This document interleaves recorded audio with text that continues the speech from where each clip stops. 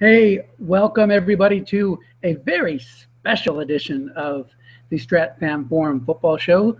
Today is Ratings Day. Ratings Day, everyone. So Tom and I are here to talk about ratings, break it down, to rejoice. This is like Christmas in July, as Tom and others have described it. So here we are. I'm joined as always by my capable co-host, the silver-toned voice of the Strat Fan Forum, who does the best play-by-play broadcast in the history of Stratomatic play-by-play broadcasts, which I believe we're the only ones that have done it so far. It is Tom Cooke. Tom, take it away. Well, hello, Dennis, and hello, true believers. This is better than Christmas in July because I don't have to go shopping for anybody. I can go shopping for trades and for players, but it is Monday, July 6th, 2015. A little bit earlier show for us, 6:48 on the East Coast, 3:48 Pacific, 4:48 Mountain. I'm not sure. But anyway, the ratings are out, and we're all excited about it. So we're going to get the ratings fired up on the screen, and we're going to get right into it. And, of course, we'll intersperse some other commentary and stuff going into play. Maybe the first thing we should look at before we just get started with the Cardinals, I was thinking we'll go team by team and just talk about surprises or whatever. You know what I'm saying? Well, let's address those two rules that are so important now. And of course, your ratings file looks bizarre when you see that Alex Okafor is a 40, a left outside linebacker, and you're like, what the hell is that? Okay. So anyway, as we all know, Strat now has a split ratings optional rule. Most of Strat's newer rules are optional for the old-timers, the grumpy crowd. Get off my lawn. Now, there's been some confusion, but anyway, so you get two numbers. Alex Okafor, you can see here is a 40, a 4-0 left outside linebacker. The first number, that 4, is his default number. It's also his pass number, okay? So if you choose not to play without the rule, then you got, look at Arizona, their linebackers go 4-0-0-0, okay? Alex Okafor would be a 4, okay? If you play with the split rule, then the first number is the guy's pass defense. The second number is his run defense.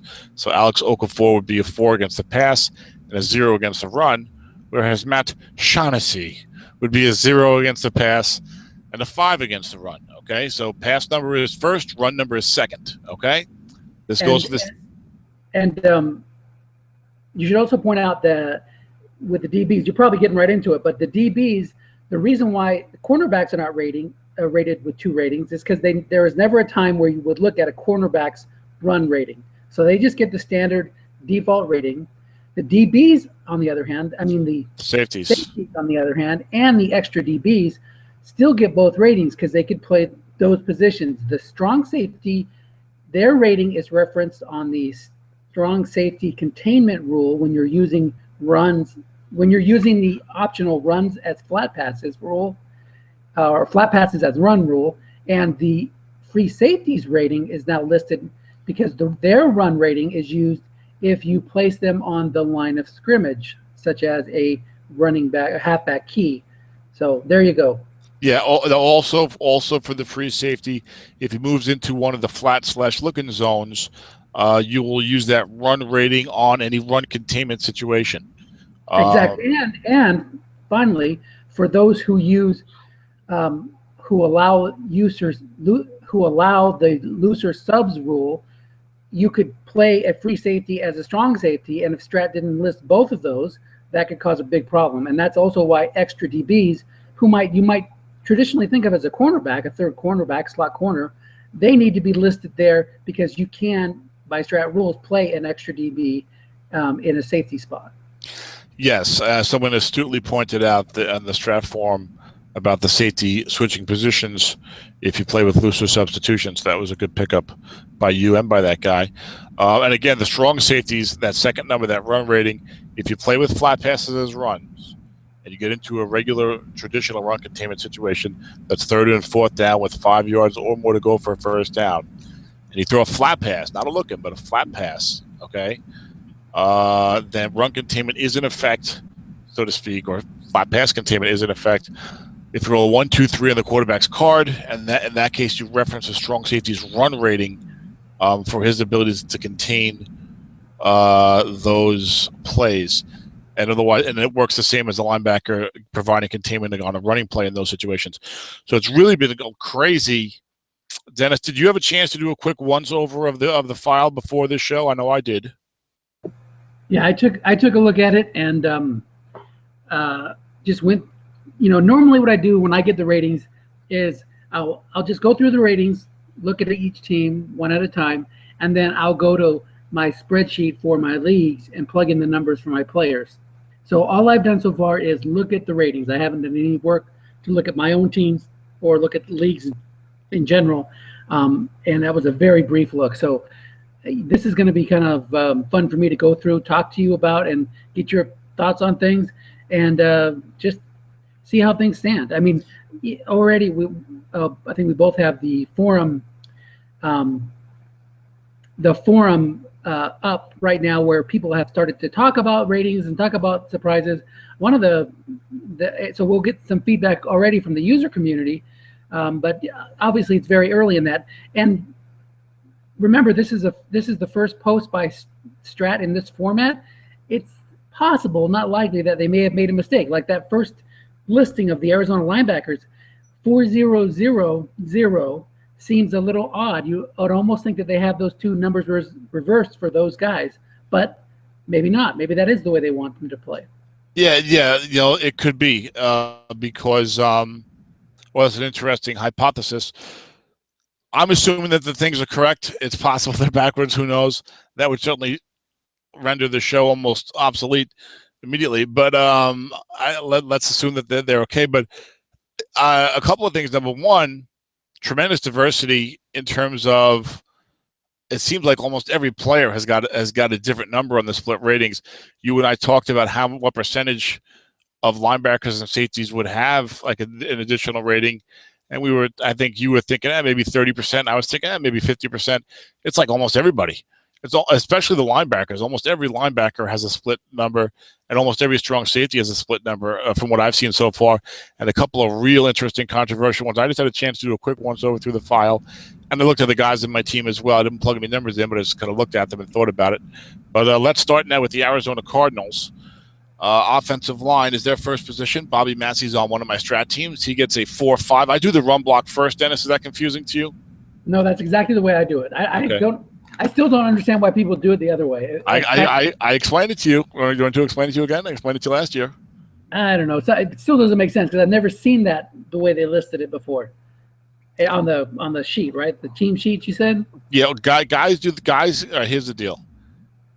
If you grew up, all right, Strat changed the game in 1982 to the modern style of game with individual pass and run blocking and individual pass rush. And on those cards, it's just like it is here on our screen where the pass block is to the left. So that was from like 1982 until the computer game.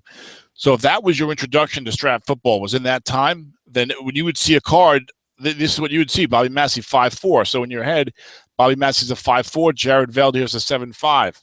So those guys say the pass block first. But if you were a guy who started playing Strat football before that, there was no individual pass blocks. You always did the run blocks, and you started saying the run block first. And then the computer game depth charts list the run block first. So anyone who came after that and only played the computer game does the run block first. So it's those guys who were introduced to Strat football basically in the 80s and 90s they'll be the guys who tend to say the pass block first. Everyone else will do run block first. You got it? Okay. I got it, but I'm still going to need you to explain it like 4 or 5 more times. All right, great. Well, let's take up the next hour on that, and then we'll forget. No. Okay. I'm not going to remember it. I mean, I get it, but it's still not going to stick. I'm just teasing you. All right, let's get into these numbers here. So yeah, Bobby Massey, 4-5, kind of a surprise. Good rating for him, considering he's kind of a scrub. He's one of my teams. They got 2 zeros in the line. Lyle Sendlin's had some decent ratings as an older guy with pass blocking. He's down to a 0-4. Jared Veldheer gets a very strong 5-7. I think it's his first year in Arizona.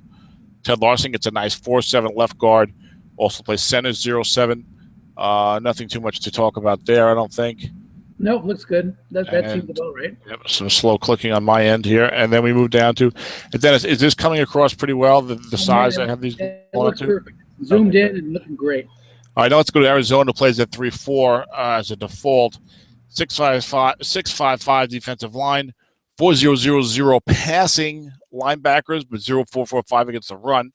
6'5" a corner, 0-4 strong safety, 4-4 free safety.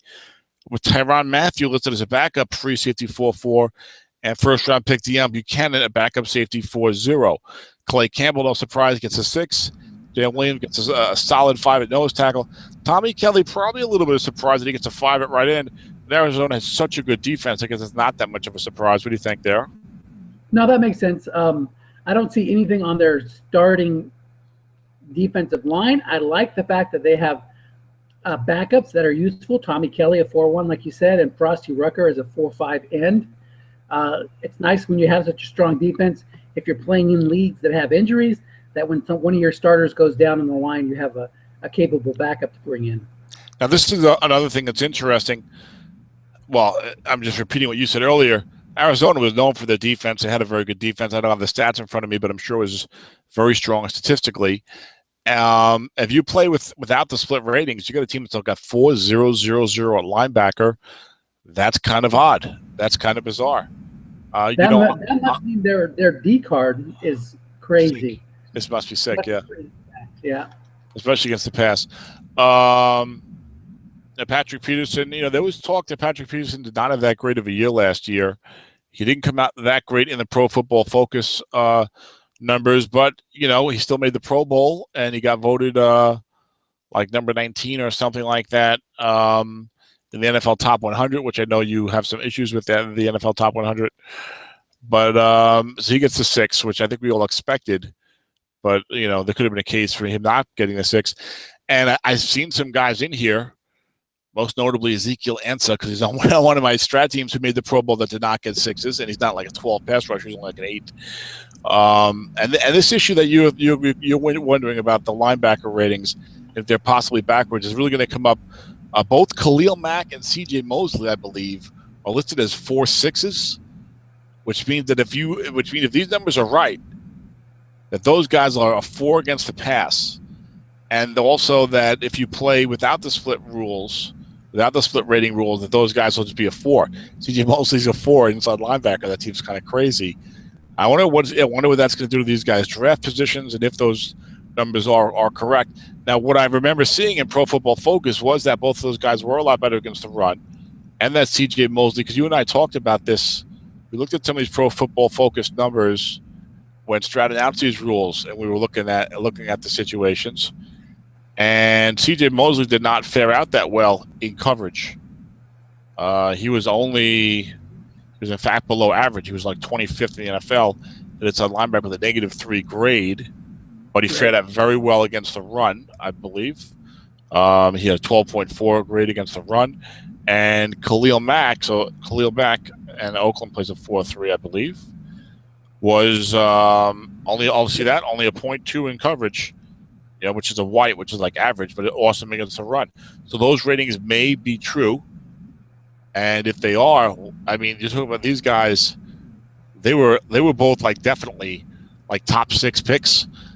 I wonder if you're going to see, I bet at least one of them slides a little bit because of this. Now, maybe not a whole lot, because what are you going to draft? There's, wide receivers and guards, and of course the 2 or 3 quarterbacks, depending on how you feel about Blake Bortles, let's say.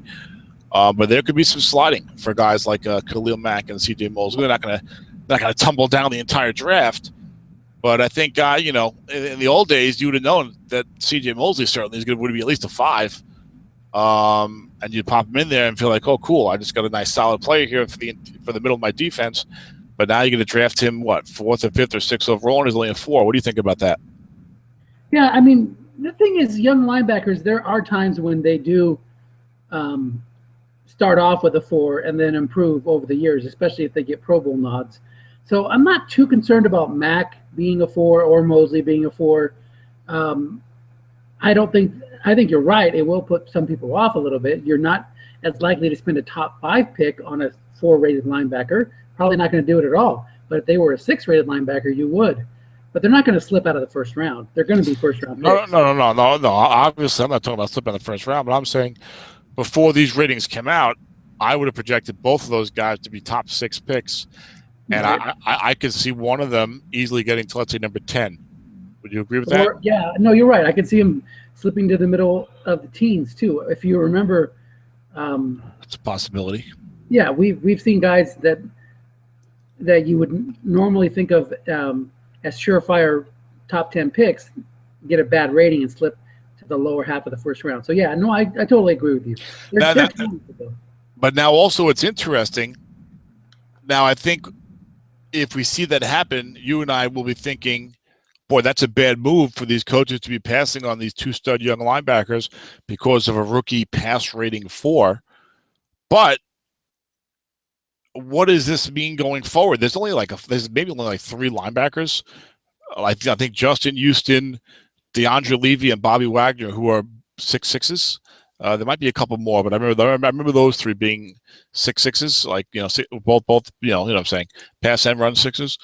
So I mean, going forward, is this is C.J. Mosley maybe never going to be a 6 in pass? Maybe he's going to be like a 5'6" type of guy. It's going to be harder to get a 66, and maybe you're going to feel like, oh, it's not worth it as much for this guy. In the old days, if you got a 5, like, all right, 5's pretty solid, but now you're dealing with a rookie 4 for a guy who they're not just 4s; they are a 6 when you factor in leagues that use those ratings to calculate their run. Double counting, yeah, sure.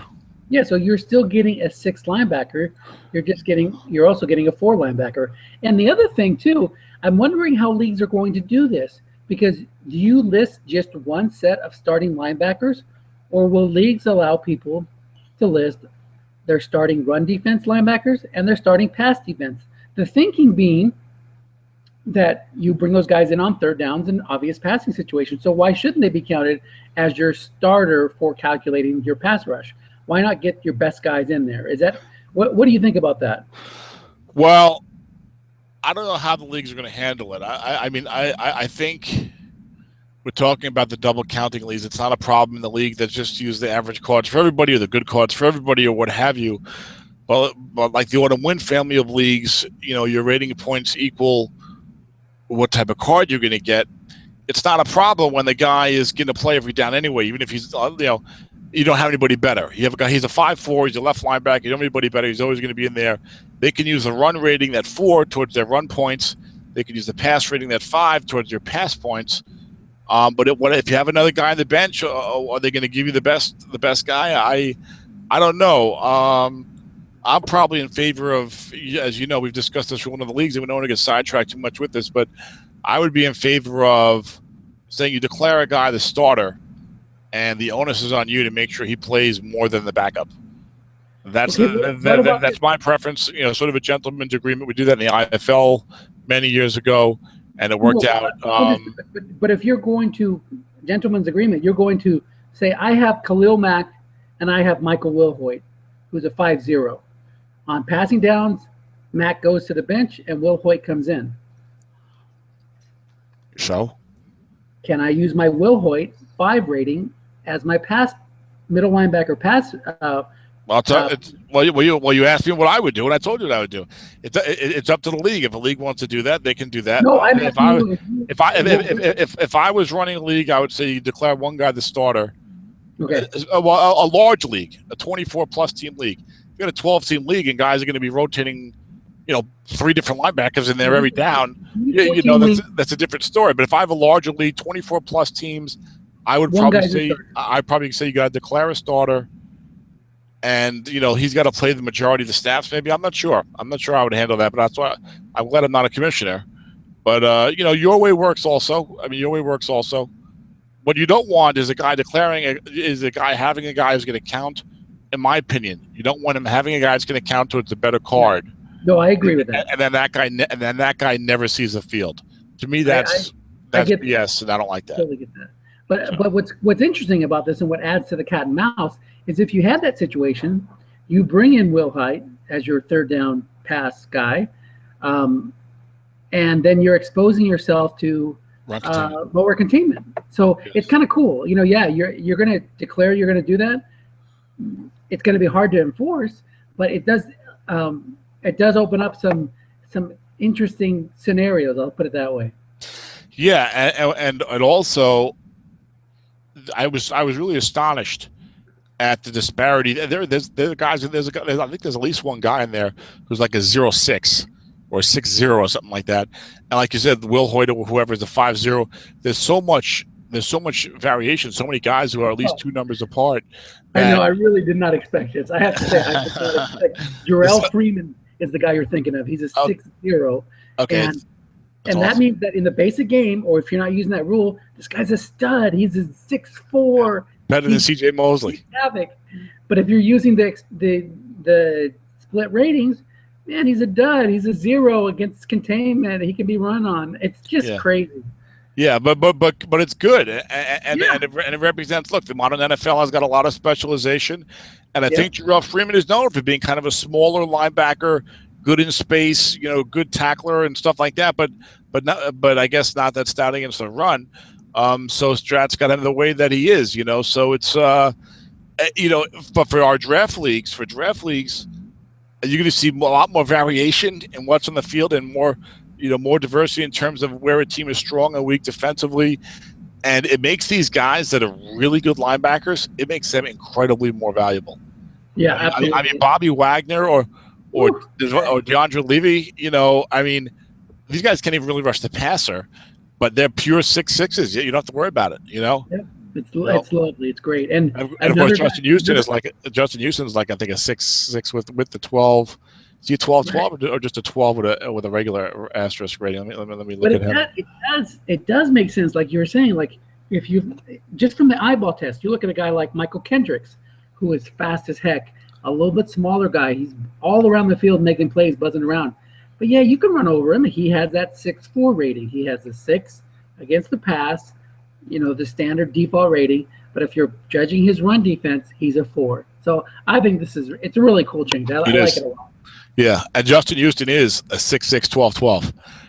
Yeah, that's pretty cool. You can say that he's not only a 6'12", 12. He's a 6'6", 12-12. That's pretty cool.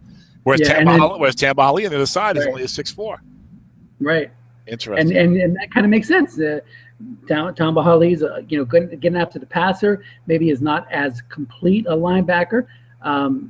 Whereas Justin Houston, you don't want to run to his side. You're going to get blown up whether you're running or passing. So I love it. Kudos to Strat. This is a really cool thing. Justin Houston made the All-Pro team. Yep.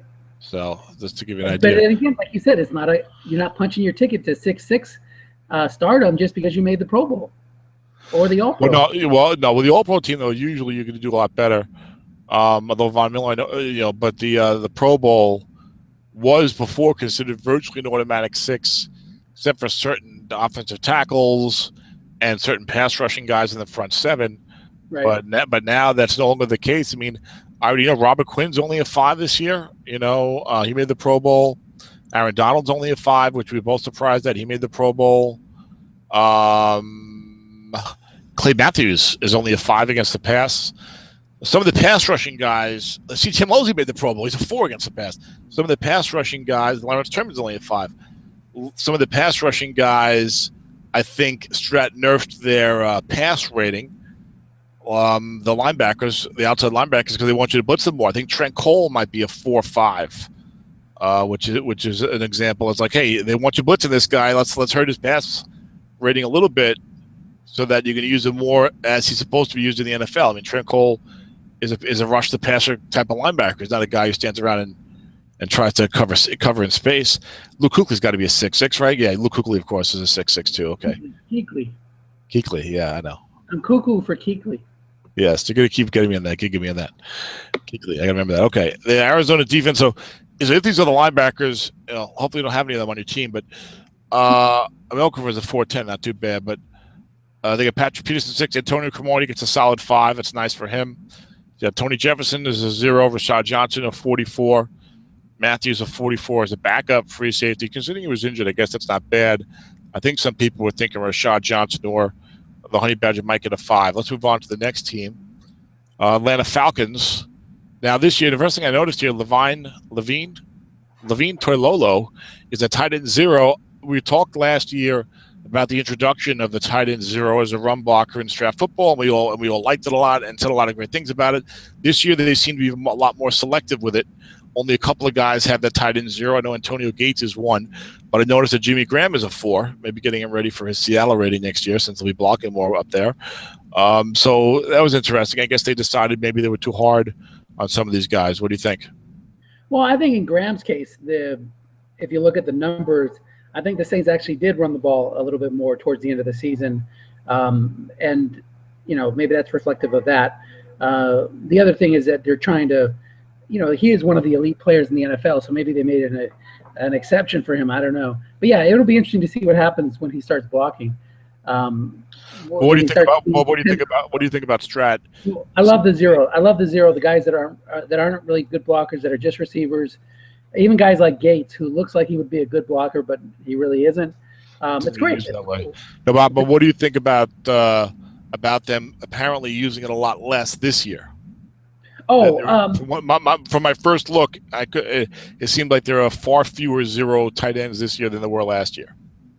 I will reserve judgment until I actually count them up, but because I didn't look for that when I went through this. But maybe it's just a reflection of getting more accurate blocking numbers. All right, so interesting. Look at this Falcons line. A couple of things to point out. Unheralded Ryan Schrader had a good year. He's a 4.5. He was kind of an unheralded guy who, like Pro Football Focus, liked the way he played. John Asamoah gets a 7, which is nice. Both their guards are 7. Justin Blaylock often has a good rating. Center James Stone is a 0.5. No rating for Joe Hawley, who's on one of my teams. They had a few guys play center last year, a lot of injuries. Jake Matthews was their first-round pick, is only a 0.4. So you see him, probably getting drafted in maybe that 20 to 40 range, maybe. Yeah, he's gotten some publicity though, so I think he's definitely a first-round pick. Yeah, he got a lot of bad publicity in the first half of his rookie year, but then he was playing hurt, and then people saying good things about him after the season for his future, but not for his rookie performance. He's got the last name, so I think, and the draft pedigree, so I think people would be excited to get him. But with that rating, I would predict he's not. I wouldn't say he's. You think he's definitely a first-round pick? I could see him going from 20 to 30. So yeah, maybe. I think he will not be like a first-round pick in a 2014 league. I think he'll be more in that 28 to 40 range, very late one in autumn wind or early second. Because there's all sorts of good drafts, a lot of good players, a lot of good ratings. You're right. I could see that too. If it was a 4.4, he would be a lock for the first round. The 0.4 might have people scared off. Perhaps. This draft is pretty good. So I think even at a 4.4, he might possibly slip. Offensive linemen slip, unless they get a 7 pass block or like at least a 5.4, they tend to slip. Travis Frederick, now he's only a center, but he was drafted like in the 30s or something in order to win last year. But if you look at like the draft when Russell Okung and Trent Williams came out. Yeah, but those guys had better rookie ratings. No, they were 4.4 as well. I think at least one. I think at least 4.4 and 4.5. I think there were at least 4. I think there were at least 4.5s. At least one of them was. Also, like I said, this year I think is one of the deeper drafts we've had, so there's more guys to choose from. But true. You'd be right. Yeah, it depends on the league too. I think autumn wind with the double counting, the defensive guys are prioritized, so the OL slips. Whereas I think in some lethal leagues, people go for the. I have more happy to take the OL. Let's see, Atlanta defense, which is not a very good defense. Not a lot going on here. They play a 4-3, 4-4-4. The defensive line, Paul Soliai gets knocked down. No pass rush to speak of. I have a problem here. I'm not sure if the Strat will do anything to correct this. Okay. But why wouldn't you start Croy Bierman as a 4.8 defensive end over Malachi Goodman or Jonathan Babineau? Bench Goodman, put Bierman in there, and you don't lose anything really because your backup linebacker is also a 0.4. Prince Shembo. The only thing you're losing is not losing anything really. Seattle had the same issue a couple years ago when they rated one of the defensive ends a 0.0, and the backup was like a 4.8 or something like that, and they fixed that. They changed that guy to a 4.0 or something like that. So I would look for Strat to fix that. I think with the stock teams, you'll see that type of thing every now and then. And Strat, tries to roll out the starters, but they don't always, they don't always make the ratings make sense that way. I've seen that over the years with Strat occasionally. Don't be surprised. Don't be surprised if Malachi Goodman or Jonathan Babineau is bumped up to a 5 because of this. Or maybe Maybe Corey Bierman, or maybe Corey Bierman gets into a defensive end 0-8, maybe. That's the other option. Yep. Make him more of a yeah, especially with the split rating. I mean, there's only a 0-4 linebacker anyway, so that's only against a run. So you might as well play the other guy. Paul Warlow. Some guys liked him last year as a rookie. Got a lot of bad tackles on a bad defense. Tackles is not, in my opinion, like a compelling stat. So he's a 0-4. So he's not very good. Desmond Trufant was a high pick last year. Got a 5 again. Guys will be happy with that. Robert Alford showed some promise, but then got kind of torched. I think this year he's a 0. That hurt some guys. Dwight Lowry bouncing back from IRs on at least one of my teams. He got a 45. So if you're safety blitzing and you get, you could put or run King or putting him on the line of scrimmage to get run, that 5 comes in handy, which is nice. And one more thing about that. I love that they're finally made that change, because how many times have you put your free safety on the line, you put your Earl Thomas on the line, and you have a linebacker in zone, 0 +8, and he gets changed into a 0. It's like, come on. At least give him a 4. I used to feel like, the guys, at least give the 6s a 4 or something. So I mean, now you get guys that are a 5. Dwight Lowry was a 5. I really feel like this. And he's only Dwight Lowry. He's not, he's not even Earl Thomas. You know what I'm saying? Right. Absolutely. So I really feel that this change has brought a lot more depth to the game. Yes. Definitely. Some added complexity and a lot more so definitely more interesting strategy choices for the defense. So that'll be interesting. Moving on down the line, the Carolina Panthers. Greg Olsen got a tight end 0, so maybe I was wrong. It's 2 out of 3 already about there being fewer. Nate Chandler, I think, was a fill-in, got a 4-4. Pro Football Focus like Trey Turner a lot. He got a 0-5, so he's not going to go too highly, but someone might get a guy that ends up being pretty good in a couple of years. Andrew Norwell is another rookie guard, got a good rating, 4-5. Ryan Khalil's Pro Bowl caliber, got a 6-7. Byron Bell's filling in. They had trouble succeeding Jordan Gross. I think they drafted a tackle this year, I don't remember. Or they're going to live with Bell again, I forget. He's a 0-2, not a lot going on. They let Bell go. And some people were a little bit surprised by that, but obviously, Strat knew, or whoever they got their data from knew that he wasn't very good. Well, I know the Carolina people are concerned about the position, and I think they were concerned about it, whether or not they get Bell here. So, whatever that position did not play well for them last year. They play a 4-3. Charles Johnson gets the 4-10 at left end. Greg Hardy was just to tie that up. Byron Bell has signed with the Tennessee Titans, so they let him go. Congratulations, Byron.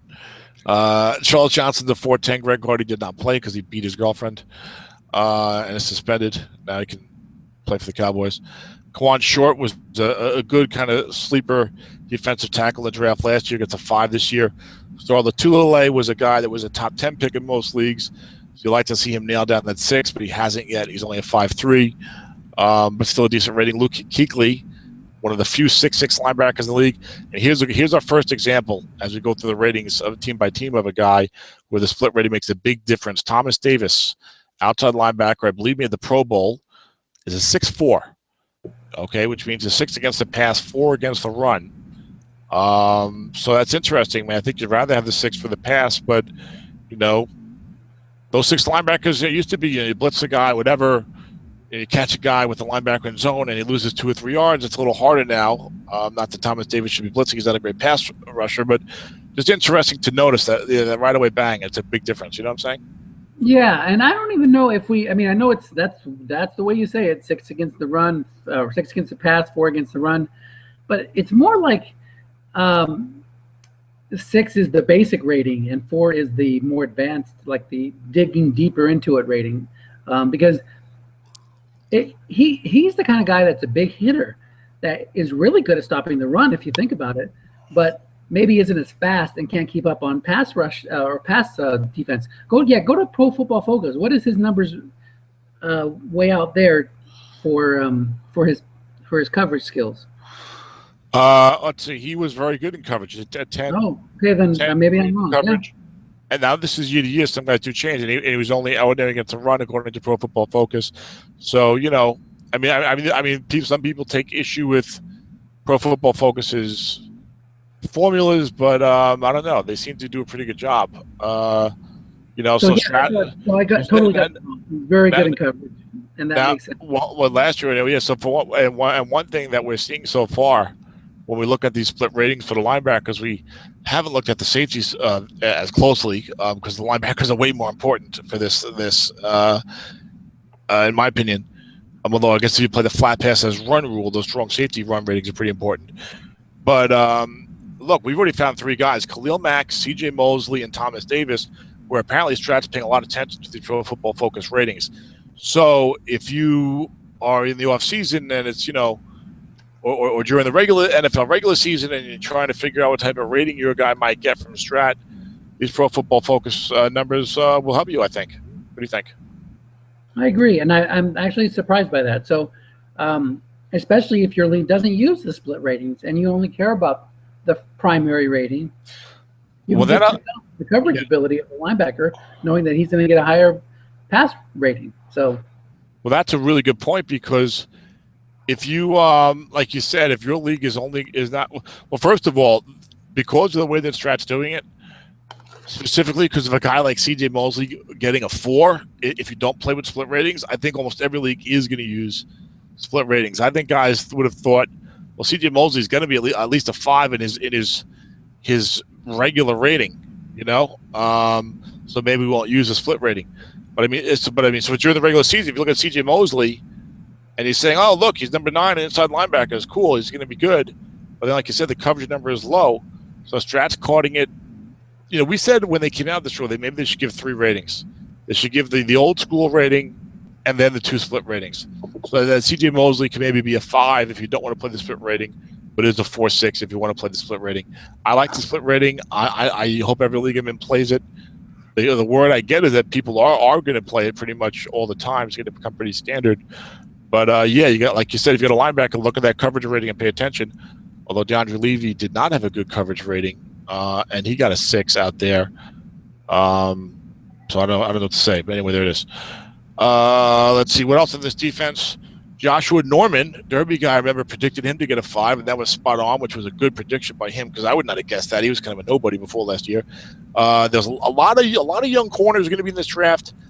They're all like 0s and 4s in Strat. A lot of them didn't play that great as rookies, but some of the unheralded guys did. And I believe Benny Ben-Wickery is one of those guys. He was I thought he might get a higher rating. I like the way he played. Maybe there'll be higher ratings for him in the future, but I think his 4 might be due to the playing time issue. He didn't start early in the year, but when he did, their defense improved quite a bit. Yeah, he was a rookie, right? Yes. Yeah, very hard, I think, for a rookie corner to get a 5. You have to be like Darrelle Revis type of guy. There's not been a lot of guys. I mean, in the recent years, think of who's gotten the 5s. Brandon Browner got one. Darrelle Revis got a rookie 5. I think the guy in Atlanta we just did, Trufant, got a 5 last year. But there's not a lot of corner 5 ratings that are given out too easily, I find. And you, especially for a guy less heralded, I find. Yep, makes sense. Okay, Trey Boston, I think, was a 4-4. Someone asked about Melvin White. I think it was Dave. Anyway, he's a 0. Going on to the Bears, I was surprised Martellus Bennett got a 5 run blocking, not because Martellus Bennett is or is not a good or bad blocker. Just I thought of Mark Trestman's Bears as more of a passing team. Forte had some yardage, but not in terms of the attempts. So just kind of surprised to see the tight end get a 5 there. But he's always a good receiving tight end, so that'll be a real boon to anyone who gets him. Kyle Long with a very solid sophomore, 5.7. Jordan Mills, 4.4, not bad for a guy who was not that high of a pick. Jermon Bushrod maybe on the tail end getting a 4.5. We'll see what happens there. Not a lot to talk about the Bears offensive line. Matt Slauson played either 7 or 8 games on one of my teams, and then was out for the year and did not get a rating. So you got to hold on to him, I guess, for you. I hope he comes back. One thing we should think about when we're talking about the offensive line ratings is how that affects the running back card. So the offensive line run ratings for the Bears is a little below average. That might mean better things, a stronger card for Matt Forte. Yes, and they only have, and they've got the tight end 5, right guard 5. Everyone else is a 4. So okay, moving on to the Bears defense. A couple surprises here. First of all, wow. Willie Young as a 5.12 with a 1 asterisk. I mean, this guy was known, I think, for being kind of a pass rushing type of guy, kind of your classic 4.10 defensive end. Were you surprised? Are you surprised at this rating? I'm very surprised. I actually had, I think Derby had him as a 4, which was kind of a surprise rating. And some people even commented on the ratings preview that he's 0, he's terrible. These are the Lions fans commenting on him. But when I watched him, I thought he was a very impactful player, especially as you see with his pass rush rating. Maybe it's just the fact that he got so many sacks that Strat felt like that he had to get a higher rating. I would be interested to check out his Pro Football Focus rating. Where is he at there? Well, he's in the green. He's a 5.0 and number 15 in the NFL among defensive ends against the run on Pro Football Focus. So Strat terrible against the run, stopping the run. No. 5.0 is good. No, but okay, what's rush? Oh, pass. How can he be a minus 7.7 on pass rush when he has like 13 sacks? I have no idea, but maybe he whoever was playing that position should have got 30 sacks. I don't get it. Yeah. I mean, maybe he had a disproportionate amount of his rushes result in sacks, but he didn't get that many overall rushes. I have no idea. That's I have no idea. But anyway, he's a 5.12-1. If you got him, you can be pretty happy. Jay Ratliff with a nice bounce back. Not a nose tackle anymore in this 4-3 that the Bears are playing. Although I think they're switching to a 3-4 now. That's right, because Jared Allen's going to be an outside linebacker next year. But Jay Ratliff, now Jeremiah Ratliff is a 5'9", very solid. You could see him getting traded. You could see him as a guy, somebody had him, their team was good. Now the team's like rebuilding, he's getting older, and he gets traded to a contender. He'll be one of those guys that gets traded to a lot of contenders probably this year. Stephen Payet, disappointing 0-8. Pretty good pass rush for the Bears in a modern 4-3, 12-9-8-7. Jared Allen, 4-7, how the mighty have fallen. Shane McClellan was an example. He's on one of my Strat teams. He's a 0-5, a left linebacker, 0 against the pass, 5 against the run. So you want to bring him into the red zone. For second and goal from the 2, in comes Shane McClellan. DJ Williams. Or on third down when you're worried about run containment and you want to get that. I wouldn't advise bringing in the outside linebacker 0 on third and 5 or more though. Well, you could bring him. Is the left linebacker the one that covers the fullback? Yes. He won't have coverage responsibility. Or the blocking back. Well, it depends. If it's third and 5, 6, 7, I might not go 3 wide. Or if I go 3 wide, 1 fullback. It depends. Well, it depends on the offensive personnel, of course. Right.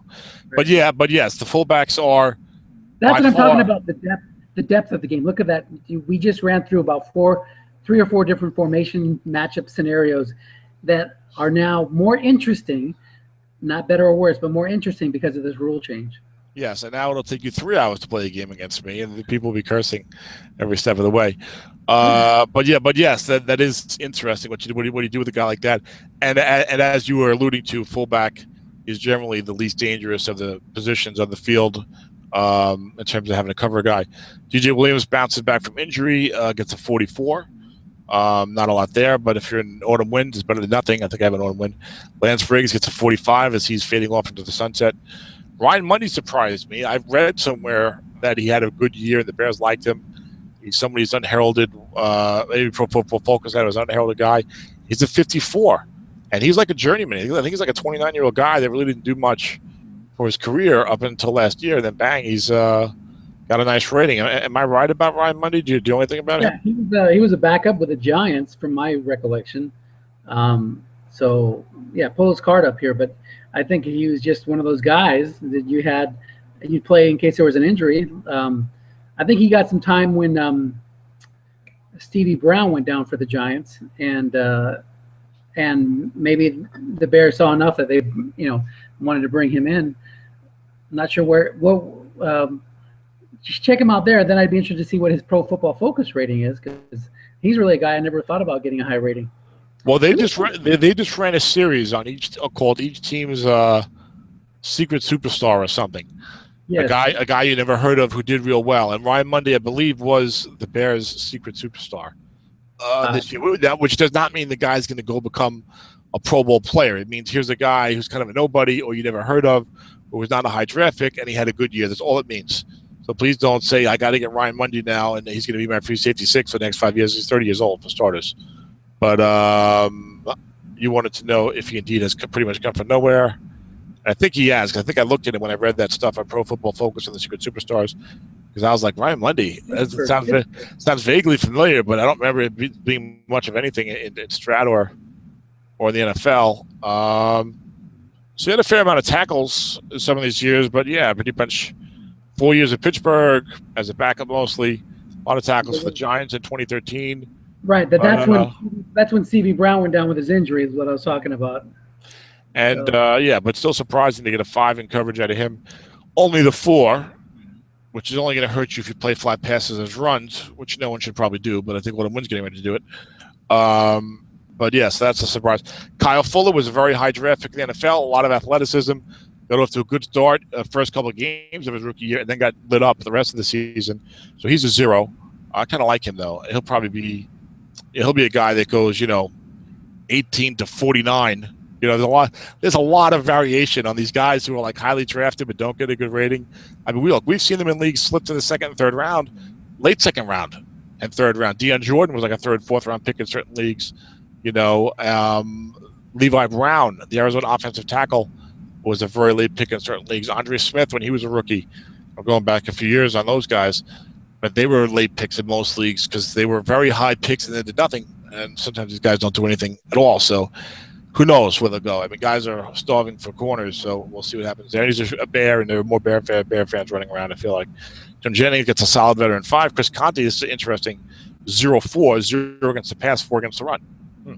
Okay. Yeah, I feel like you're going to see just, a lot of safeties that we don't normally think of as being very good. We'll get the cursory 4 or 5 run rating just to make them a little more useful to their teams. Instead of being a pure 0, at least you get something out of the guy. So the old double 0 is what you want to avoid. So you'll have guys putting like Chris Conte on the line of scrimmage more, say, hey, at least he's a 4 in line of scrimmage. Although looking at this team, you better use him to double team the flanker, I think, or maybe help that left linebacker. But anyway, Lamont, the more Houston on the bench as a 4-2 surprised me. I didn't realize he wasn't going to get starters minutes or reps or whatever. Well, he got injured after 8 That's games. right. That's right. Injured after 5 or 6 games or something. That's right. Okay, good call there. Yeah. Actually, lucky if you're a Lamar Houston owner, you're lucky he got rated at all because I think he only played a handful of games, like 6 games or something like that. Okay. Moving on to how about them Cowboys? How about Cowboys? Always a popular topic of conversation with all the Cowboy fans running around. Jason Witten, probable Hall of Famer, gets his 6. Dallas got 4. They got the tight end 6. Then you got 3 other 6s and 2 5s. And none of them is Zach Martin, which is a surprise. Travis Frederick gets a 6'4" at center. See, we're talking about what Frederick's pass blocking would be. Did not grade out that well in the pass blocking and Pro Football Focus. And I was speculating he might even get down to a 3 or something. And a 4 is not that great. So he's a 6'4", but you'd rather have a little bit of pass blocking there. Tyron Smith, 6'7", doesn't surprise anybody. Ronald Leary, 6'3". I was very surprised that Ronald Leary got a 6 and Zach Martin gets a 5'7". I would have thought, maybe Leary gets the 5 and Zach Martin I thought for sure Zach Martin was going to be a 6'7". What do you think about that? Yeah, I could see that playing better as a 6'7" for Martin and a 5'3" for Leary. Even a 4'3". Yeah, give him a 4. Exactly. I feel the same way. Zach Martin made the All-Pro team. He's not a 6 at guard. Oh, Kyle Long was second team All-Pro. He's also a 5, but yeah, if you're a first team All-Pro interior lineman and you don't get a 6, that's according to Wikipedia, but could that just be because of his age? Because he's so young, they figured, we'll give him some 6s for the next year. You know what? If you're a first team All-Pro and it's not because you're like a pass rushing specialist, I'm just surprised that you get only a. But that you get only a 5. But maybe we should look at his Pro Football Focus numbers. Let's see. I look at the guard position. Mikey Potty got a 6. You see, he's not really that high here. He's number 17. Number 17 in the NFL just in run blocking. So Strat's paying attention to that. So 4.8, he's number 17. Marshall Yanda and Evan Mathis and Kalichi Osemele. And look at this. We're complaining about Ronald Leary, number 5 in the NFL in run blocking. Folks, Strat is closely paying attention to these Pro Football Focus ratings. Maybe they didn't in the past, but they're doing it now. So you want to I think, keep an eye on those and invest in those or whatever, or look at them when you're trying to figure things out. And when you start complaining, how come my guy's not a 5? Why is he a 0? Well, because he was 38th in the NFL against the pass at his position or something. But there you go. So there's a reason why Strat can say, hey, Number 17, Pro Football Focus pass block. That's why Zach wanted the 4.8. Sorry, So only this- 5 run block. We don't care about the Pro Bowl, the All-Pro game, and all that stuff. So are we putting this another tally in the column of Pro Football Focus's ratings being utilized by Strat? Absolutely. But we have a lot of evidence today that this year, certainly, I haven't looked at past years, that they're paying attention to it, and I think they'll continue to. And Pro Football Focus is being accepted by a lot of people. So go ahead. Yeah, I think that's the other thing too, is it's being more accepted. Maybe it's actually, the guys at Pro Football Focus are doing even a better job than they did, 3-4 years ago when they first started, tracking this stuff. Could be. And that it's getting more respect around the league and around the gaming circles. There you go. Someone pointed out, Byron is one of the big Cowboy fans of the forum, pointed out that Marco Murray cannot pass block at all, and that's going to hurt the Cowboys. Interesting. Kevin Esco, I think, was a 0 last year. This year is a 4. Okay.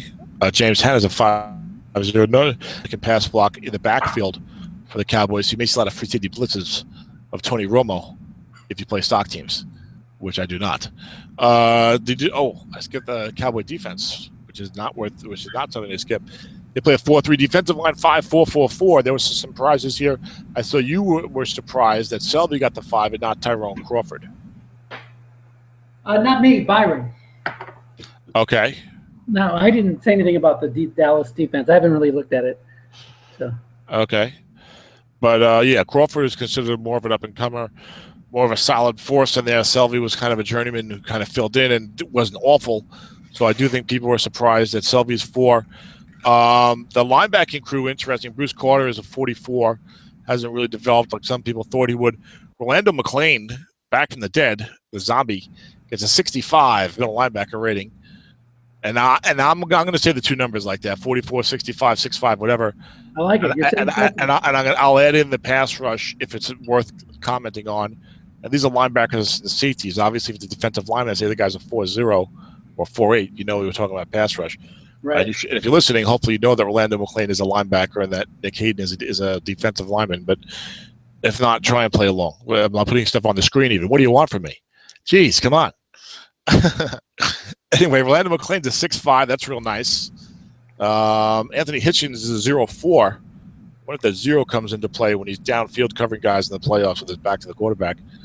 But of note here, besides Rolando McClain's excellent rating, DeMarcus Lawrence gets a card. That was no guarantee based upon his reps. I didn't check the Houston Texans yet. I better do that right now. Because that Hitchens, was that controversial play? Yes, he's the guy. I'm sorry, I should have had this ready to go. I'll be ready next time. Boy, that delayed reaction just kills me.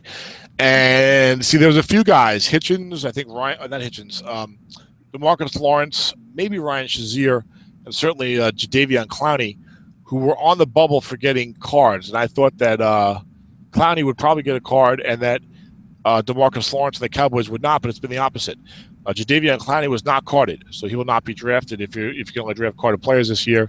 DeMarcus Lawrence was carded, not much of a player right as a rookie, but came on the playoffs and is well thought of and was, I think, Dallas' second-round pick last year. I think they traded up to get him. So he's a defensive end 0-0. So, he'll probably be one of those guys who goes in the, 40 to 79 range and maybe becomes a really great pick in a couple of years. So I have to watch out for that. I like following the rookies. Secondary, Orlando Scandrick is a 5, real solid player. Glad to see that. Brandon Carr is 0. Not a huge surprise. He's been a disappointment for the Cowboys. And I think they're hoping he gets beat out this year by the rookie Byron Jones out of UConn with the freakish athleticism. Safety is 44 for Barry Church, 4-0 for J.J. Wilcox. So not going to bring him to the line as much. Anthony Spencer gets a defensive end rating of 4.2. Henry Melton is the backup of 0.6. So I think it's here we go. There should be some complaints that Sterling Moore is a defensive back 0. I think all the Cowboy fans think of him as the nickelback extraordinaire. I've noticed that maybe I do have an anti-Cowboy bias, but I have noticed in the forum over the years that the Cowboy fans seem to complain a little more about their team's ratings than other teams. I'm tempted to say who when you bring up Sterling Moore. Who?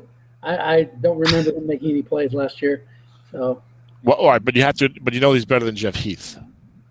According to Strat, they're equal. So Yeah. I'm going with Well, that. I will dispute this. I do remember seeing Sterling more on the field and doing a lot of things, and I thought he could possibly get a 4, but you can't give Brandon Carr a 0 and then give the backup a 4. You can't do that. So, Right. you know, Carr was another guy that was hurt last year. I think he lost a lot of weight, and is finally recovered. This is a make or break year, so we'll see what happens. Okay. Moving on to the Detroit Lions, who lost that epic playoff game to Dallas. Somebody was pointing out to me how every step of the way in the playoffs this year, teams were like losing these playoff games in crushing fashion, and the team that won it like had the same thing happen to them the next week. They're like the Dallas, like Detroit lost in crushing fashion to Dallas on the pass interference call. The Dallas, which Dallas benefited from. Then Dallas loses in crushing fashion to Green Bay in the stupid Des Bryant non-catch call, which is obviously a catch. Then Green Bay loses in crushing fashion to the stinky Seahawks, thanks to Richard Rodgers' shrewd thinking and trying to field the onside kick. And then, best of all, the Seahawks lose in the Super Bowl on Russell Wilson being too short to see over the offensive line and throwing a pick at the goal line. That is the best sound engineering you've done by far in any of these things. The Lions, rookie Eric Ebron gets a 4. Larry Warford got a 5.7. I'm glad to see that because he was drafted very highly by a lot of people and was spoken about glowingly as a rookie. Was not spoken about nearly so glowingly as a second-year man. So I was like, what happened to this guy? But I'm glad that anyone who drafted him gets, a solid player yet again. So I think he was one of those guys I was telling people, hey, he's a safe pick. Take the guy who'll be good for 10 years or whatever. He didn't make the Pro Bowl, did he? Larry Warford? I don't think so. Yeah, no, he's a good player. The thing is, how often do people talk about guards in general? So, yeah, he got some good pub as a rookie, but, they're not like a topic of conversation around the water cooler, how the guard did last night. No, when you went to work, it's like, hey, did you see how that Larry Warford held off Tampa Bay's left tackle so that Matthew Stafford could throw an incomplete one to the left? So he number 16 overall in Strat. Not that great against the run. So and Detroit is not really that great of a running team. I think they ran the ball more last than usual, but I would have been surprised to see him get a 4. The pass block was still strong. But Dominic Raiola is a 0.2. Rodley Reef's rating surprised me at 5.5. He didn't grade out that great. And Detroit, again, not a great running team. I don't believe. I got to double check that because I know they ran the ball more. I was surprised to see he got a 5 run block. He's on one of my teams. I was thinking he's going to be a 4.4, maybe a 4.5 because he's a left tackle. But a 5.5, that's kind of a surprisingly good rating for Reef. What do you think? Hold on, I got somebody at the door. Go, keep going. Okay. What do you think, Lassie? Rodley Reef, 5.5? What's that, girl? He should only be a 4? Oh, boy. Anyway, moving on with the Lions, I guess, as Dennis goes to take care of domestic business. Jared Reynolds gets a backup 0-0. I think he's got some ability. Reggie Bush with his 3 pass blocking surprised me. I don't think of Reggie's ability to pick up the safety blitz. But move on to so really Warford held on to the 5.7, which was good for him. Waddle got a nice second-year rating, 4.5. I thought Warford might only get a 4. Riley was a big surprise to me that he got a 5 run block. I thought he only got a 4 at best. Detroit defense, which played real well last year, is really interesting. They go 5.5, 6.4 on the line. Ezekiel Ansah is only a 5.8. Now, this guy, did he make the Pro Bowl or not? I think so, yes. Did not make the Pro Bowl. No, he did not. No, which is not a surprise because he might have filled in for somebody, but I only have the list. You're looking at interior lineman, or you're just doing a search? Yes, yes. I think Ezekiel Ansah is the interior lineman. No, not the interior lineman. Well, right above him is defensive ends. Okay, I couldn't see that part. So sure. But no, maybe he replaced somebody. I don't know, but he was not one of the original selections. But a lot of people thought he was going to get a 6. I think he graded out real well in Pro Football Focus. Let's see. That's what Michael Bennett got his 6. Look at that. He's always known as a pass rusher. Answer is seventh among defensive amongst 4-3 defensive ends. So not an automatic 6 by any stretch of the imagination. I know Red Bryant and Michael Bennett got him. Red Bryant now in Jacksonville. So I guess that makes sense. He gets the 5.8. I know that a lot of people are really high on him. because you can answer, get the draft pedigree, blah, blah, blah, blah.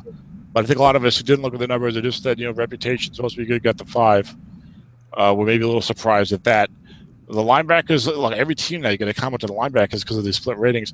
DeAndre Levy, one of only a handful of 66 linebackers, which is nice. Now, he can also play middle linebacker as a 5'6". Now, I know what you're saying. Why would you take a guy who's a 6 and put him somewhere else as a 5 in a linebacking position?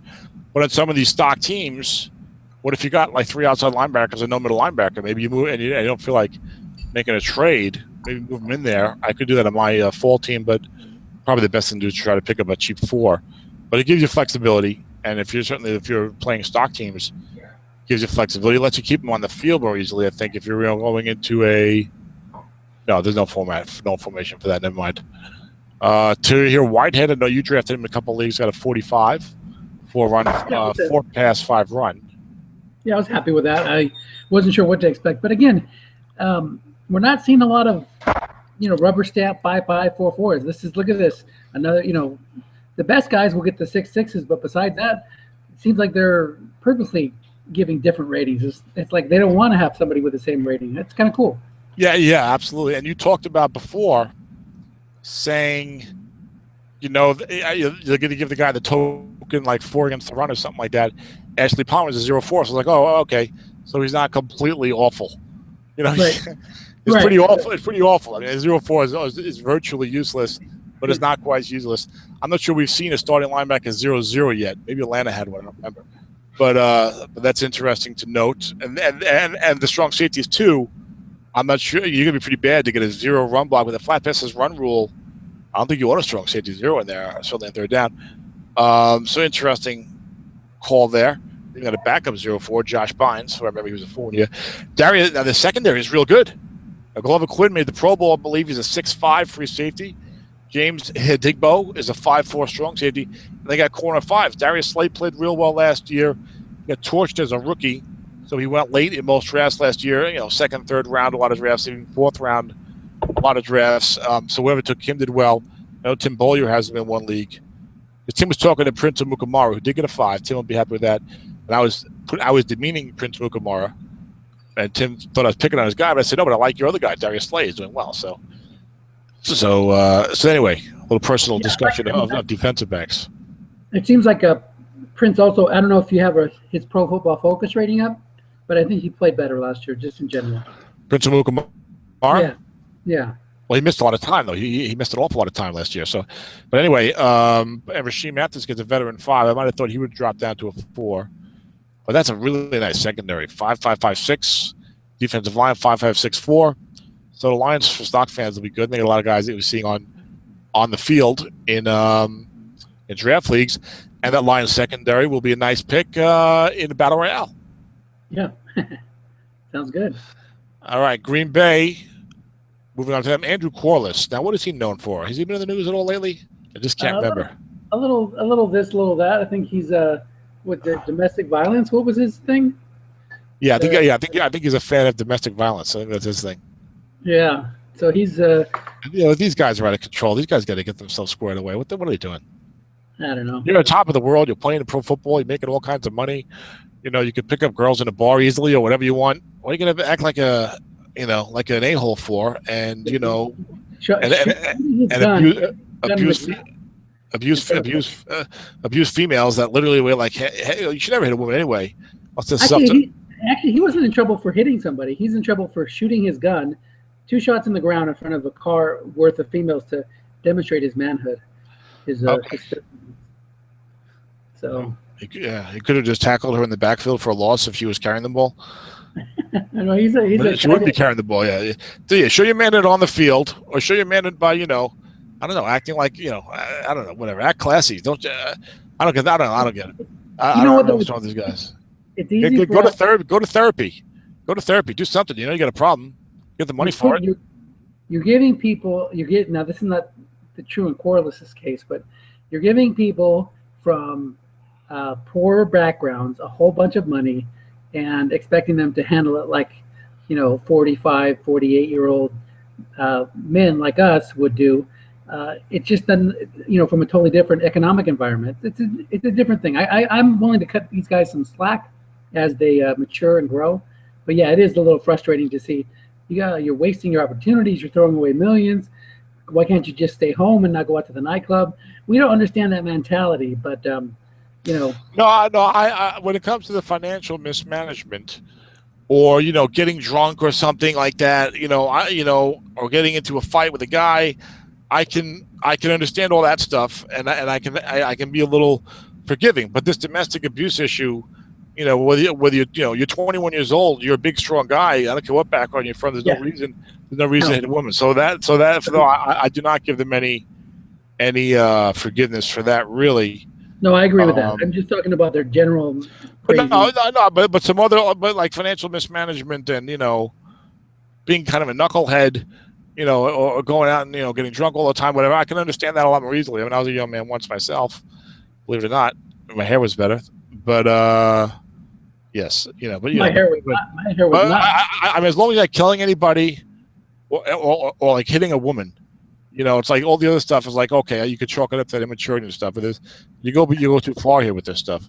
But anyway, Amon Kamara played 1, 2, 3, 4, 5, 6. Played only 8 games last year, but he got a 5. Gotcha. So, okay. But I do remember the press that, and you could see it in his play that he was playing at a higher level. So maybe he did enough in those 8 games. Or again, you gotta remember that Strat is carding these players to play in their game as a stock replay team. So they want the Giants, their stats to come out a certain way. So they card the card a certain way, and they give a certain number of 5s and 4s and 6s.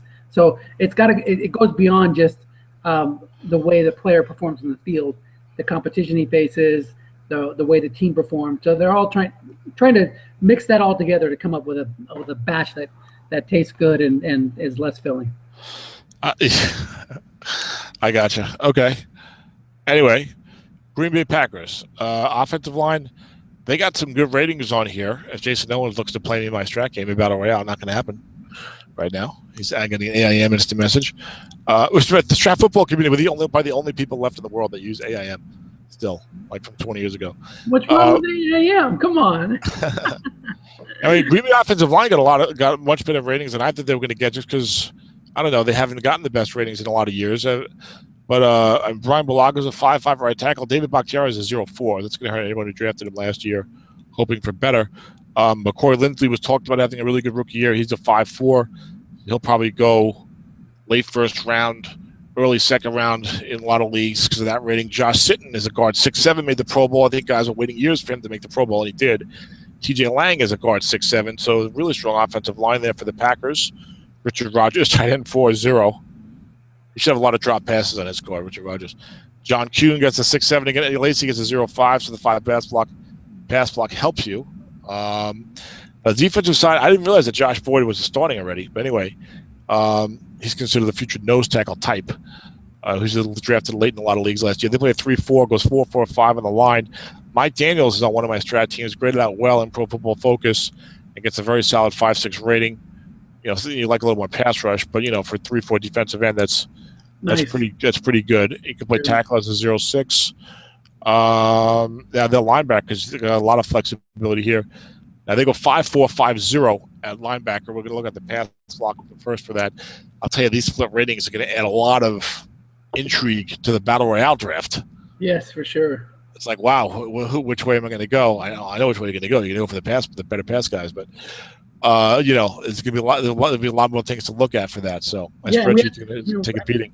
I haven't crunched the numbers yet, but does this mean it's a lot easier to get an excellent pass defense or an excellent run defense? I don't know. It should be interesting to look at. Yeah. Maybe it'll be easier to get one of them, but not both of them, because it maybe won't be a group that's as strong on both levels. I don't know yet. Mm-hmm. We have to wait and see what the best linebacking crews look like. Julius Peppers is a 5.4 with an 11 pass rush. So that goes against what I was saying about the pass rush, and maybe that means he didn't get to pass. But he had a real good year. I thought his career was over pretty much, and he had a very good year for the Pack. He's an athletic freak. A.J. Hawk, 44. Clay Matthews, interesting. Clay Matthews is a 56. So only a 5 against the pass, 6 against the run, 12 with a 6 asterisk, and he can play outside linebacker as well. He gets rated as a starting inside linebacker. He's the same exact rating outside, so you can do what you want with Clay Matthews. Tell you what, inside linebacker with a 12 pass rush with a 6 asterisk, and you play 3-4, that guy's blitzing all the time. That is pretty nice. Yes, for Get sure. yourself you need a left guard 7, and you might want a blocking back 3 or something to try and help yourself out if you're playing against that team.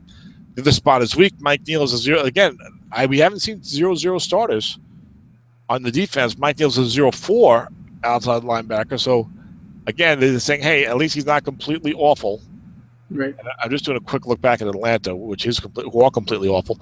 But no, even their guys are 0-4s. So Strat's like, all right, we're not gonna say that you are just, such an awful human being that you shouldn't even be on the field. We'll give you a 4 run. I guess that's going to come up more in short yardage, I guess. But yeah, so I guess you don't want those guys running on your Strat defense, so your draft league defense is 0-4. That's for sure. Right. Going to the secondary. Now Nick Perry played for them. He was a 0-4 outside linebacker also. But anyway, secondary, the corner 4s. I feel like all the Green Bay guys in the secondary are like name guys, because like a lot of them got 5s at one point. Green Bay's on TV a lot. It seems like every year they're talking about a new Green Bay defensive back doing real well, and then like they fade into oblivion. Like Trayvon Williams, did he get a 6 one year a couple years ago? Yeah, he did. And then he like settled into 4s every year. Sam Shields wasn't Sam Shields a guy who was like the extra DB5? Was that him? Yep, that was him. Oh, he was a 5, and the extra DB was Casey Hayward.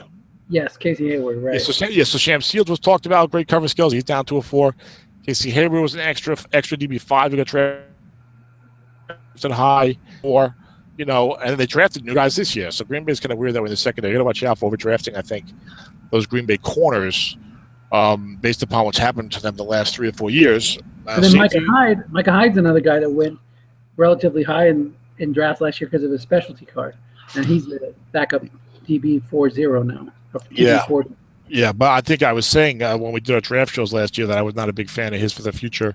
That he was drafted a little too highly, and he was, according to this year's rating. Let's see what happens. He's still a young player. Morgan Burnett's, this is so interesting to look at. Morgan Burnett's a very, very interesting strong safety rating. This guy's a 4.6. So if you play with flat passes runs, Morgan Burnett's great to have, because he's going to contain all of those flat passes on 3rd and 5 or more. Now that rule does not affect looking passes. I think it's a way to allow the defense to guess pass on 3rd and 5 or more safely, without having to worry about the flat pass being wrong. But then what do you do? I mean, so you would use his 4 rating to calculate your pass defense. Yes. But that 6 rating is meaningless. It wouldn't be used. You're not going to throw the strong safeties rating into the run defense card that you're assigning if you're a commissioner in the league. So what do you do with those numbers? Well, I think that as we're talking and thinking these things out, I think commissioners will do the same thing, or maybe listen to this show and, of course, post on the forum and get some ideas. But I would imagine then that you're going to have to say, for the safeties, we will not count them towards run defense at all, and we'll just take their first number and do it like we always have. I think with the linebackers, you'll have to deal with it in that split capacity, and with the safeties, just ignore their run rating and just keep using the other one. I think that's the best way to do it. Because look, that strong safety 6, that strong safety run rating 6 is only for flat passes as runs, flat pass containment. It's not for true runs. True, but it reflects his quality as a player. I'm almost apt to suggest that for anybody with a dual rating, that you add them together and divide by 2. That's not good. And that's the rating you use for your calculations for both run and pass. Yeah, but I think you lean towards making it too easy to get the better defensive card. It's Morgan. You're going to count 5 towards your pass defense, single pass play. Yeah, so Morgan Burnett would be a 5, right? You're coming in horribly again. Say it again. Yeah, so you were asking if Morgan Burnett would be a 5. I would count him as a 5, maybe, as commissioner of Battle Royale, for example. I'm not sure what I'm going to do, but I'm just saying as an example what you might want to do. I don't know. That's a tough one. Maybe you're right. Maybe you just throw the other one away. It's not a tough one at all in terms of how they count to the pass defense. You're going to take a guy that's a 4 in every single pass play, and you're going to count him as a 5 because of the flat passes run the 6 rule. That's crazy. Yeah, good point. I like that. You're leaning me back towards just using the 4. I just hate to see that rating you're just throwing it away. You're not using it in anything. I wish there was a way to use it. Well, if you don't play with flat passes as runs, you're never using that rating anyway. That's the only thing. That's the only thing it's there for. But with that rule, unless you have looser substitutions also, but you know. Right, but if that rule wasn't in effect, do you think that Strat would have rated him a 5? Maybe they're giving him that 4 because they know they can use that 6 in other areas, reflecting his. I know this much. I know this much. If you don't play the split rating, so if you don't play the split rating, it's only a 4, and if you don't play flat passes runs, it's only a 4. But you wouldn't make him a 5. That's a good call. I'm just wondering what would Strat would have done if this rule wasn't in effect. Would he have been a 4, and we never would have saw that 6? What is I have no idea. No idea. You can never know because Strat has the rule. But if you play flat passes as runs, then you have a little bit of a leg to stand on and say let's consider him a 5 or something like that. But anyway, moving on. Maybe you're already benefiting because if you're using that rule, he is going to stop more situations on third down. You're already getting a lot of value out of that. Absolutely. Right. Clinton Dix was the Packers' first round pick last year, late first round. He's a 44. Safeties are funny. He'll probably go 18 to 30 in most leagues. You agree with that? Yeah, no, I think so. Especially since he had 2 interceptions against Russell Wilson in that highly watched playoff game. So that always lends to people getting a little bit drafted a little bit higher if they did well in a high profile game. Sure. Although free safeties can slip. Safeties in general can slip if they're not a rookie 5. Guys just don't trust investing a high pick in a safety. And I can't. There's so many other things that we in the game. And a lot of guys double team so often. It's like, really, I'm going to spend my first round pick on a free safety when I double team him so much, and then it doesn't matter what his rating is. But he's supposed to be a good player, so we'll see what happens. Him and Calvin Pryor are the top 2. I think I predicted myself to take Clinton Dix in the mock draft I did back in January, which I'll be revising probably the next couple of weeks. Moving on to the Vikings, and the Packers always have a couple of back and forths. Devon House is a back and forth. Moving on to the Vikings offensive line, resurging Vikings. I think they'll be pretty good this year. Contend for a wild card spot, maybe win 9-7 or 10-6 if they're lucky. Rudolph's a 5. Let's see, Phil Loho. This guy's like a 5-5 every year. It's like a 5-3, 5-4, 5-5. Phil Loho has it down. He's going to be a right tackle offensive every year. Joe Berger 4-3, John Sullivan 5-5, Charlie Johnson 4-2. Matt Khalil had a well-publicized drop-off last year. I think he was playing hurt. And his pro football numbers, you're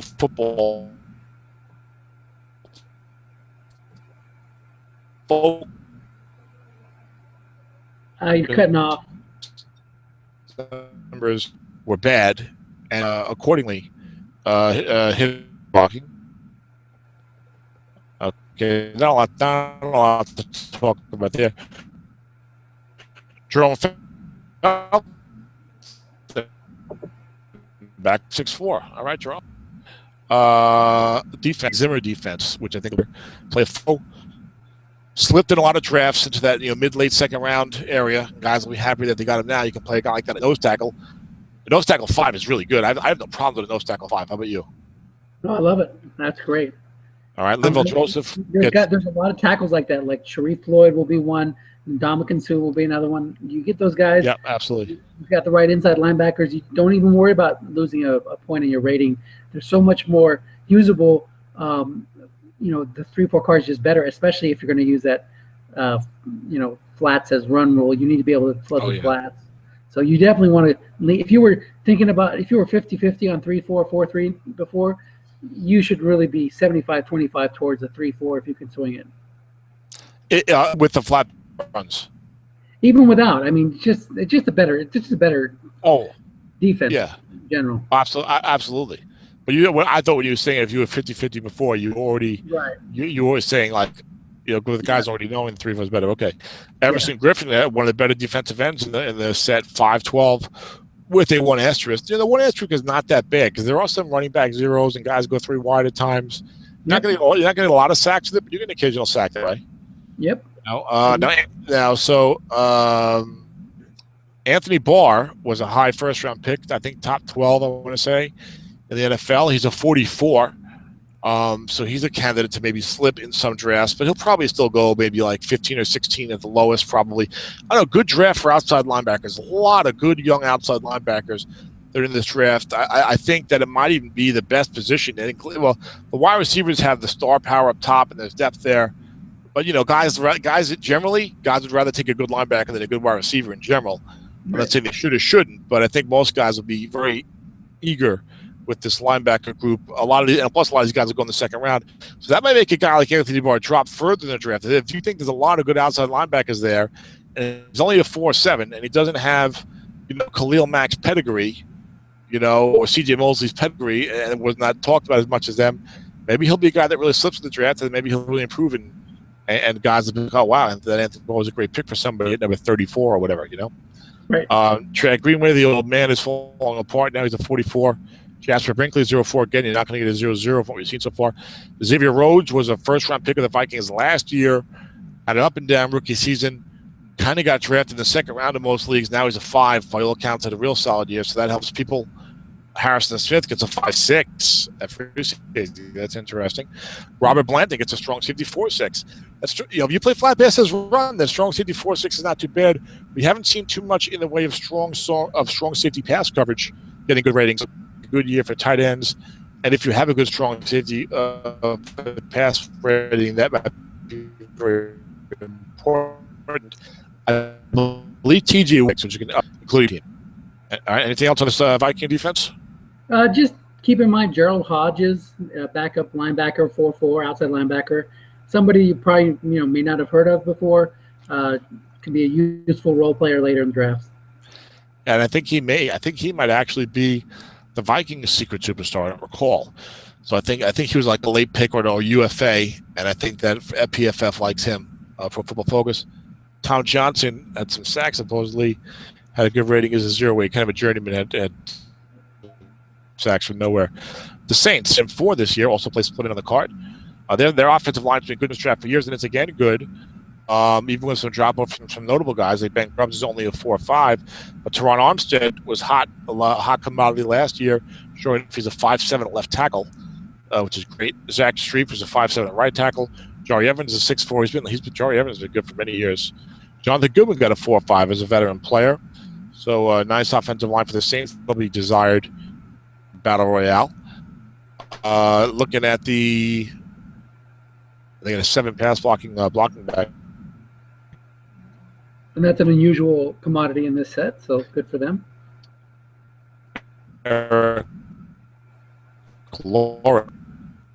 Looking at the defense, not nearly as water or something. Say something. Yeah, I'm here, but yeah, you were cutting off. You're probably hearing me as cutting off, but on my side, it sounds like you're just like doing the robot. Okay, that's much better. Okay.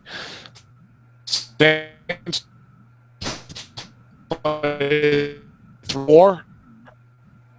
I missed that. I hope it's cutting. I hope that our viewers are only hearing, are not hearing the cutout, and that they're actually, sounding good. Like you said, you probably sound good on your end. So hopefully that's the way everybody hears it. There's a chance that Tom may drop off here.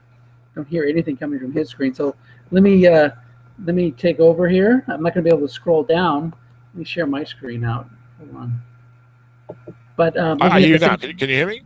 Oh, I can hear you now. Yeah, you're back. Okay. Yeah. So the Saints play a 3-4 defense. They go 5-4-5 the defensive line. Akeem Hicks was a hot commodity last year, second-round pick, gets a 5.3. But at least you get the good run rating. Cameron Jordan falls off to a 5.8, still a solid rating. Roderick Bunkley, nose tackle 4.0. That kind of sucks.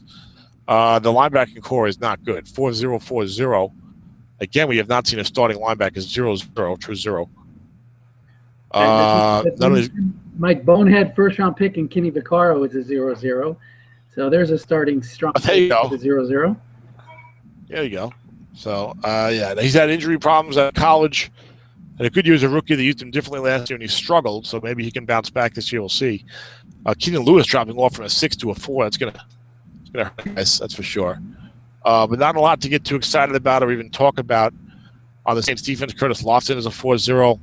Junior Gallette's got a 12 with a 3 asterisk, but he's a 0 against the pass, a 0 forward. He's had some off-the-field problems.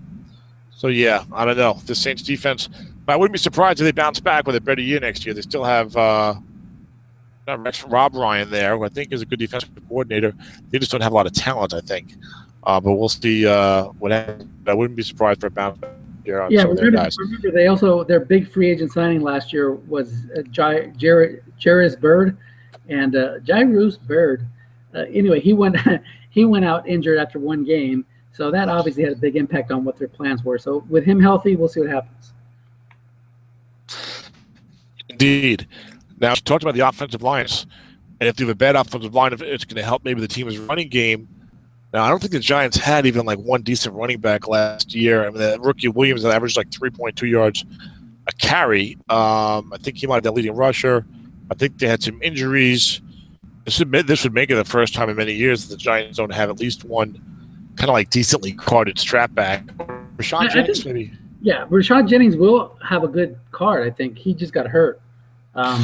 639 yards, only a 3.8 average though. Yeah, you're right. You're right. But with a horrible offensive line, I don't know. Modern said it's hard to get a decent card at 3.8 with a decent passing game. The Giants certainly had at least a decent passing game, but I hadn't forgotten about him when I first mentioned. But this offensive line is awful for run blocking. You got a tight end 4, Larry Donald.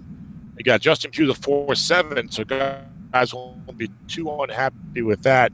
Man who was a first-round pick in the NFL, and late first round, mid-second round, a lot of leagues like these offensive leagues. I'll lead the first round offensive line too.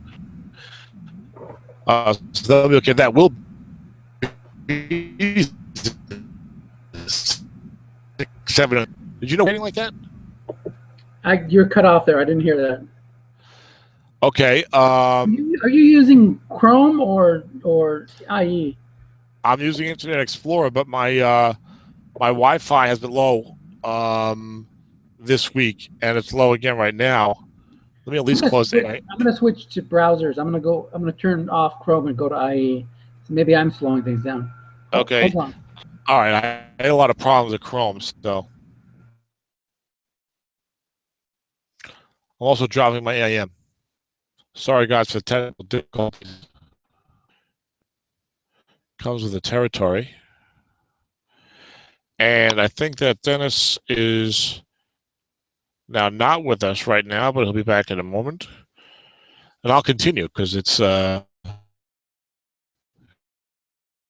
getting late, and I'm clocking. I'm gonna have to eat something real quick before that. So we'll see what happens. But the Giants Will Beatty gets a 6-7. That's awesome.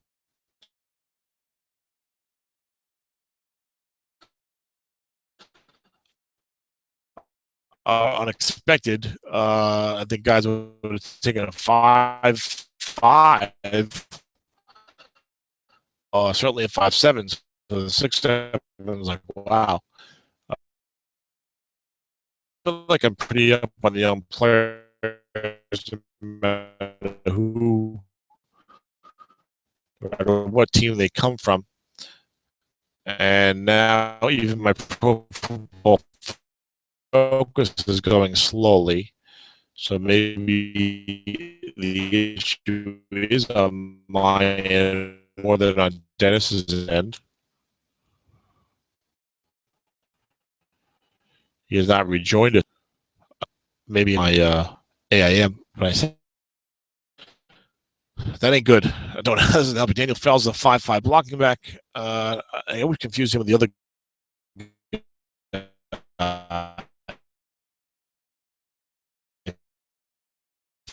Fell. So I think he I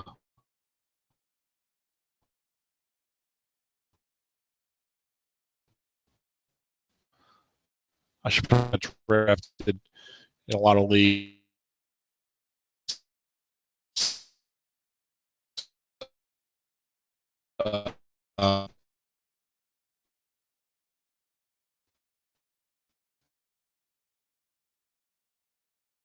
And my broadcast is still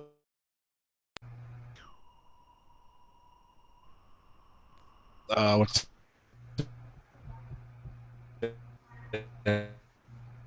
have for quite a few years. Right now.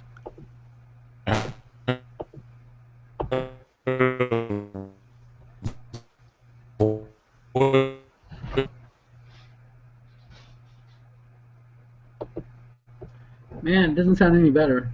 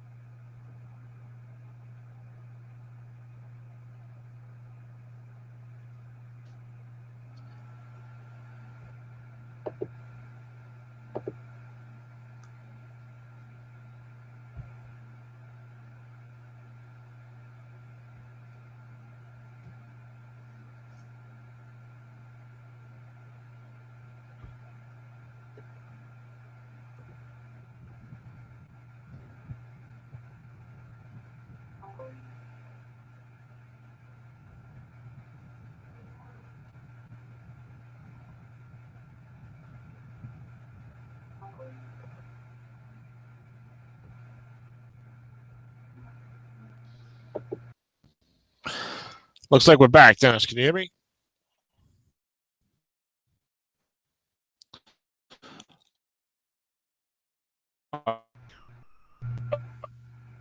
There might be some dead time in this. That sounds better. You there? Hello?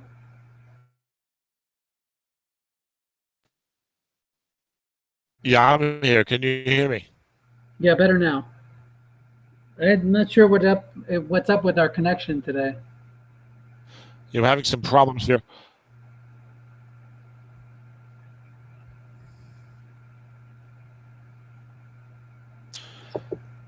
Maybe I can give you control. Can you hear me? Yeah, I got it. I can hear you. You want to see if that helps? If I'm the one in control? Looks like we're okay. You can hear me now, Dennis? Yeah. All right, we're back, guys. Okay, now the broadcast kept going. Apparently, oh no, the live red light, is that off or on? Yeah, so we're live, right, Dennis? We're live. We're live. All right, sorry about that, guys. Our Google Hangout closed. We don't know why. I think it might be poor internet on Tom's side, and maybe because I was out, it closed. To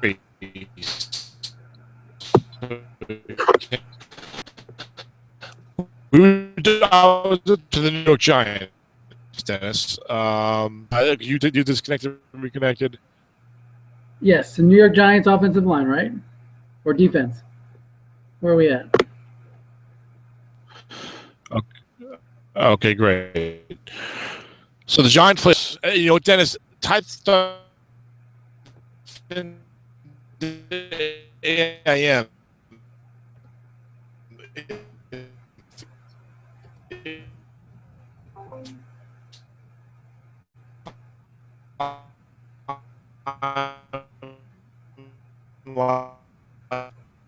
I'm not sure if you guys are hearing the same thing I can am, but Tom's breaking up. type me a message in there. Type your message in AIM. What do you want me to say? So, Message. I'm really not hearing anything on this side now. I have a pretty strong internet signal on my side. Hopefully it's not. Hopefully it is me. Hopefully everything's working good for the viewers and on your side. So I'm not sure what to do about this.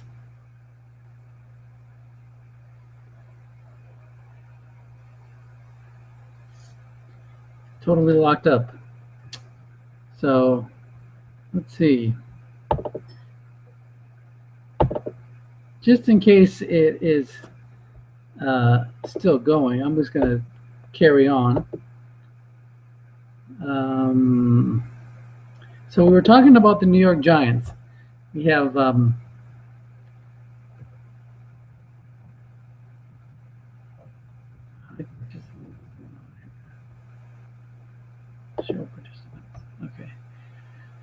So anyway, in case this is going still, I'm sharing my screen. Let me put it on the right thing.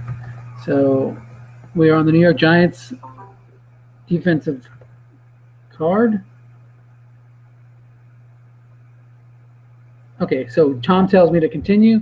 So we're at the Giants defense. So let's keep going. Matthias Kuwanuka, 4-4. Colin Jenkins gets a 0-3.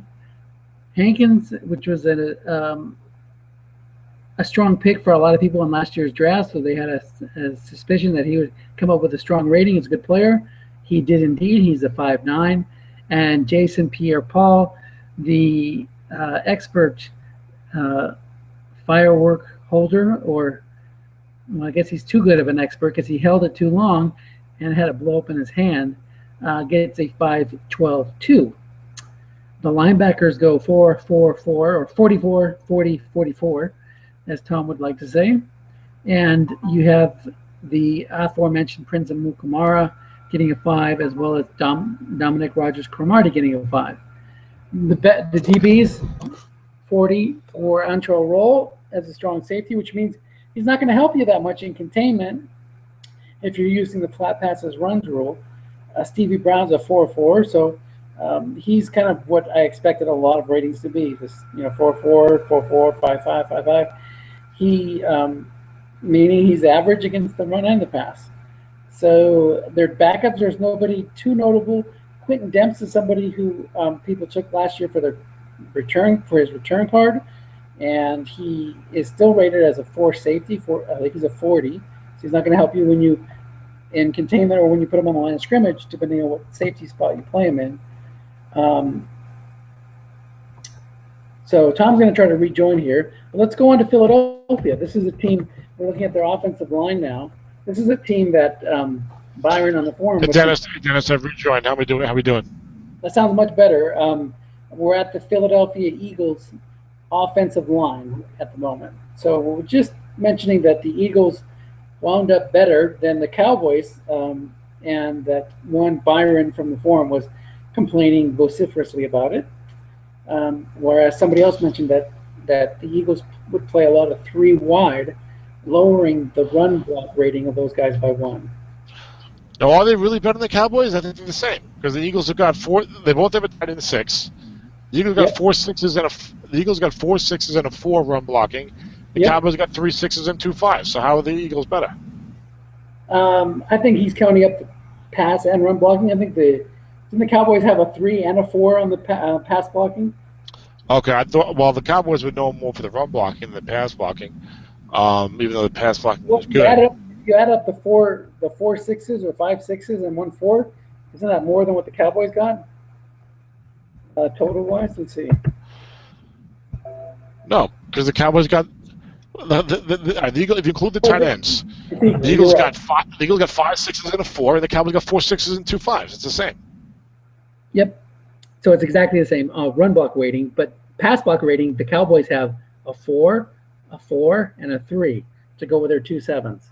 So you could argue that Philadelphia has a better overall offensive line than the Cowboys. That's what his point was. Yeah, I don't know where the Cowboys came in the pass blocking. I thought the run blocking was what they were more known for, but regardless, more crying for the Cowboy fans.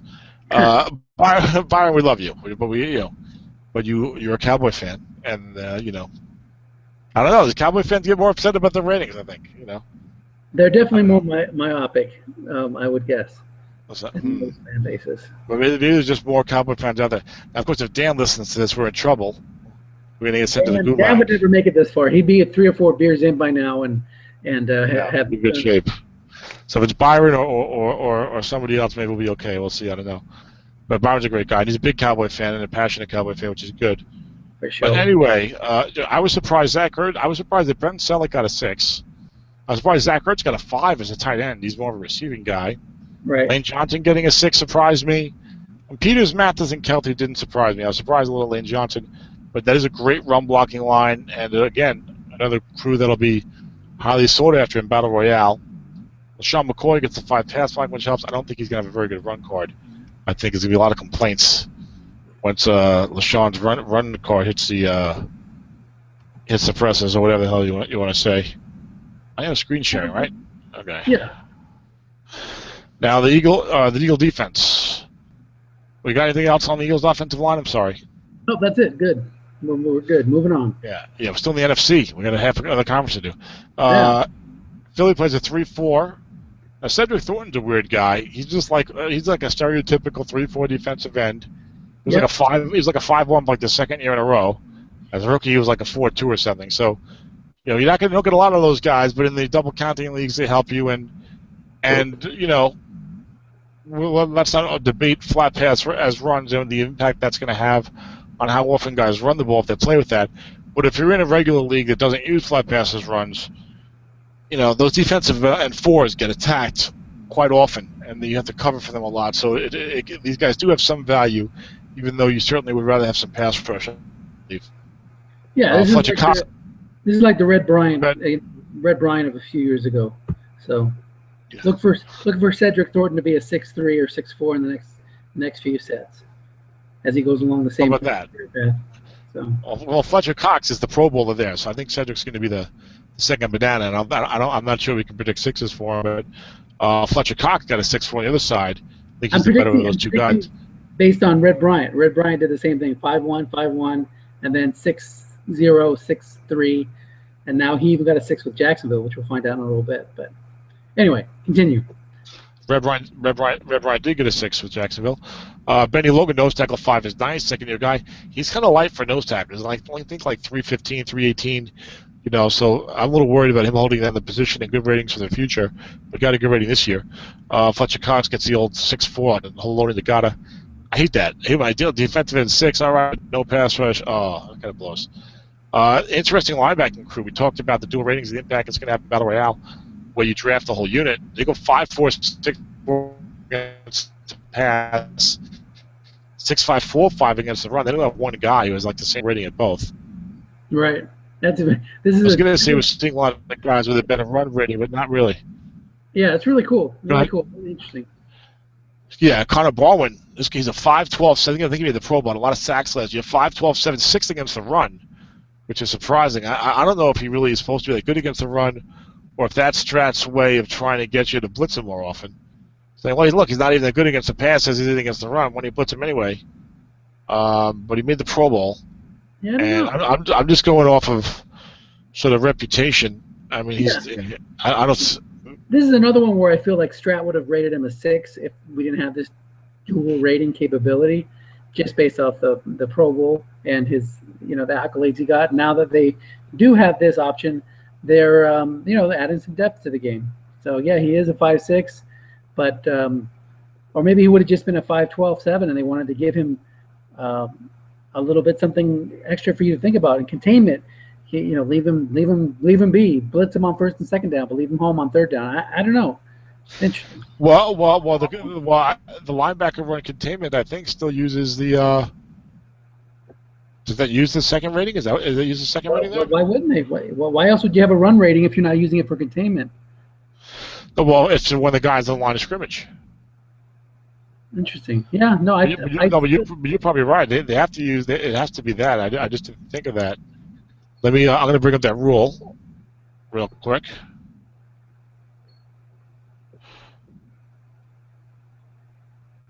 It'd be interesting to have some of the, ask these questions on the forum and have some of the play testers, try it out, give us the answer.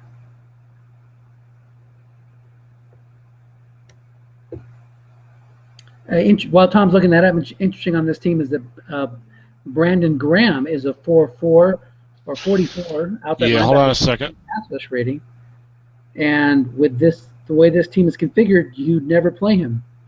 You have Barwin, which is a 12.7 on one outside linebacker, and Cole, who is a 45 with an 11 pass rush. So why in the world would you ever play Brandon Graham as a 4.10?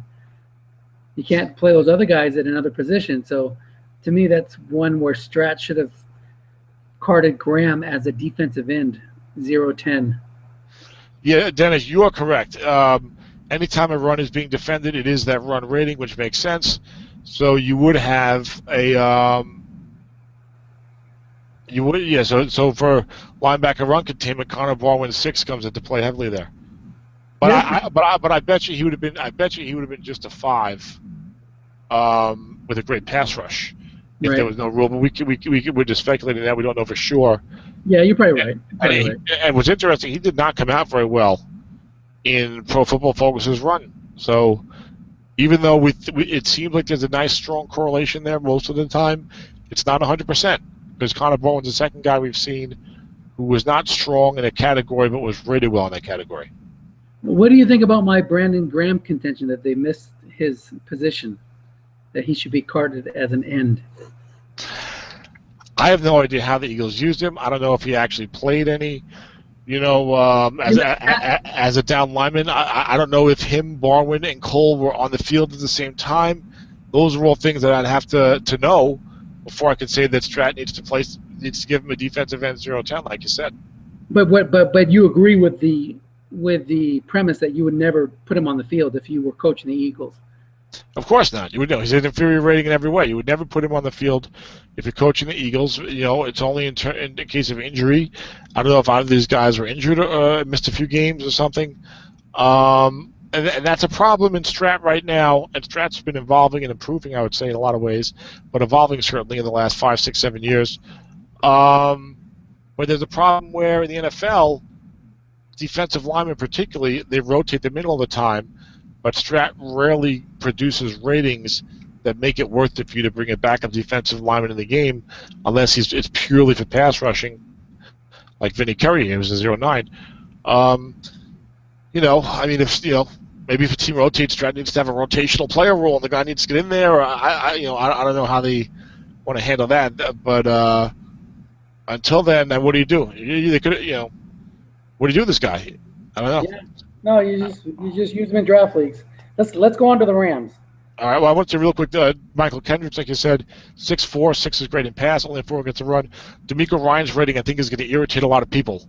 That's a 4.5. D'Amico Ryan is considered a pretty solid linebacker, but I think he's still living a little off of some past reputation. But that 4 against the pass is not going to please people. Trent Cole gets a nice 4, 5, 11. So you're going to blitz them a lot anyway. Eagles have starting corner zeros, and that's always worth mentioning. The Jets have the same thing, and that's pretty rough. Eagles' strong safety is good. Malcolm Jenkins, one of the few 5 strong safeties we've seen. And let's move on to the Rams, as you mentioned. Going back to what the D'Amico Ryans, that's perfect. He's a 2-down linebacker. He plays on first and second downs. Third downs, he's off the field, and Kendricks stays on the field. So I think I like the way they did that, 4.5 with a 6.4. I agree with you. But I think a lot of fans, they're not fans. A lot of D'Amico Ryan's owners are going to be like, what the hell? They're going to be upset with that. 2-down linebacker. That's right. And there's a good way to handle those 2-down linebackers. And look, the NFL's got a ton of them, like you said. St. Louis Rams, offensive line is awful. I'm telling you, Trey Mason, I was speculating Trey Mason was going to get a real good card. And you look at that division and his stats and their quarterbacks and this offensive line, Trey Mason's going to have a very strong card. And now it's unfortunate, and I like Trey Mason. He looked good, I thought, when I watched him last year. It's unfortunate to me that they drafted Todd Gurley, or Hurley, whatever the hell his name is. You know the guy. Gurley is correct. Hurley, right? Yep, Gurley man.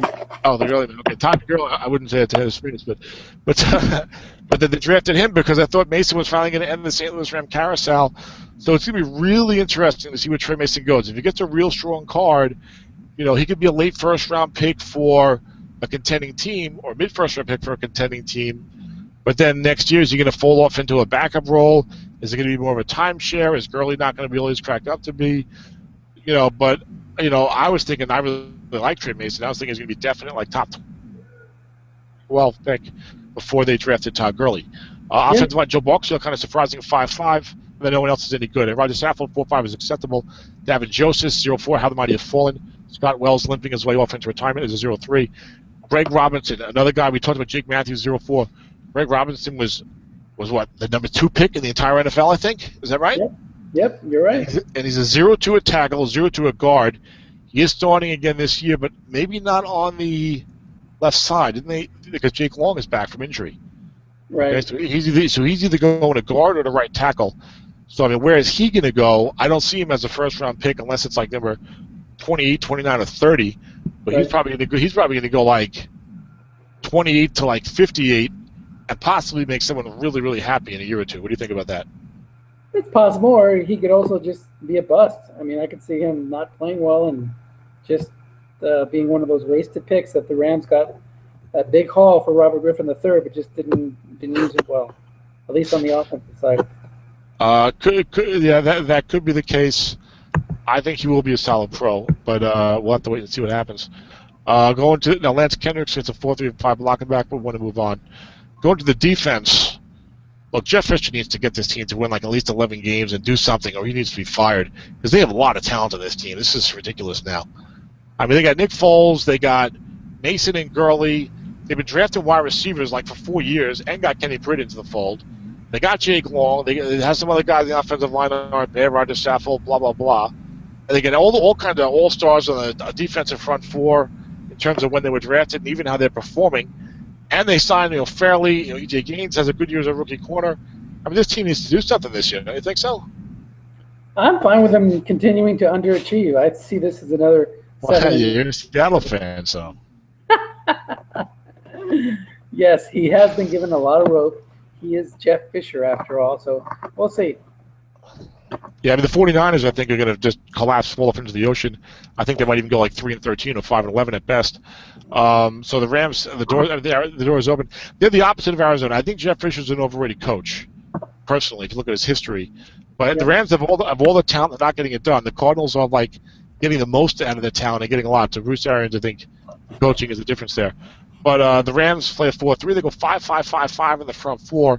A lot of disappointment, I think, from Aaron Donald, especially as a 5'10", NFC Defensive Rookie of the Year. They talked about how great he was.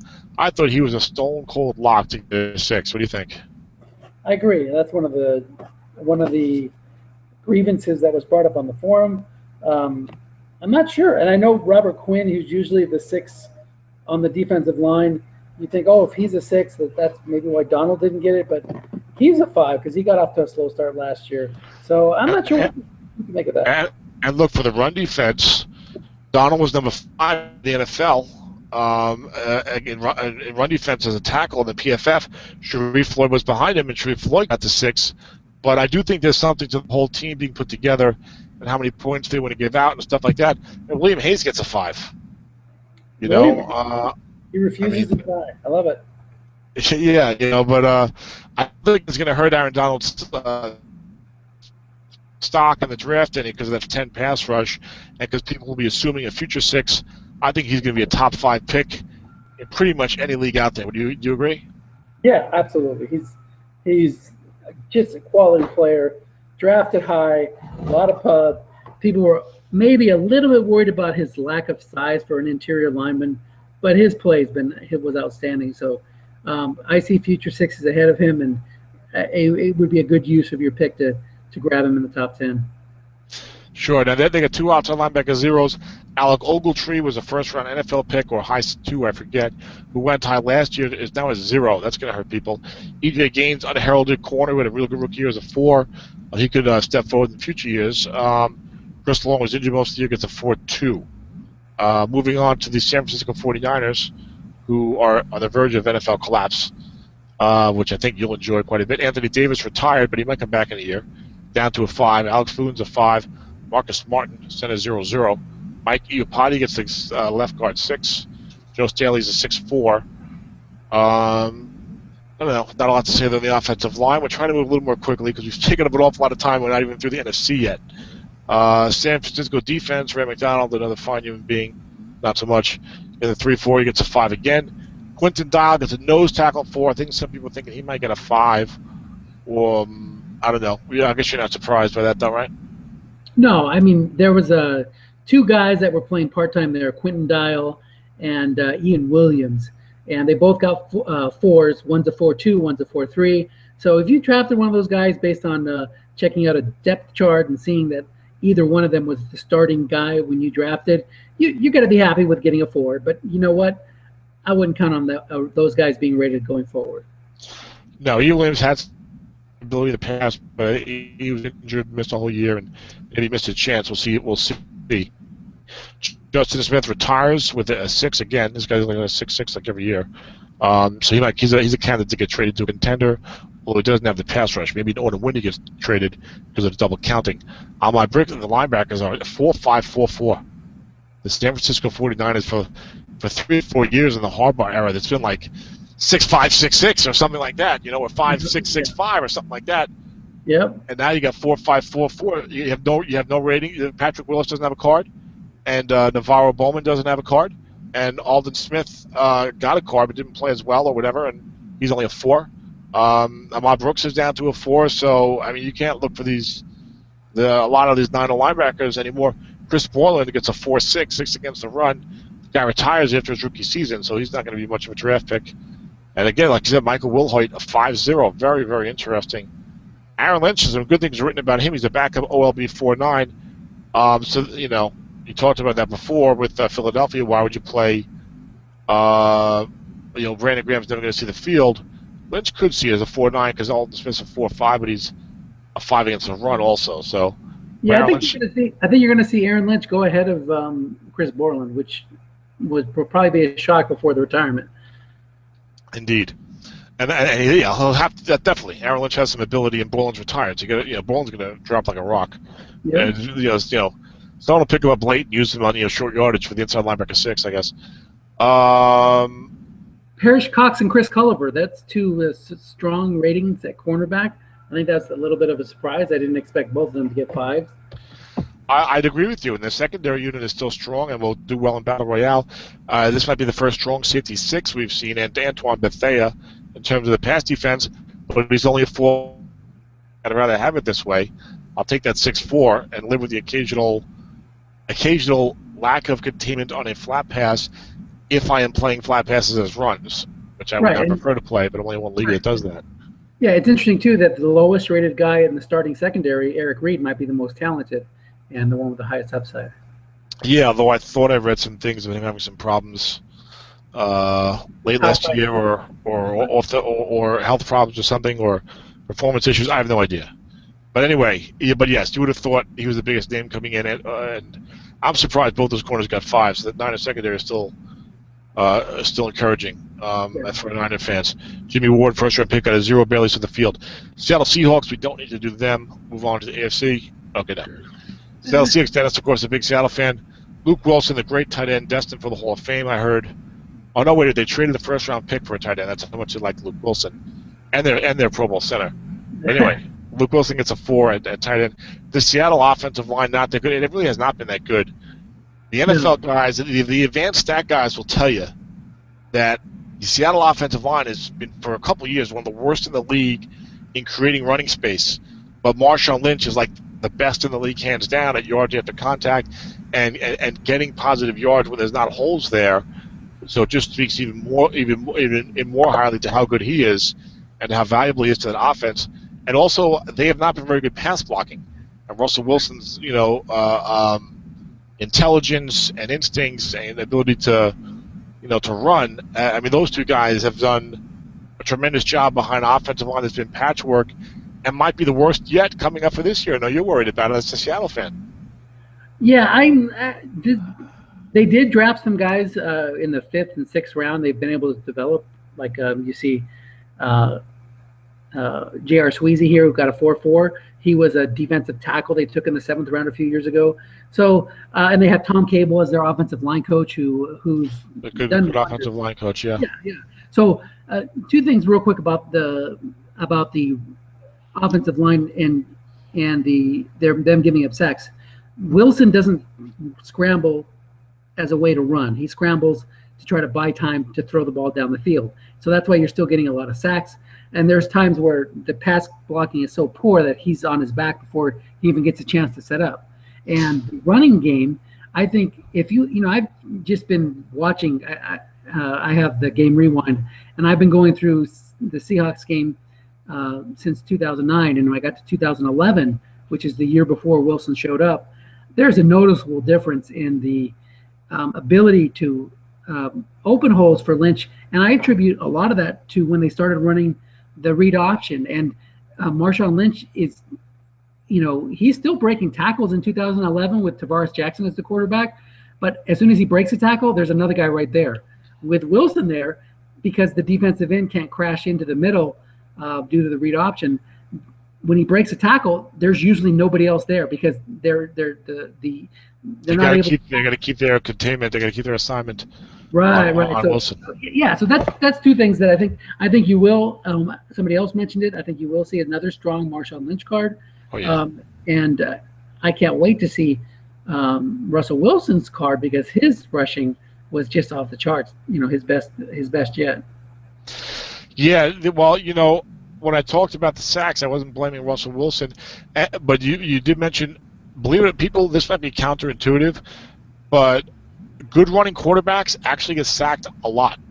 If you look at like Randall Cunningham, Michael Vick, and I guess part of it is because they're scrambling around more. Now, in the NFL, even a tackle for no gain or certainly a tackle for even a -1 yard loss counts as a sack. So sometimes they might scramble and get back to the line of scrimmage before they're brought down or out of bounds or whatever. That counts as a sack, when no one's open or whatever. So I'd be curious how many of the sacks are of low yardage. But the advanced stats, what the advanced stats have shown since Russell Wilson's been the quarterback, not his fault at all, is that he's just been under a lot more pressure than your average NFL quarterback. They've been in the bottom third of the league, I think, of that category, certainly the last 2 years, I believe.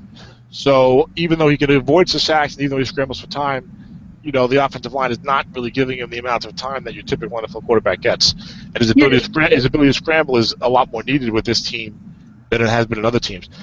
Maybe it's not as bad of a thing that they lost Unger and they've lost Carpenter. So, not saying that Unger has been quality when he's in there, but he missed half the year last year. He only played 8 games, and he's had a hard time staying healthy. So, I would feel like your offensive line is already that good, and you just lost. You already just lost 1.5 starters. It can get worse. You already just lost like another 1.5 starters, and Cooke has a history of some injuries, and you're counting on unheralded and late round guys to step in right away. It's one thing to draft a guy, No, but they're not. In year 2, year 3, the offensive line, but they're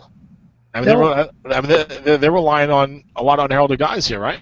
Right. No, but they'll let those guys percolate. You're going to see guys in draft leagues. Alvin Bailey, snap him up. He's a 0-0-0 rated at tackle and guard in this set.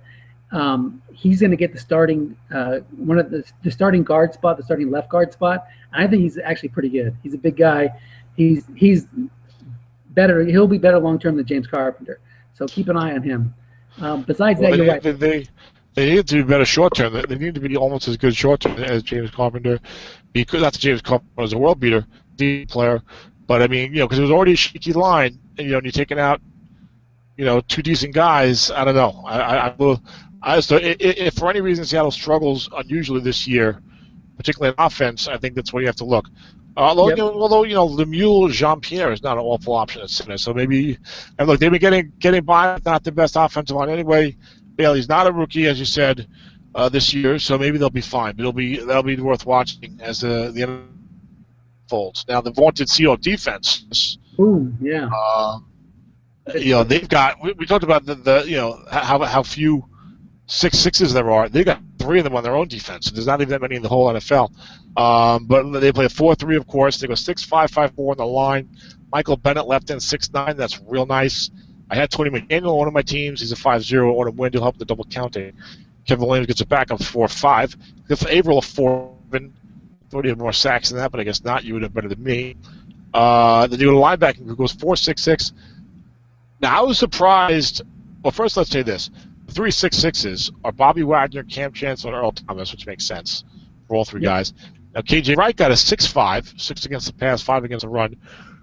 Surprised me. I didn't think he was going to get a 6. I'm sure Seahawks fans will tell you that they all deserve 6s. Har har. But I was really surprised at this Bruce Irvin 4-6 because, he's a fast guy, he's a quick guy, he's a little undersized, you wouldn't think that he would get a high run rating, that's for sure. I wonder if a little like Connor Barwin, if they're, again, he's a pass rushing 10, if they're trying to say, hey, we want you to blitz this guy, so we're going to give him a good run rating or something. I don't know. It's kind of weird, Irvin. What do you think? I mean, a lot's been talked about, Strat trying to make things more realistic, get the stats to come out right, which is, we talked about a little bit about the reasoning behind the flat passes as run rule. Maybe this is their way of telling you how to play your team. You see a 4-6 linebacker, move him to the line of scrimmage, like you said. This is how if you play the game the way we have these guys carded, your stats will come out better. But you know what? KJ Wright is like the number 6 4-3 outside linebacker overall in this in the set. In Pro Football Focus ratings.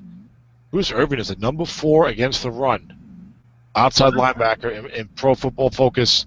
4-3 outside linebackers this year. They do separate between 3-4 and 4-3. So again, there's another time where we see a rating, we're surprised, and then we go to Pro Football Focus, and it has been borne out. It was not borne out by Connor Barwin, and there was one other where it was not borne out, but on 8 or 9 other ones, whatever, it's been borne out. So these Pro Football Focus ratings this year are having a big impact on the Strat ratings, You've given me my money's worth just by opening my eyes to that. Fantastic job. I didn't even notice that. Well done. Okay. I've given you your money's worth, and you're not paying anything, so it's good. You got nothing out of it. Okay. Byron Maxwell only a 4. Do you want to bitch and moan about that? Say that again?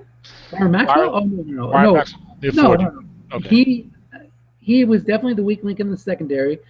Like you said, the Seahawks have probably the best player in the NFL or arguably the best player at the NFL in 3 positions: Wagner, Chancellor, Thomas. Those guys are either the very best at their spot or in the discussion. Sure. Maxwell and Richard Sherman, of course. Yeah, no, I said Sherman, Wagner, Sherman, and no, you're right. It's Sherman. Really, it's Sherman, Chancellor, and Thomas, and Wagner is right up there as well. Those 4 are either the best or in the top 3. Maxwell, I don't know what he graded at Pro Football Focus, but teams focus on throwing his way, and he at times did well, but at other times he got burnt. So I obviously I'm not an NFL expert in terms of being able to look at the corner play with the naked eye and say this guy's going to be real good or whatever. By the way, Sterling Moore was pretty good in the Pro Football Focus ratings. Dallas's guy. But I think the Eagles gave this guy way too much money. I don't think he's going to justify that contract. We'll see. How did Maxwell compare to Kerry Williams, who the Seahawks signed to replace him? Overall, let's do just in coverage, I guess, because that's more important, right? Right. Let's see. Who am I looking at? What's the Seattle guy's name again? Maxwell. Byron Maxwell, that's right. So Kerry Williams is 28. Kerry Williams is 28th, and Byron Maxwell is 29th. They're almost identical. Almost identical, and Maxwell played fewer snaps. So, and Williams was dying to get out of Philadelphia. And I can't imagine that Kerry Williams was too expensive. No. Okay. Still, he wasn't cheap, but he was like, I think, $3-4 million a year, whereas Maxwell got like 8 or 9, I think. I think he get 10. Oh, wow. I think he's getting like 10 or 11, I'm not positive. Like 4 years, like $42 million or something crazy like that. Right, that's going to be backloaded, so 8 or 9 million a year in real money. All right, Tampa Bay Buccaneers. Let's see, DeMar Dotson rated out well. I just read some good things about him. You got a 5-5 at right tackle. Logan Mankins on a much worse team and near the end of his career, I guess, gets a 4.4. As I get texted by my friend, I'll just text him back. Anthony Collins was a free agent bust, who's a 4.3. I think they released him. I always forget this guy's first name. Is it Austin Safarian Jenkins? You're correct. Austin Safarian Jenkins gets a blocking back rating, which intrigues him, guys. Not a lot going on to even talk about in this Tampa Bay offensive line. Nope. You know, they're a bad team. Defense, they're up and coming, hopefully, with Lovey. Although, I don't know. That cover 2, I think I may have seen it today. But Tampa Bay defense goes a 4.3. Gerald McCoy, the big name, gets a 6.11, a left tackle. Gets a decent pass rush out of Jackie Smith. And Clinton McDonald's a 4.7, former Seahawk. Michael D. Johnson only a 4.6. Here's the rating that really surprised me. Levante David is a 5.5. Yeah. Is Levante David 6.6? Yeah, I mean, he's, you know, I got to look at his Pro Football Focus numbers. Not, you know, not that they're the Bible, but there's obviously a correlation here. Maybe they are the Bible. Levante did not make the Pro Bowl. Okay, so there's one strike against him. And as a 4.3 outside linebacker, overall, he's not that high. Well, he's number 7. There it is. I'm sorry, I missed him. Okay, so number seven, which is not bad. But you know, the guy behind Anthony Barr 8, and Bruce Trevor 9, and they have 4s on part of their split rating. So yeah, I mean 5.5. You know what? But you know, I'll tell you that 5.5 is actually a pretty solid rating for the way these guys are, because almost all these guys give at least one number that's a 4. You know what I'm saying? And again, I don't want to hammer on it, but this is Strat trying to replicate what happened in the NFL. So Tampa Bay was an awful run defense and pass defense, team. So that's going to show up. It's going to hurt even your best. That's happened back in the day, but I think Levante David owners will still be upset. Yeah. Aldron Vernon gets a 5. Gets what you can still live with. Jonathan Banks gets a 4. I'm one of those owners. I have him in my own league, in this SFFDL. So I'm not just poo-pooing it because I don't have him.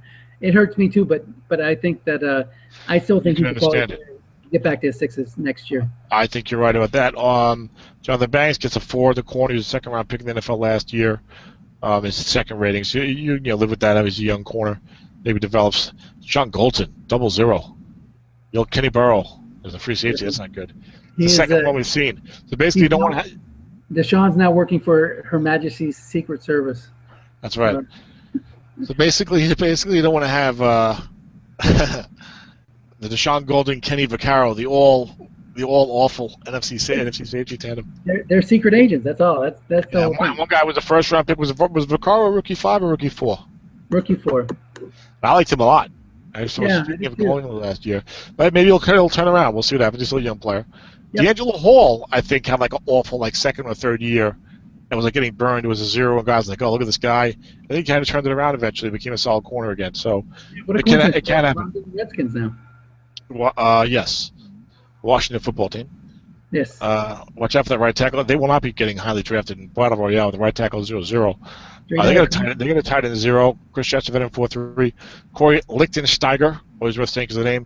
5.3. Trent Williams 6.5. Not a lot going on with this offensive line. Morgan Moses, I think, might be starting this year. I'm not positive about that.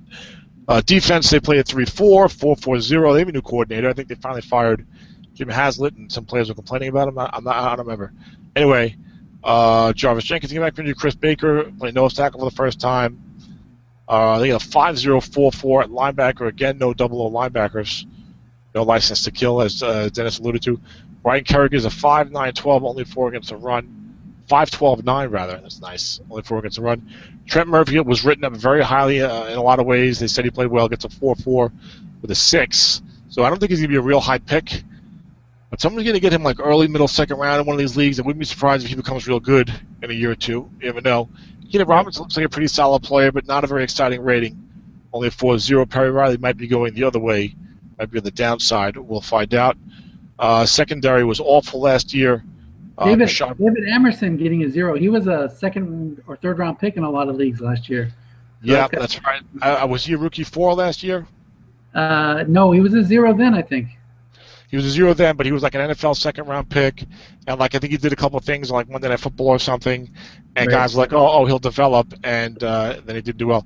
Their secondary was awful. Even Breland got burned a lot. I know E-Dunk likes him on the forum, but he got burned a lot. Their secondary is, Jesus, they go 4-0-0-0 in the secondary. You just don't notice it because Brandon Merriweather gets a 4 for the run rating, but that's not good. Yeah, so not a lot to look at there. Let's move on to the AFC. It's 9 o'clock on the East Coast. Baltimore Ravens. I'm not calling that game, by the way. I told you guys I'm not going to call it, but maybe if we finish early, I'll try and hop on and call. We'll see. I still have to do some things in real life, as they say. Start with the Baltimore Ravens. It's alphabetical. Owen Daniels gets his customary 4. This is a good-looking offensive line. Man, oh man, oh shit.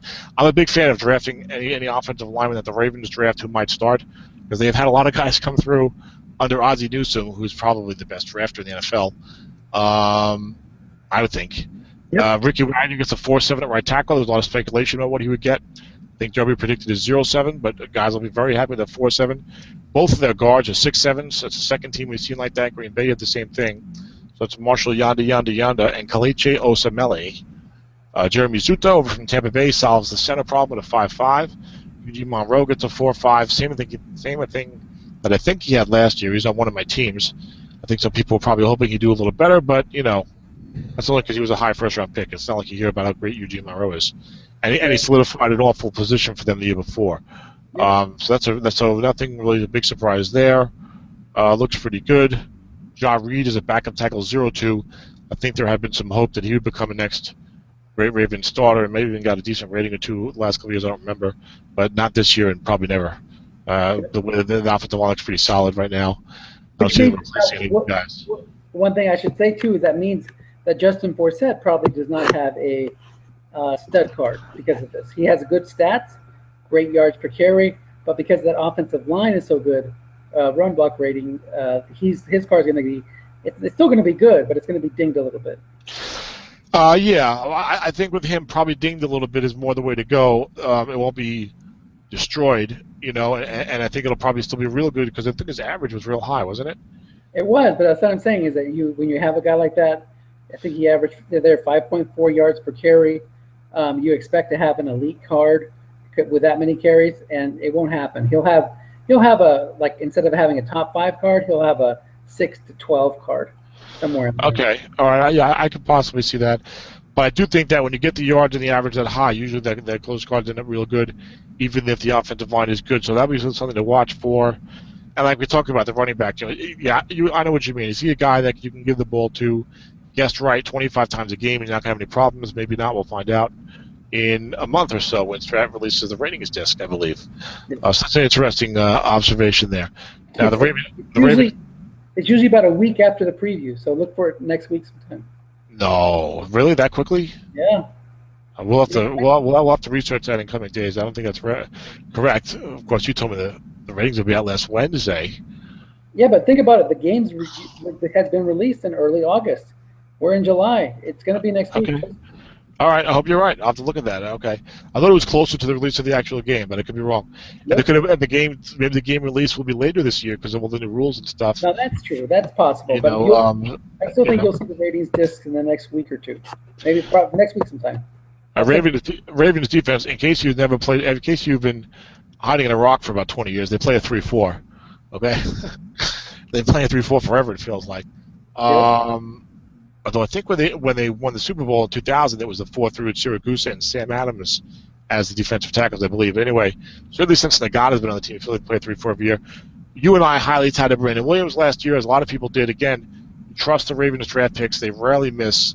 The guys always seem to be at least pretty good. And here's this guy who was a first-round pick in some leagues, and he's a nose tackle 6, second year. The nose tackle 6 is awesome. One of the best things you can have in the Stratomatic universe. Haloti Nagata, defensive end 6'2", not nearly as exciting. Now, Timmy Journey going to back up nose tackle 4'4". So he's going to play either nose tackle or defensive end this year. It's going to be interesting. They liked him. He was, I think, a second-round pick or a late first-round pick last year in the NFL, late second-round pick for the Ravens. And he could be a guy that becomes like a great nose tackle and Brandon Williams is outside, or Journey becomes a 3-4 defensive end. It doesn't get the pass rush, so he's not as exciting. But at least he can stop the run out there. Terrell Suggs gets. You got to be disappointed if you're a Terrell Suggs owner. And there's a couple of ratings here to really talk about. The Suggs and Mosley. Let's start with Mosley. C.J. Mosley, left inside linebacker, 4.6. 4 against the pass, 6 against the run. So everyone's thinking he's going to be a 5 minimum and probably a 6, most of us would have said. And now he's a 4.6. Where do you see C.J. Mosley going in draft leagues? I think he's going to be the same as Khalil Mack. He'll go in the top, instead of going in the top 5 picks, he'll go somewhere between 10 and 20. Interesting. Second team Pro Bowl. Second team All-Pro. Made the Pro Bowl. Did not have particularly strong pass defense numbers in Pro Football Focus, which is what neither did Khalil Mack, and that's what Strat is taking into account. It seems like on 90% of these guys, the exception seems to be the guy who gets a good rating like Connor Barwin, despite not having against his run rating rather, despite not having a real good Pro Football Focus number. If your Pro Football Focus number is pedestrian, you're generally not getting a good rating. This year is what we're seeing. And that's what C.J. Mosley put up against the passing coverage. That's what Khalil Mack put up against the passing coverage. I think Mosley will still be a top 10 pick. Guys like those middle linebackers / inside linebackers. He's on the Baltimore Ravens. It's a 6 against the run. I think he'll still be a top 10 pick. Also, if you're going to start nerfing Khalil Mack and C.J. Mosley down your draft board as a GM, who are you putting up there? You're drafting wide receivers and guards. Those are the other players. So neither of which is a real sexy position. Maybe some running backs will climb, but if you're playing a flat passes run league, you're going to spend a high pick on a running back? I don't know. If there were some real good corners out there, obviously there's 2 or 3 quarterbacks real good. If there were some interesting defensive linemen, but linebackers got a lot of quality here. So I don't see them dropping too far. I think they'll both still be top 12. I think Mosley will still be top 10, but we'll find out. But I was very surprised at the rating. Were you very surprised at the rating? I was too. I think that look at Derby, guys. Derby had him predicted as a 6'4", so 6'4", whatever he goes from the very best rating in the prediction to nearly the very worst rating when you take the basic rating. So, yep, definitely surprised. All right, now Terrell Suggs also. He's got the 12-3 pass rushing, okay, but he's also a 4 pass coverage, 4.6. This guy's like a 6 every year. I think he might have been a 5 one year. He had some injuries, but to see Terrell Suggs as a 4 in pass coverage, wow. And again, you're gonna want to blitz him. And it's interesting. It seems like on these 3-4 teams that when you look at the inside linebackers, you have one guy that's better against the run and worse, better against the pass, worse against the run, and one the opposite. So here on the Ravens, you have Smith, who's a 6'5", whereas Mosley is a 4'6". They kind of complement each other that way, I guess. Yeah. Oh, yes, and I'm trying to find Suggs. Suggs under is the 3-4 outside linebackers. Number one. No, number three. No, number 1. 3 overall, but number 1 against the run. Yeah. Okay, gotcha. Yeah. Yeah. So there you go. Number 1 for the run. In coverage, you're still green, only 1.1, but maybe that says something to how these NFL teams use these guys. And Strat's following suit, and then you have to use them that way. But boy, these Terrell Suggs owners are not going to be happy. I'm just telling you right now. And I'll tell you one thing: you have to play. You have to play with the split ratings because you're gonna play in a league with Terrell Suggs and C.J. Mosley are both 4s. That's the league you want to have instead of them at least being a 6 against the run. Right. So how much short yardage against the Ravens? You got a 4.66 defensive line, and then the linebackers against the run is 6.6, 5.5. Beautiful.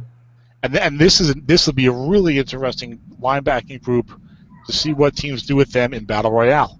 Yeah, and then teams are look at that because you really have the best of you're on the horns of a dilemma there. Do you take the outstanding run rating or do you worry about trying to get a better pass rating?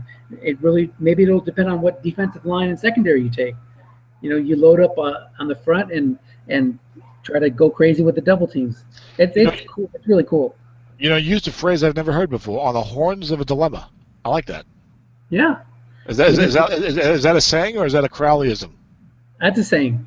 It's an old-timey saying. I like that one, and I'm going to try and use it as often as I can. Okay.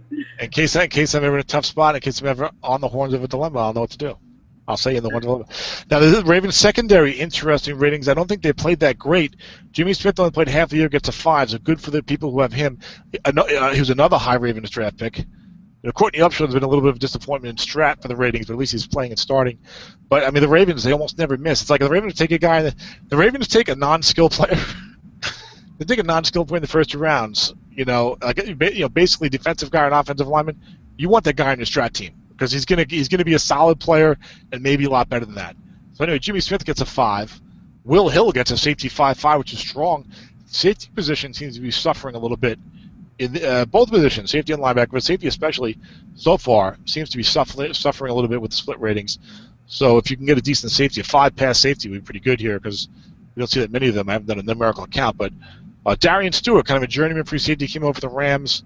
I think he's signed elsewhere now. I think Kendrick Lewis is going to be the new starting free safety for the Ravens. He's a 4.5, so we get a little something out of that. We forgot they get Elvis Dermerville on the bench. He's an OLB 4.12.8, and Pernell McPhee is a 4.11. Well, so that's what someone else said on the form. Why would you ever play Pernell McPhee?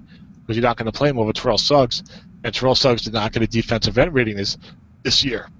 I'll tell you one thing. I'll tell you one thing. He was not seeing the field as Courtney Upshaw. Who in their right mind is playing Courtney Upshaw a 4 with a 0 pass rush, but a 5 against the run over Elvis Dermerville? Maybe, like you said, on third down, but no. Even the run containment of 4 and 5 is the same. So why are you going to play Courtney? Why are you going to play Courtney Upshaw unless maybe short yardage, perhaps short yardage where you're playing? Well, at the starter. But go ahead. Dermerville's a 44. Upshaw's a 45. So the run is coming in with that 5. So you might. There are cases where you might use him. At least. Yeah, but really just short yardage because for the containment of 4 and 5 is the same, isn't it? Yes, absolutely right. Absolutely right. So yeah, you might want to use him. You might want to use him on the line of scrimmage, though. Like the linebacker in zone read. Yeah, in case people are running at Haloni Nagata and Brendan Williams. Well, remember this is we're dealing a lot with draft leagues, so there may be where you're running at a 0, defensive tackle. Well, who knows? Also, the 3-4 stock teams with no linebackers aren't always that great. So sometimes you wanted to bring that linebacker up just to get the one linebacker. Right. You're going to be right inside Darryl Smith, but then they can throw look-ins at C.J. Mosley. Darryl Smith's got a 6.5. That's nice. Hey, nice. We're learning as we go. This is like worth doing just to learn. It's like, okay, this is actually good now. Will Hill's really good as a 5.5. He's not just like run-of-the-mill strong safety 5, and Darryl Smith 6.5. You would think, I'm disappointed he's not a 6.6. Based upon what we've seen, I'm like, no, I'm excited he's a 6.5. That's pretty good.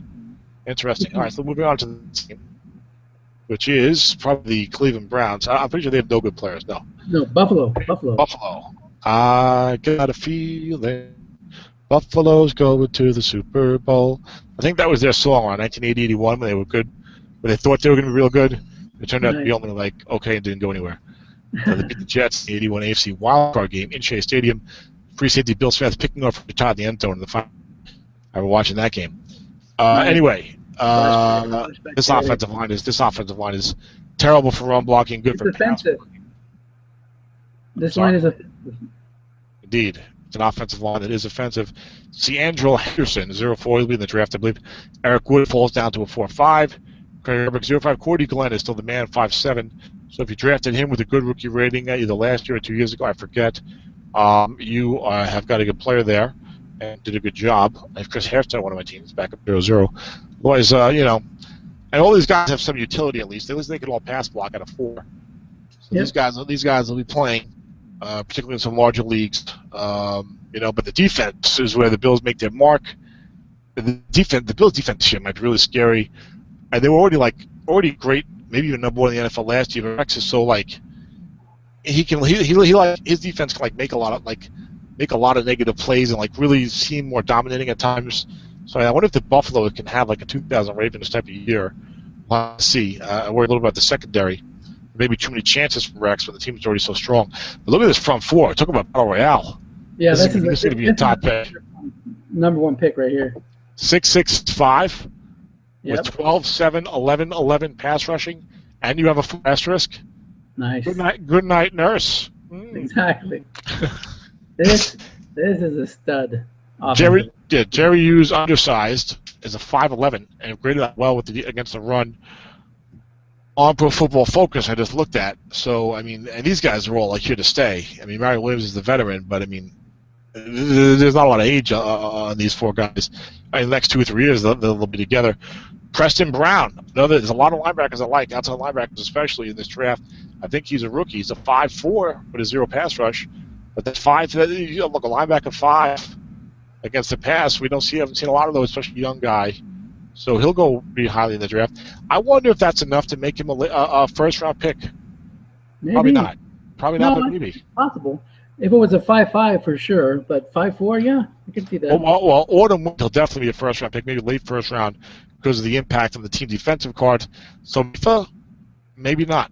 What do you think? I can see him being a first-round pick, like 23, 24, 24.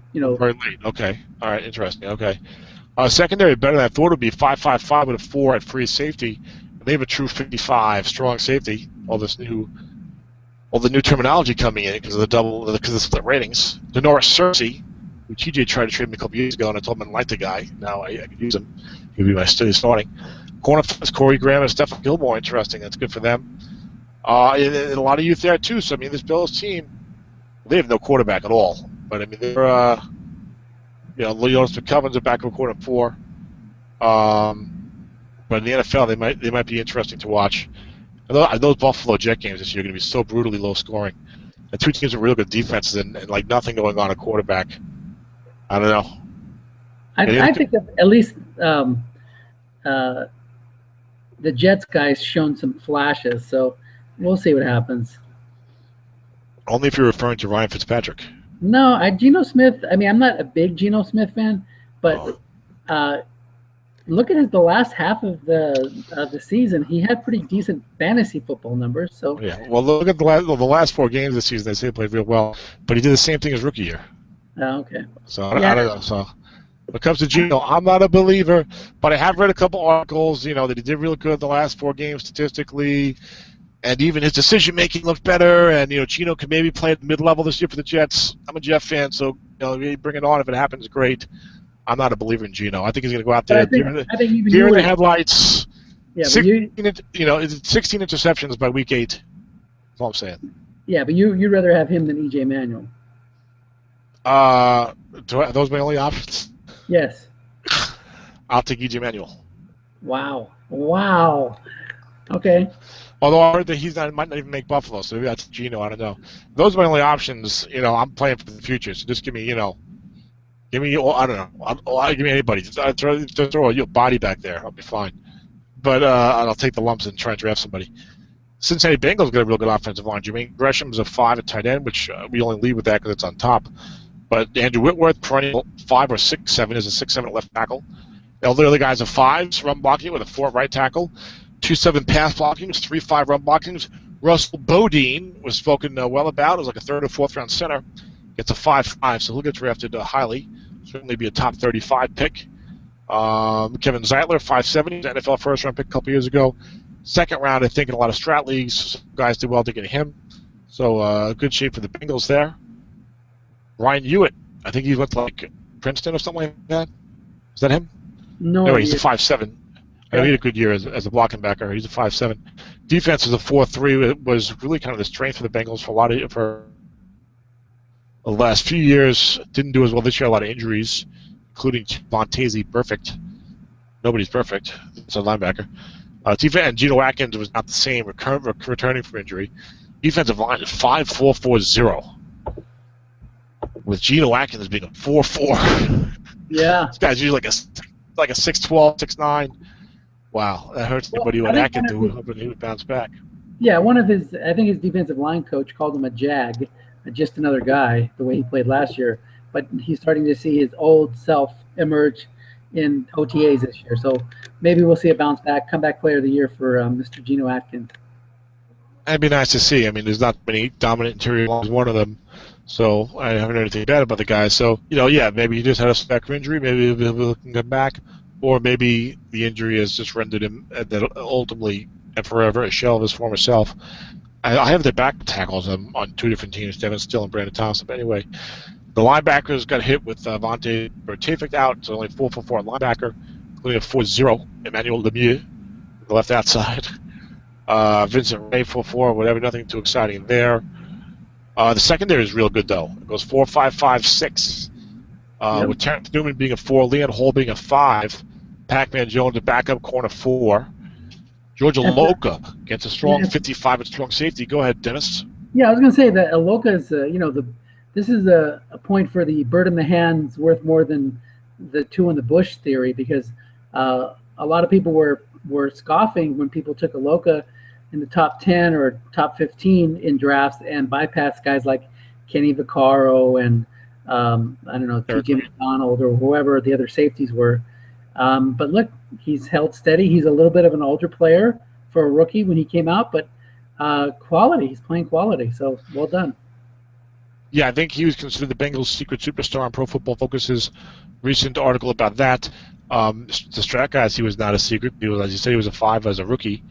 But I read a lot of good things about him. He's old, like you said. He was unheralded, but he looks to be manning down the position strongly. So, but I think most of the time, those guys who come from nowhere and get a good rookie 5, usually it's not justified. Tend to fade away a lot. But Aloka's going the other way, being the exception. And now a lot of people are surprised, including I think Jay Villing, posted on the Strat forum about it, that Reggie Nelson is a free safety 6. And that's going to irritate a lot of guys that had Reggie Nelson for like 3 or 4 years and finally get rid of him, because he wasn't like a 0 on Jacksonville like every year it seemed like. But he's a free safety 6 with a 5. I don't know if he made even the Pro Bowl, but maybe I should look there. Maybe I should look at Pro Football Focus first. But I think he's a good player. Whenever I watch the Bengals, I traded for him in Autumn Wind, and I paid a little bit of extra attention to him before I made the deal, and I thought he played well. I thought he was a really impactful player on their defense. Again, he's not somebody that you're going to expect a decade worth of 5s, let alone a 6, because he is an older guy. But he's in the right system, and he should be solid for the next few years. Now, looking at the safeties in coverage, he was number 8 in the NFL in coverage, and in Pro Football Focus's coverage stat. And maybe a lot of these guys got 6s. Hussein Abdullah, Deshaun Gibbs. Look at this.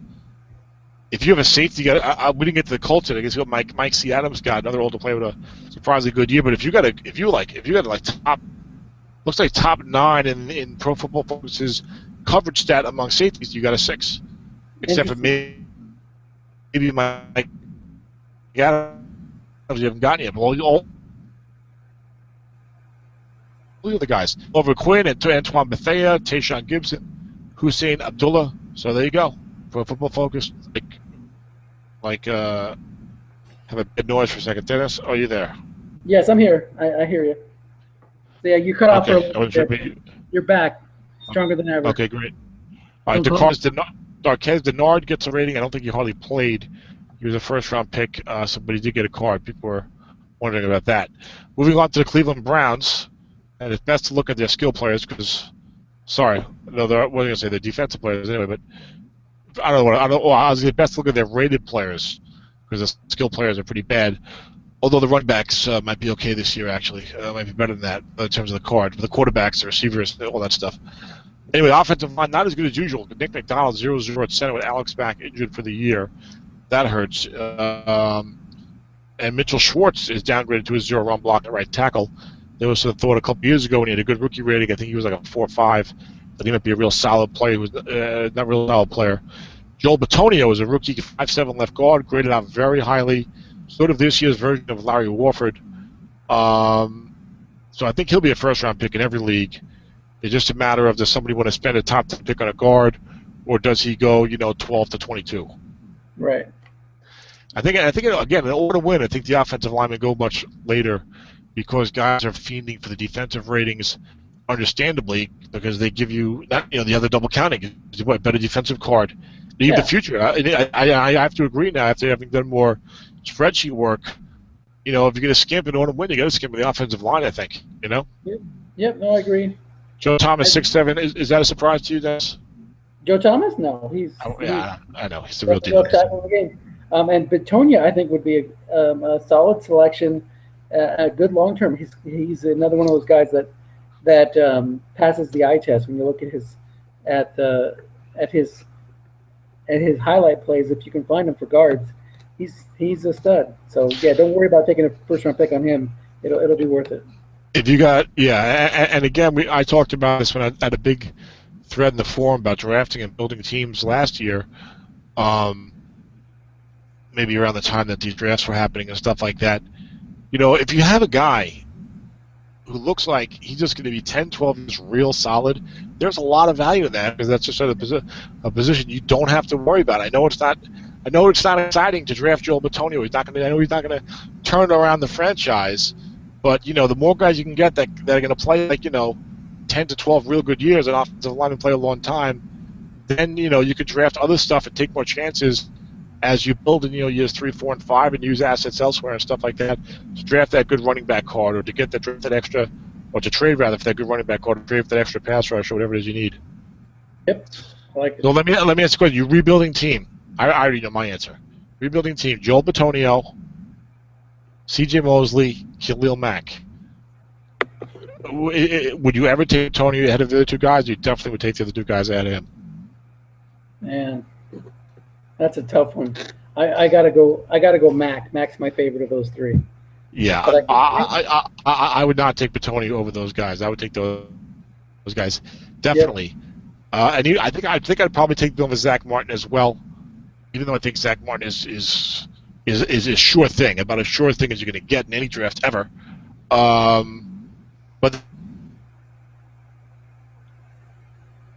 I think you go 0.5s and 4.5s, and flat passing is such a part of the game. Yep. There's not a lot of pass rush in the modern game.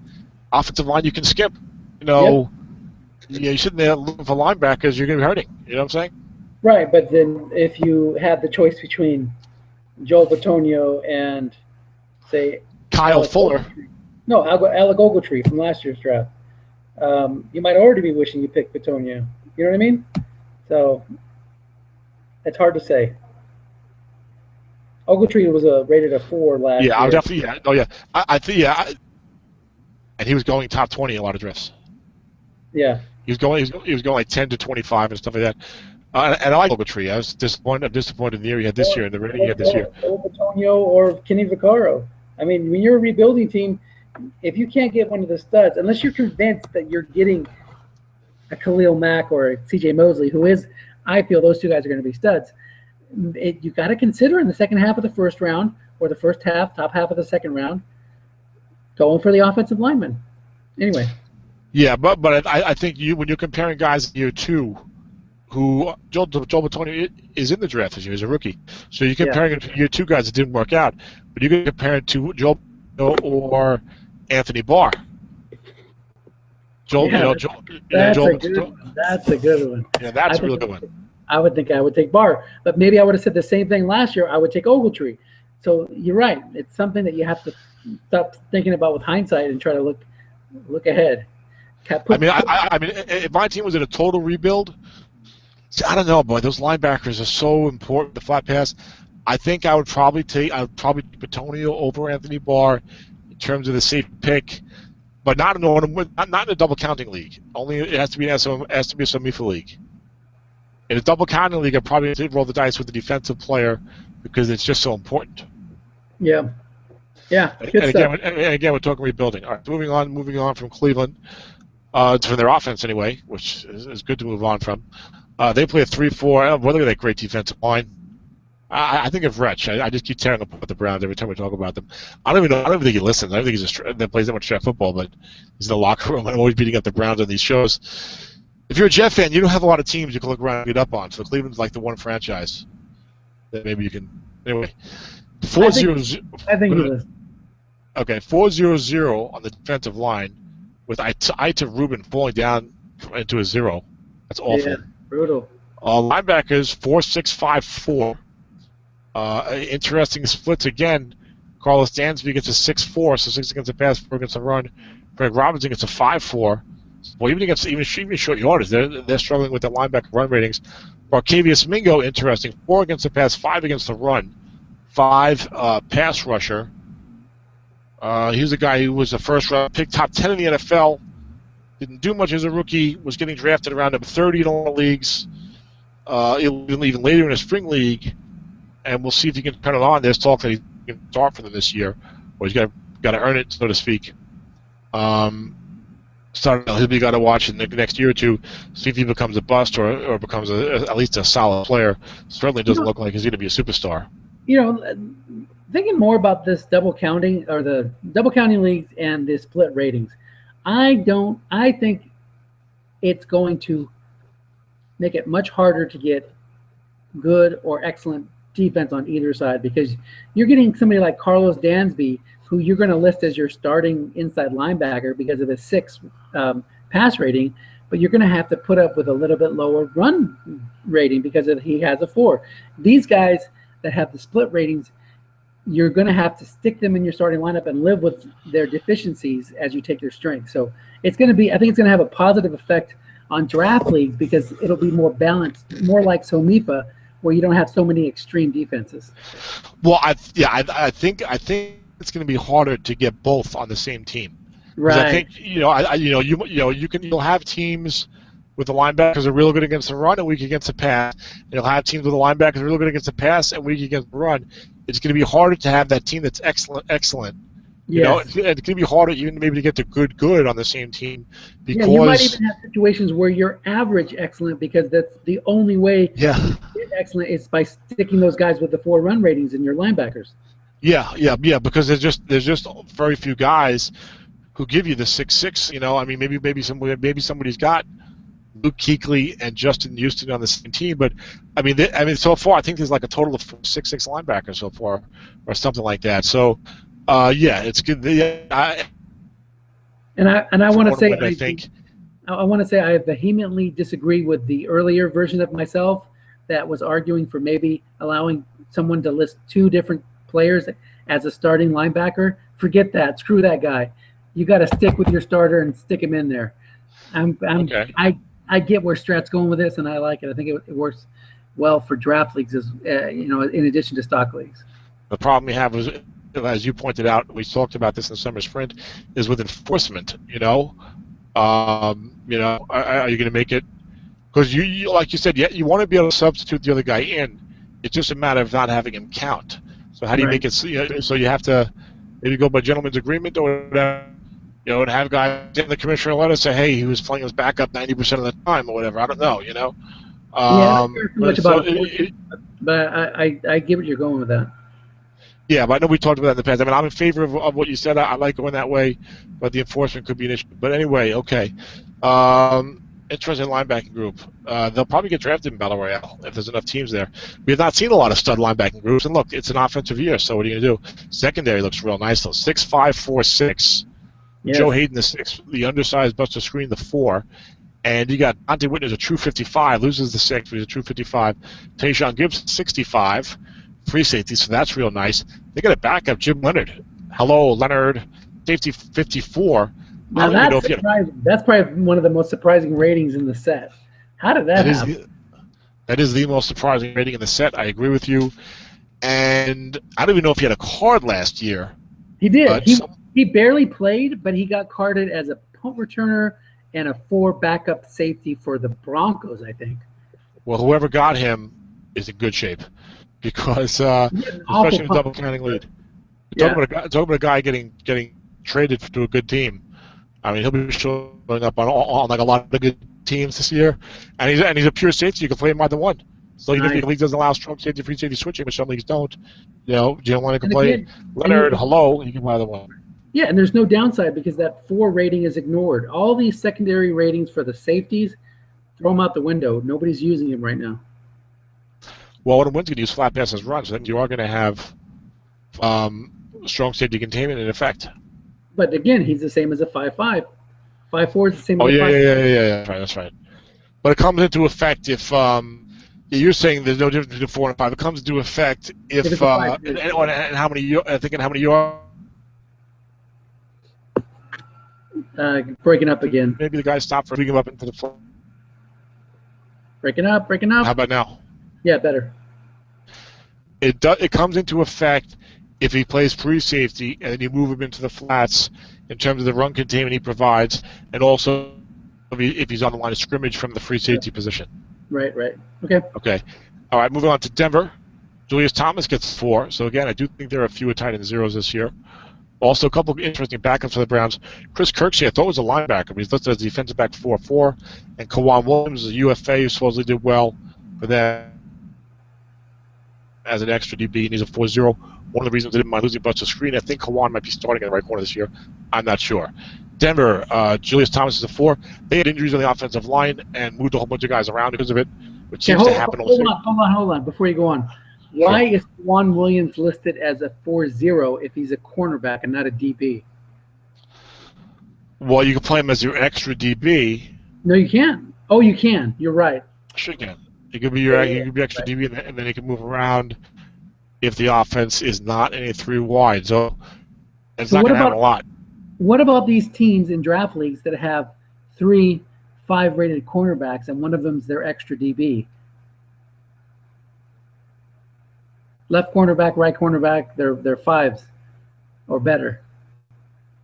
We can play them as an extra DB. Does that mean we can use them on the line of scrimmage? That we have to just assume they're 5-0s or 6-0s? What about it? I'm just wondering how that's going to play out. So you get, let's just say you have a team that has Richard Sherman, Joe Hayden, and another 5 cornerback, and you're using the 5 cornerback as your extra DB, and you move him to the line of script. You move him to the linebacker zone for containment. He's a 0 then, right? There's no rating here listed for the cornerback. Yeah, that's right. Then he's a 0. Yeah, so except for Kawan Williams, who made me think of it. Okay, moving on. He's a 0 for that. He's already a 0 for that. Assume they're 0s. Yeah. All the quarterbacks are 6. Have a 0 at the end. Yeah. By the way, my SSF AD team has 3 corner 6s. So there you go. Yeah, well, I have to trade. They have a lot of needs, so they'll be traded. Anyway, and Tashawn Gibson, I don't think was super highly touted. He really came on. Whoever drafted him got a steal. Denver, they had some injuries on the offensive line, so it looks weird. Look at the pass blocking. 4 7s and a 4 in the pass blocking. Nice. But like Luis Vasquez and Manny Ramirez can play multiple positions. 3-5 run blocking, 2 4s, and then Julius Thomas tight ends of 4. Manny Ramirez is a guard 5-7, center 0-7. Luis Vasquez was a great player for a couple of years there, but this was only a 4-4.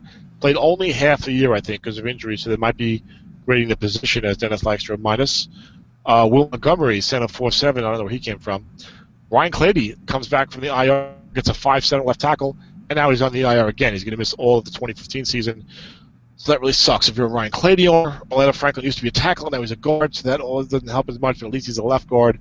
7, so he takes on those high linebacker 12s against a 3-4 defense. I didn't see this earlier when I looked, but Virgil Green gets a tight end blocking back 6'3". C.J. Anderson gets a 5 pass blocking because Manny doesn't get sacked that often, so that's helpful. He might have a decent guard. Tough to say when you hit Manny throwing the rock. For defense is interesting. 4-3 defense, played better than people thought they would, and I think that's a reason for hope this year for the Broncos. Even if the offense is not going to be as good, and Peyton is indeed on the tail end of his career, the defense could be better. It could be real good. They go 5-4, 5-6 on the front 4. Derek Wolfe getting a 5. I thought was a little bit of a surprise. He's a very good player, but I don't think he graded out the best. And look at that. It's very pleasant for anyone who has him, and I have on at least one team, because he graded out awfully. He was like one of the worst defensive tackles against the run in the NFL last year. Terrence Knighton, 5'2".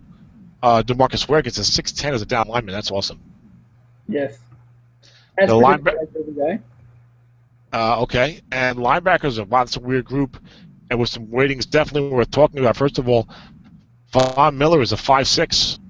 So Von Miller, he's probably a pro. He's probably all pro, isn't he? Yeah, I would think so. Yeah, Von Miller was almost always Elvis Dermerville. He's only a 4, but that's because of the sacks. But Von Miller, another guy rushes the quarter grade, known as a better all-around linebacker, I think, than Elvis Dermerville, certainly. He's only a 5 against the pass, but a 6 against the run. 12 with the 4 asterisk. I think if you're a Von Miller fan, you're not a Von Miller owner, you won't be too unhappy about that, because at least you got the 5. Which, Right. you're going to look at all these other guys. I mean, right now, if you get a linebacker who's a 5'6" or a 6'5", you're pretty happy, because almost all the guys are like 6'4s and 4'5s. Yep. And you're you're getting that 6 as a run to help your run defense on the double counting leagues. So it's not. That's right. And you remember guys used to talk about it. Prout comes up every now and then. Boy, the truly elite player, Lawrence Taylor. He should be like a 7 or whatever. They should be an extra rating. Well, I think those guys are getting 66s. I think if Lawrence Taylor was playing right now, it'd be a 66. So This is a way where Von Miller's a 56, so maybe he's just not quite as good just a down after down tackling a linebacker as Luke Kuechly. And that's where you're seeing a great pass rusher.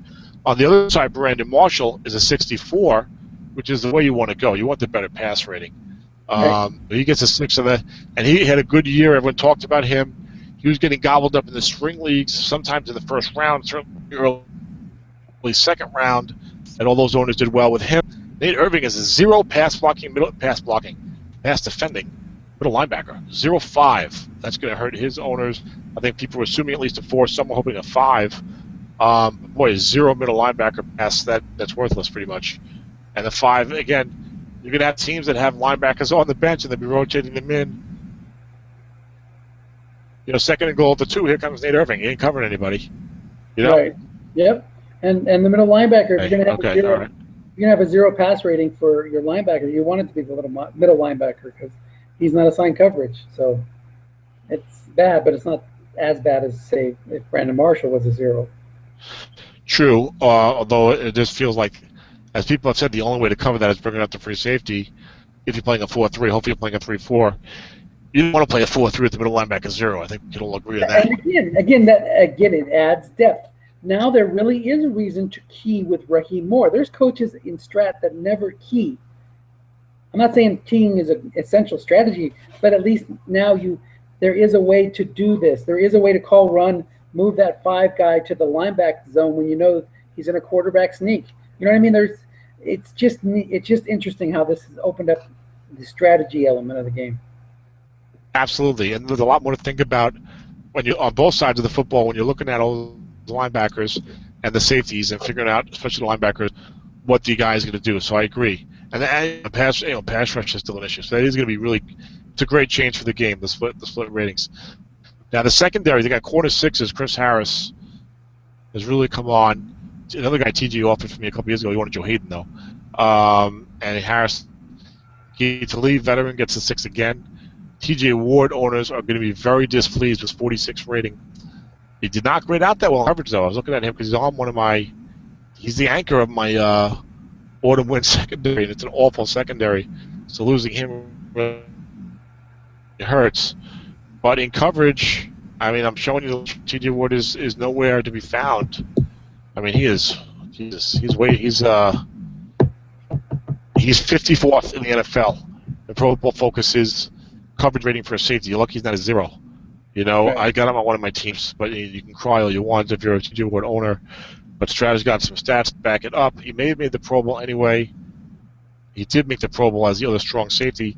He does have the 6 run rating, but that's not going to be of much consolation to you unless it's 3rd and 5 and they're doing a flat pass and you're in one of those leagues. But he's going to hurt you in double counting league as at 4, so his stock just went way down. Raheem Moore 54, I like that better because I get the 5 for the pass defense at least. First round pick Bradley Roby is a backup corner 4, so he'll go. And notice again, he's not a 4-0 like Daquan whatever was listed as. Strat's got a yes that, I think. Yeah, that could be a glitch on the Cleveland guy. It could just be a typo. This is interesting. Malik Jackson is a backup N4-3. He did out pretty well. Yeah. Very well, I believe. So there might be some grudge coming coming up. Yeah, he's the number 3 overall defensive end among 4. Right, with limited snaps, only 500. Pro Football Focus, but limited. Yeah. Exactly, limited snaps, 538 snaps. So that's the problem for Malik, and he did well against the run. And something, but could be for Derek Wolfe owners to keep in mind is that I think when Wolf got hurt, Malik took over and played really well. Yeah. So it could be tidings of good things in the future from him. We'll see. I think they're switching to a 3-4, and Sly Williams is supposed to be the new nose tackle. Sly Williams is the basketball player, but Sylvester Williams is the new nose tackle. I feel like that hurts defensive ends like Derek Wolfe and Malik Jackson, who've been on a 4-3 defensive end. Looks like they might be pretty good players. The team switches to a 3-4. Normally the pass rush goes away. DeMarcus Ware can go back to playing outside linebacker if they want, or whatever. But, right. But in this case, I don't think those guys generated much pass rush to begin with. So, well, before this year, Derek Wolfe had some decent pass rush years, like a 6, a 7, 8, like a 4. You know what I'm saying? Okay. A few sacks are there. But Malik Jackson, a lot of people thought was an up-and-coming player. Moving on to the Houston Texans, offensive line times of 4. Offensive line looks good. This will be a good battle royale line. They've had a good line for a few years. They got 3 6s on the offensive line. Nice. Dwayne Brown, 6'7" left tackle. Chris Myers, 6'5" center. Those are the old stalwarts. They've been around for quite a while doing it. Brown's probably in his prime, but Brandon Brooks was like a rookie 4-4 or something, wasn't he, just last year? Yeah. Is that right? That's correct. And he's a 6'7"? Yeah, he was written up well, and I think he graded well in Pro Football Focus. Well, I'm going to assume he graded well in Pro Football Focus right now because anytime up a guy who has a surprisingly good rating, it's been borne out. It's been justified by Pro Football Focus. I'm really glad I logged on to. I brought this up, on our screen today, the Pro Football Focus. Hopefully, screen. See the value of it. And look, and this is all like intellectually protected property, but it's all from last year, and they might get more. I think they'll get more subscriptions from people. From Strat guys, seeing how helpful it is. So I think a lot of Strat guys already go there. But Brandon Brooks was the number 8 guard in the NFL, Football Focus all around. He was very strong against the run and held up against the pass. And Strat had an easier time, of course, with the pass block assignment. So this is a justified rating. And look at these top 8 guards. They're all 6'7s. Yep. Yanda, Mathis, T.J. Lang, Josh Sitton, Joe Batoni is a 5'7. Kalichi Osmeli. Zach Warren's a 5'7", Brandon Brooks. So 2 rookies only got a 5 run block. Everyone else got a 6'7". So nice. I mean, well too. Orlando Franklin's a 5'7". Oh yeah, well the guys right, both of them were all rated well too. Kyle Long, Kevin. I think Brendan Linder got like a 5'4", something like that. He's a Jacksonville rookie. So Pro Football Focus very impactful on the offensive line here. We're seeing. Derek Dutton gets a right tackle 5'4". He's been kind of up and down, I think, for a couple of years. The guys will be happy with that. Ben Jones a 4'4". Or is he the second-year guy? I'm thinking maybe Brandon Brooks has been around longer. No, maybe. I think you're right. Brandon Brooks was a 5'7" last year, and Ben Jones was the one-year guy. Okay, so I give my Houston Texan guard. I think Brandon Brooks did go 4'4", 5'7", 6'7". Okay. So anyway, they got a hell of a line. I'll tell you that much. Yep. Okay, moving on to some people like C.J. Fiedorowicz. I don't know if that should be pointed out or not. Now, Forrester gets a 5 pass blocking, which always helps when your every down running back is a good pass blocking, leaves you less susceptible to free safety blitzing in draft leagues. Cutting off again. Of course, minor leagues is not a whole lot of times. Houston Texans defense is a 3-4. I'm not sure if you're familiar who the 6 is. Give you one guess. Yes, Mr. Yes, it's Watt. J.G. Watt. He's the 6th. Thanks for playing. Jack Cricks is 0-4 left end. Ryan Pickett, no less than Wilson, is a 4-0. J.G. Watt has a 6-12 and 9 asterisks because of down lineman. That's awesome. The male linebacking core goes 4. We see a lot of linebacking cores like this. 4-4, 5-4, with a couple of guys that are like 5-4s, one way or the other. This is the other rating that I thought was the most surprising. If you had told me which linebacker on the Texans is going to get a 5, and you gave me Reed, Cushing, Merciless, and Mohammed, I know who I would be picking last, and his name is Mike Mohammed. What the heck? Well, I read some good things with Mike Mohammed, though, so I don't Tell know. me. But, Cushing's got injury problems. Justin Tuggle and Mohammed were the guys that people were pegging to be the starter last year. And no, I think Jeff Turpinian was in that conversation as well. Oh, yeah, Jeff Turpinian was on the top of the depth chart. before the first season, and quickly after he didn't play a snap, quickly dropped down on the depth chart on a couple of sites. Yeah, Mike Muhammad is a surprise, but I think he actually played pretty well last year. I read a couple of places. But like you said, the other linebackers have bigger names. Cushing had injury problems. Brooks Reed has not developed as well as people liked it. A good rookie rating, I remember, and I liked him as off the rookie year. But at least he's not useless. But you want the pass defense number to be better. If you got a 45 linebacker, you want a 54, not a 45. That's what it comes down to. But I think the big surprise in the defense, Kareem Jackson is a cornerback 6. How about that? Yeah, he was a 5 a couple years ago, and then ran into some injury woes. But how about that, Kareem Jackson? He was a 5.46. He's on one of my teams, on my spring team. That's why I can trade a Keith Talib if I want to, because I got Patrick Peterson and Kareem Jackson. Although maybe I'll trade Kareem Jackson, but he just signed a nice contract with the Texans. But I was not thinking that he's going to get a 6. Yeah. I was thinking he might get a 4. Or Derby maybe a 5. Derby predicted him as a 4. So yeah, I see what you're saying. And Jonathan Joseph is looking very solid, even though he's a veteran. He's not a 6 type anymore. You kind of knew he was going to get a 5. But big surprise for Kareem Jackson getting the 6. I guess I'm talking about it so much, I better look up his Pro Football Focus numbers. I know we're trying to advance the show, but at least we're entering the home stretch now. While you're looking that up, I would just like to say AJ Bouye is someone to keep on your draft list, just because it's fun to say Bouye. Right? That's right. No, number 6. No, yeah, absolutely. Number 6 in the. See, now you have the good timing. That's number 6 in the NFL. In Pro Football Focus's coverage stat for cornerbacks, Kareem Jackson. The top 6 are all 6s. Chris Harris, Vontae Davis, Sean Smith, which surprised me. But you're seeing it now in the numbers. Darrell Revis and Richard Sherman, those guys are pretty good. And Kareem Jackson. So look, off season, you want to speculate some ratings, open up Pro Football Focus and have a look. And then all the guys right after the 5s. Scandrick, Corey Grant, Rasheed Mathis, Desmond Trufant, Culver, Xavier Rhodes. I mean, it's like verbatim. It's like straight down the list. Good job, Josh Norman is even down there. It's don't just take the default overall rating. Strat is obviously looking at the coverage portion of it a little bit more. Well, yeah, because but it's also more fodder for the Sterling Moore fans to be upset.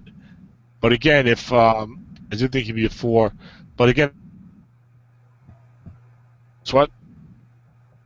Are you cutting off again? But keep going. You there? Yeah, I'm here. Okay, more fodder for the. Go ahead. Go ahead. No, I was just saying, let's move on to Indy. Yeah, Brandon Carr is 60th in the NFL on cornerbacks in coverage, the coverage stat last year. So that's not good. Kyle Fuller, first pick for the Bears, was second last. So Brandon Carr's got to be a 0 based on these numbers, which makes it hard for Sterling Moore to get a 4 as a backup at DB. Kendrick Lewis, 4.5, interesting. DJ Swearinger, 4.0, thought he'd be a better player. You already mentioned AJ Bouye, and move on to Indianapolis, which tends to have good pass blocking. They have good quarterback again. Andrew Luck and Russell Wilson have both been put under a tremendous amount of pressure by inferior offensive line passing play, and they haven't always gotten sacked as often because they're mobile and they can get rid of the ball or whatever. Luck makes good decisions, but Luck during his first 3 years of his career has been put under. If you look under the advanced pass pressure the guy's under, he's been like they've given like some of the worst protection in the league. So if they can beef up that, they need a general manager. I would fire their general manager. I know that they've been improving every year in the standings because of Luck. So I would have fired him, got a better guy, and try to get someone else there, take a chance before they ruin it with Luck. Anyway, they got 2 7s, 2 5s, and a 4 in the offensive line. 2 rookies in there, I believe. Jonathan Harrison, the center, 4.4, and Jack Muhort, left guard, 4.7. Guys like 4.7, so he'll probably be a late first-round pick to second-round pick. And guys, offensive linemen on those, Peyton Manning's offensive lineman, maybe now Andrew Luck's offensive lineman, those quarterbacks who don't get sacked. Remember when Peyton Manning was on the Colts?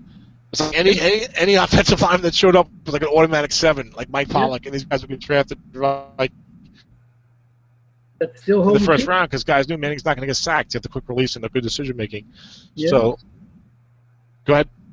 No, I was just gonna say that's Trevor still Richardson true is even today. a 7. It was good. Even as a 39-year-old, 40-year-old guy, he's still, pumping up his offensive lines to be sevens, pass block. Yeah, we just saw 4-7s in the Broncos. Excellent point. Youth Morton's a 4-5. So Mewhort will get a lot of love. Kobe Fleener gets a tight end 4. I thought he was going to get a 0 because they barely run the ball. He's always running downfield, but they gave him a 4. Colts defense, 3-4 defense, 4-5-4 in the defensive line. Josh Chapman gets a nose tackle 5. He was a guy that a lot of people drafted last year because they knew he was going to be the Colts starting nose tackle. It's so easy for a starting nose tackle to get a 5. All the team is just awful. So guys did well to value him highly. Linebacking core. I feel like the NFL went away from the 3-4 for a while recently, and we're playing more 4-3s. But this set is like the rebirth of the 3-4 with the stud nose tackle. Well, I think last year there was a lot of 3-4s maybe in the shot, but maybe you're right. Maybe there are more this year. I have to do a count. But there does seem to be more.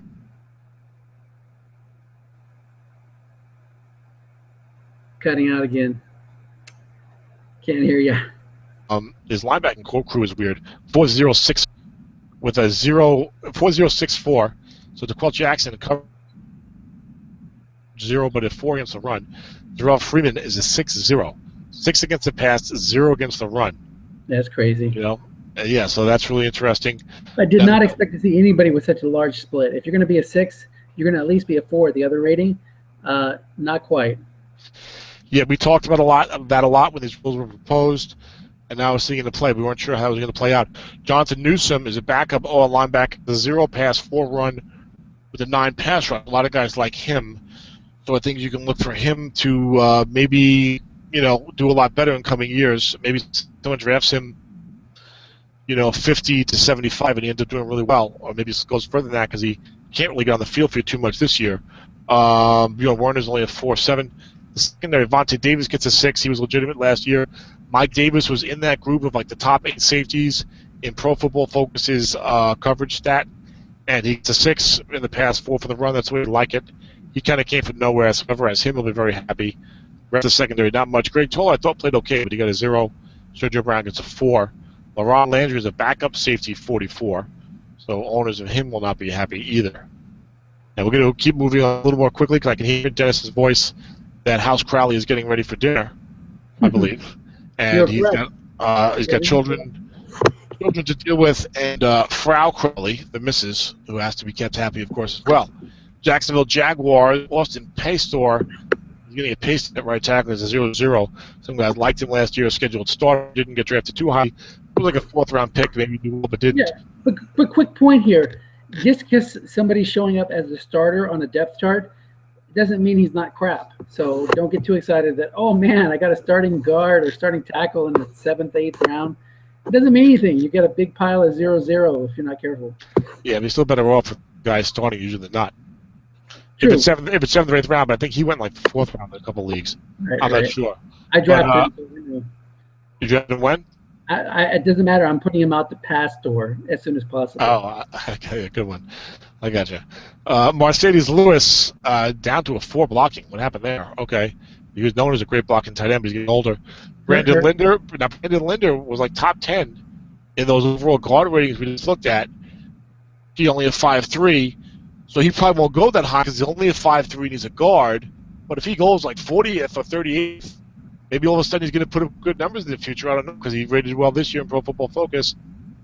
They got sacked a lot this team. That's why that's another team-dependent rating too. That they need Jacksonville to be crappy running the ball. What happens if they improve this year with that guy they drafted? I don't remember his name, but that could change around quickly. These teams like Jacksonville that are like 2-14, 3-13, 4-12. Those kind of teams, they keep drafting high in the draft after draft. They're going to turn it around eventually. Yes, usually, yeah. And Jacksonville doesn't have the history of horrible play like the Detroit and Cleveland had and Arizona had for like decades, and now Detroit has turned it around and Cleveland's getting better. And Arizona, of course, has turned it around, but yeah, usually you don't see terrible for 10 years in a row. But Linder might be, and that pass blocking, you got 5 run blocking you're happy with, but that pass blocking 3, that is, like you said, more team dependent, where they need Jacksonville to get sacked, mercilessly. Right. Luke Bowanko is, I think, a young center. So you can watch out, like you said, on some of those really bad teams.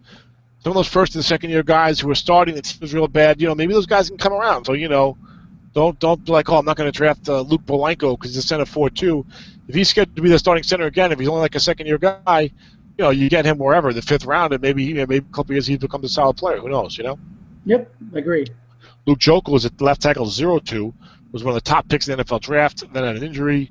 He's going to go real late. Well, we have no idea what's going to happen with him. I think the people are not sold on him right now. The defense, Jacksonville plays a 4-3, goes 6-5, 4-0. Red Bryant gets 6-3, coming over from Seattle. Still gets a 6. That says a lot about him. So Derek Marks was in the NFL top 100, which stunned me because he did nothing for years. But he gets a real good year. He's a 5-12-1. Roy Miller gets a 4-3. He's on one of my teams. Chris Clemens, I think he might have finally retired. I'm not sure. It was a 0-11. They got a backup end 0-10 and Ryan Davis. Andre Branch 0-6. Ends in tackle. Interesting linebacking crew for a bad team because they're all, I think, young, except Geno Hayes. They go 4-4-5. Geno Hayes is a 4-pass-5 run. J.T. Thomas, middle linebacker, 4-4.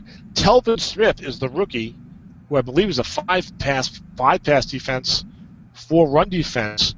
Much like Preston Brown in Buffalo, I think little Preston graded out more highly, but was not drafted as highly as Smith. Very interesting to see where these rookie 5-pass defensive linebackers will go. Where do you think Telvin Smith's going to go? I think Telvin will go, again, mid-first round, high, maybe top 10 pick even, Wow. Look, how does he rate at Pro Football Focus? I've read some good things about Telvin. Now, I think he was a second-round pick in the NFL. Is that right? Yes. This is fun. I could see him going, right after you get Mosley and Mack off the board, so maybe the late teens. Preston Brown was 3rd in Pro Football Focus in coverage outside linebackers.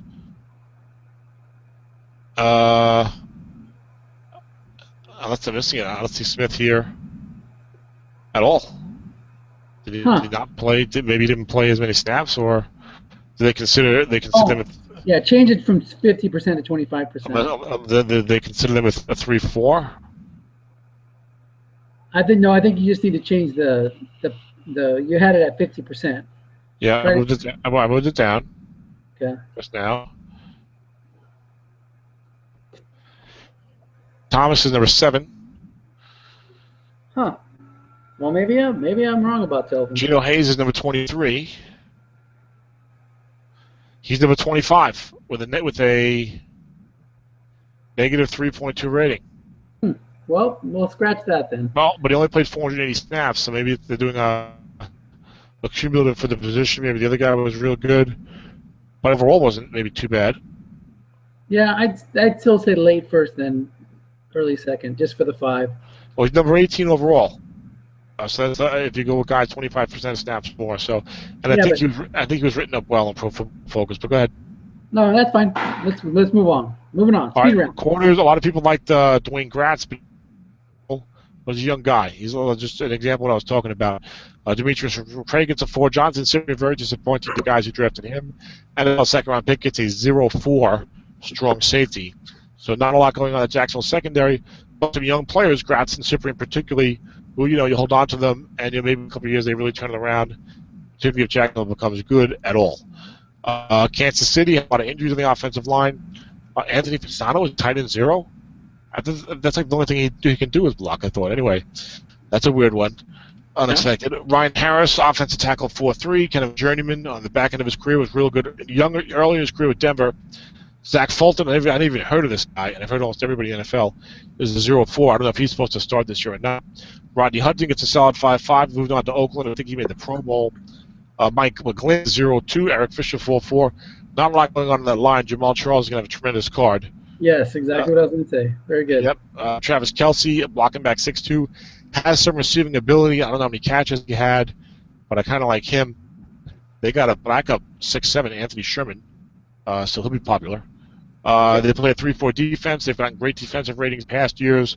Derek Johnson was injured this year.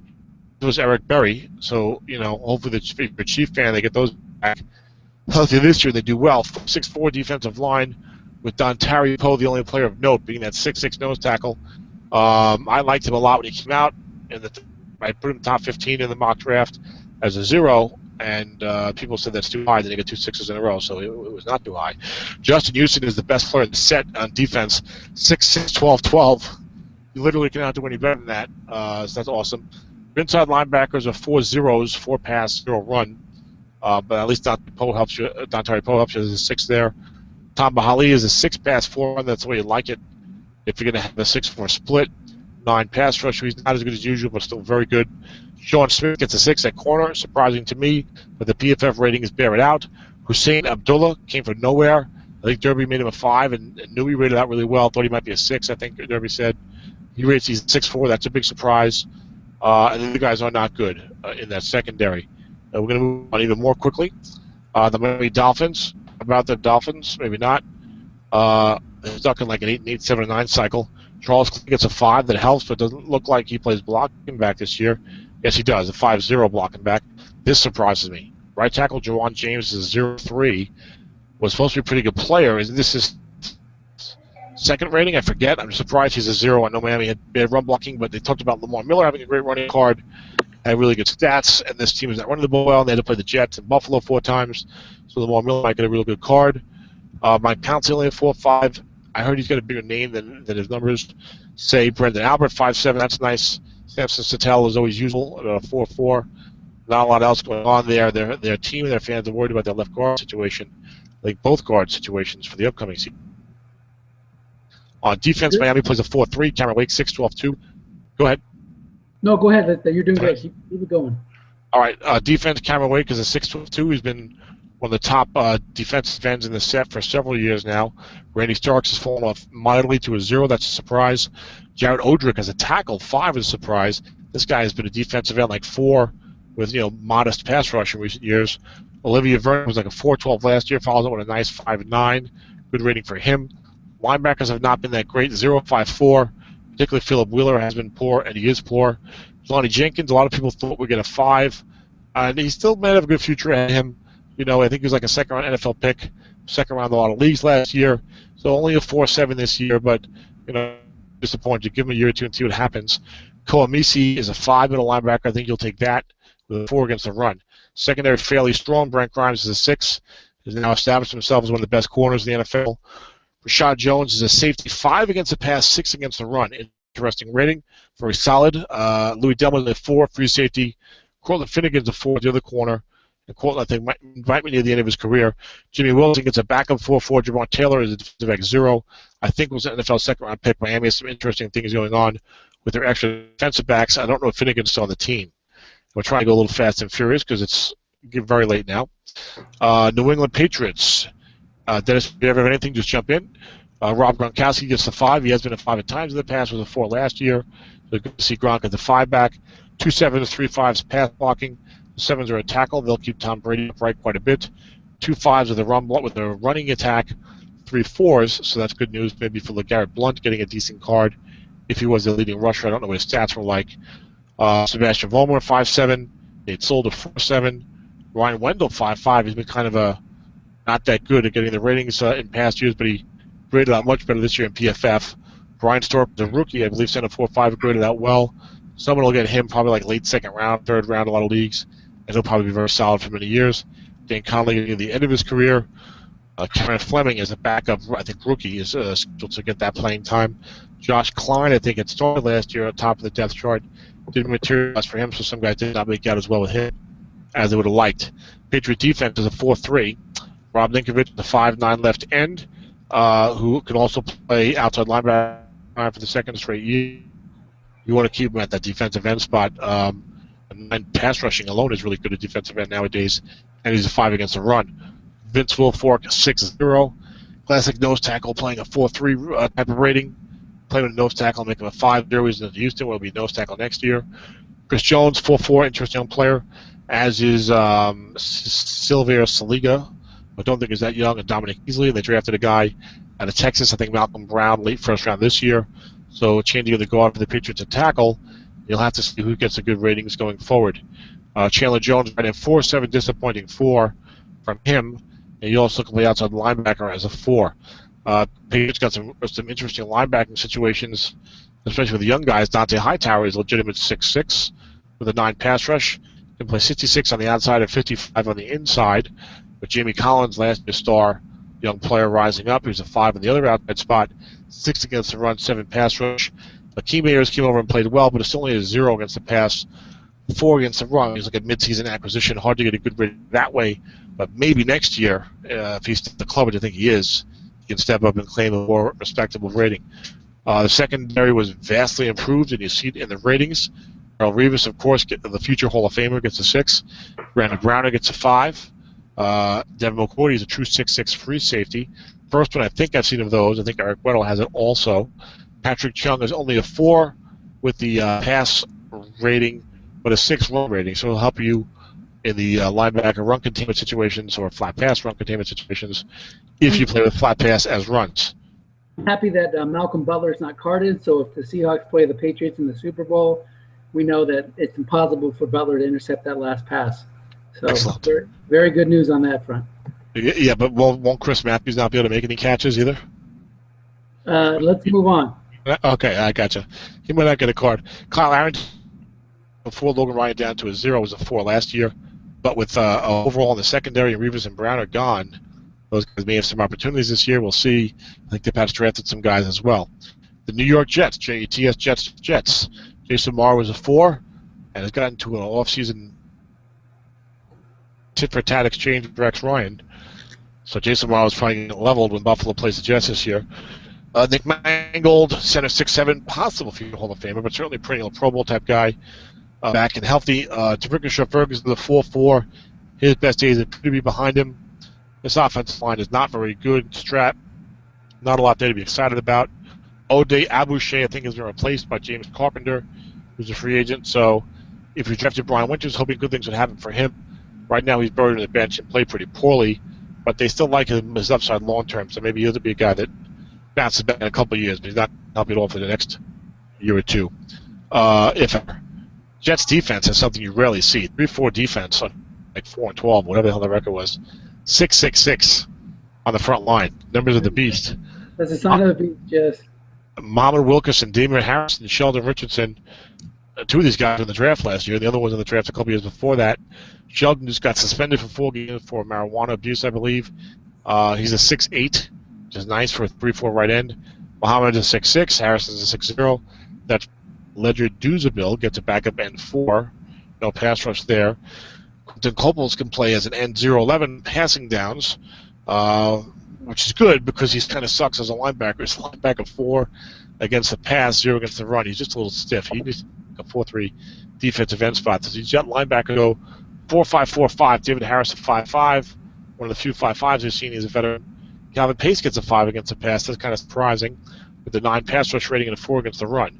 So if you have him and you thought last year was his last hurrah, you're happy about that. For Demario Davis, people are probably hoping for a little more out of him. But look, the Jets were not world beaters last year by any stretch of the imagination, and it was a defensive line that was awesome. The secondary, not so awesome. Corner zeros. I asked Derby if this would happen. He said he didn't think it would happen. It has happened. Darren Walls and Marcus Williams zeros, and deservedly so. As a Jet fan, I can tell you, Von Landry is a 5'5", which is a little bit of a surprise. Calvin Pryor, rookie, 4'4". Interesting with Pryor, he's known as a big hitter, known as a guy who's good against the run. The Cardinals, when Todd Bowles were there, would use their safeties up and run support a lot of times and do a lot of interesting things. So, I mean, if that happens, is it going to be like a 4-5 or a 4-6 in the future? Guys may need to speculate about that. When drafting Pryor, I'm not sure what to do with him myself in terms going forward. Yep. Oakland Raiders, Mike 4 tight end. Khalif Barnes 4-3. He's kind of established himself as not that good. Austin Howard, who I did not like that much with the Jets. Oakland signed him. They're going to have him.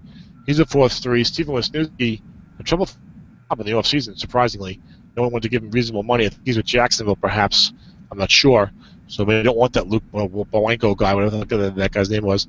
He's a 4-7. Gabe Jackson, a lot of good things written about him. I think he was one of Oakland's secret superstars. 4-7. They got 3 sevens pass blocking with a rookie quarterback. So that's a good sign for Derek Carr's ability to avoid the sack. Go ahead, Dennis. Well, you also remember Carr, if you look at his yards per attempt, it was really low. There were a lot of flat passes. So you're not going to get a lot of sacks if you play them the way they played in the NFL. So in addition to having the 7 as a rookie and being considered a secret superstar, possibly a reason to think that Gabe Jackson will continue to get good pass block ratings. So maybe one of the better guards to get in the set, in the rookie draft anyway, and possibly first round pick. Definitely like a 20, probably like a 20 to 40 guy. But certainly he could possibly go first round. Marcel Reese got a 7 pass block, and it shows you what kind of offense they had in terms of not throwing downfield, like Dennis said.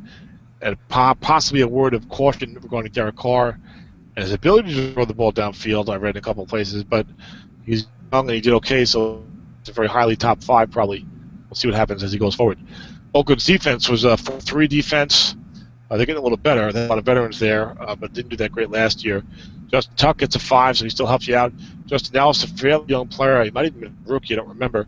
He's a 5-0, so that's not bad if you play 4-3 or you like a little pass rush. Antonio Smith has fallen off in a hard time to a 0. Older player, probably done. Khalil Mack is a rating to talk about. 4 against the pass, 6 against the run. The 7 pass block, and number 2 pick in the NFL draft. A lot of good things written about him, but didn't make the Pro Bowl or anything like that. What's going to happen with him in the draft? I mean, I feel like he goes beyond number 8. He's a steal. I mean, he's supposed to be really, really good. I think you have to remember too that as the Raiders improve, Mack numbers will improve.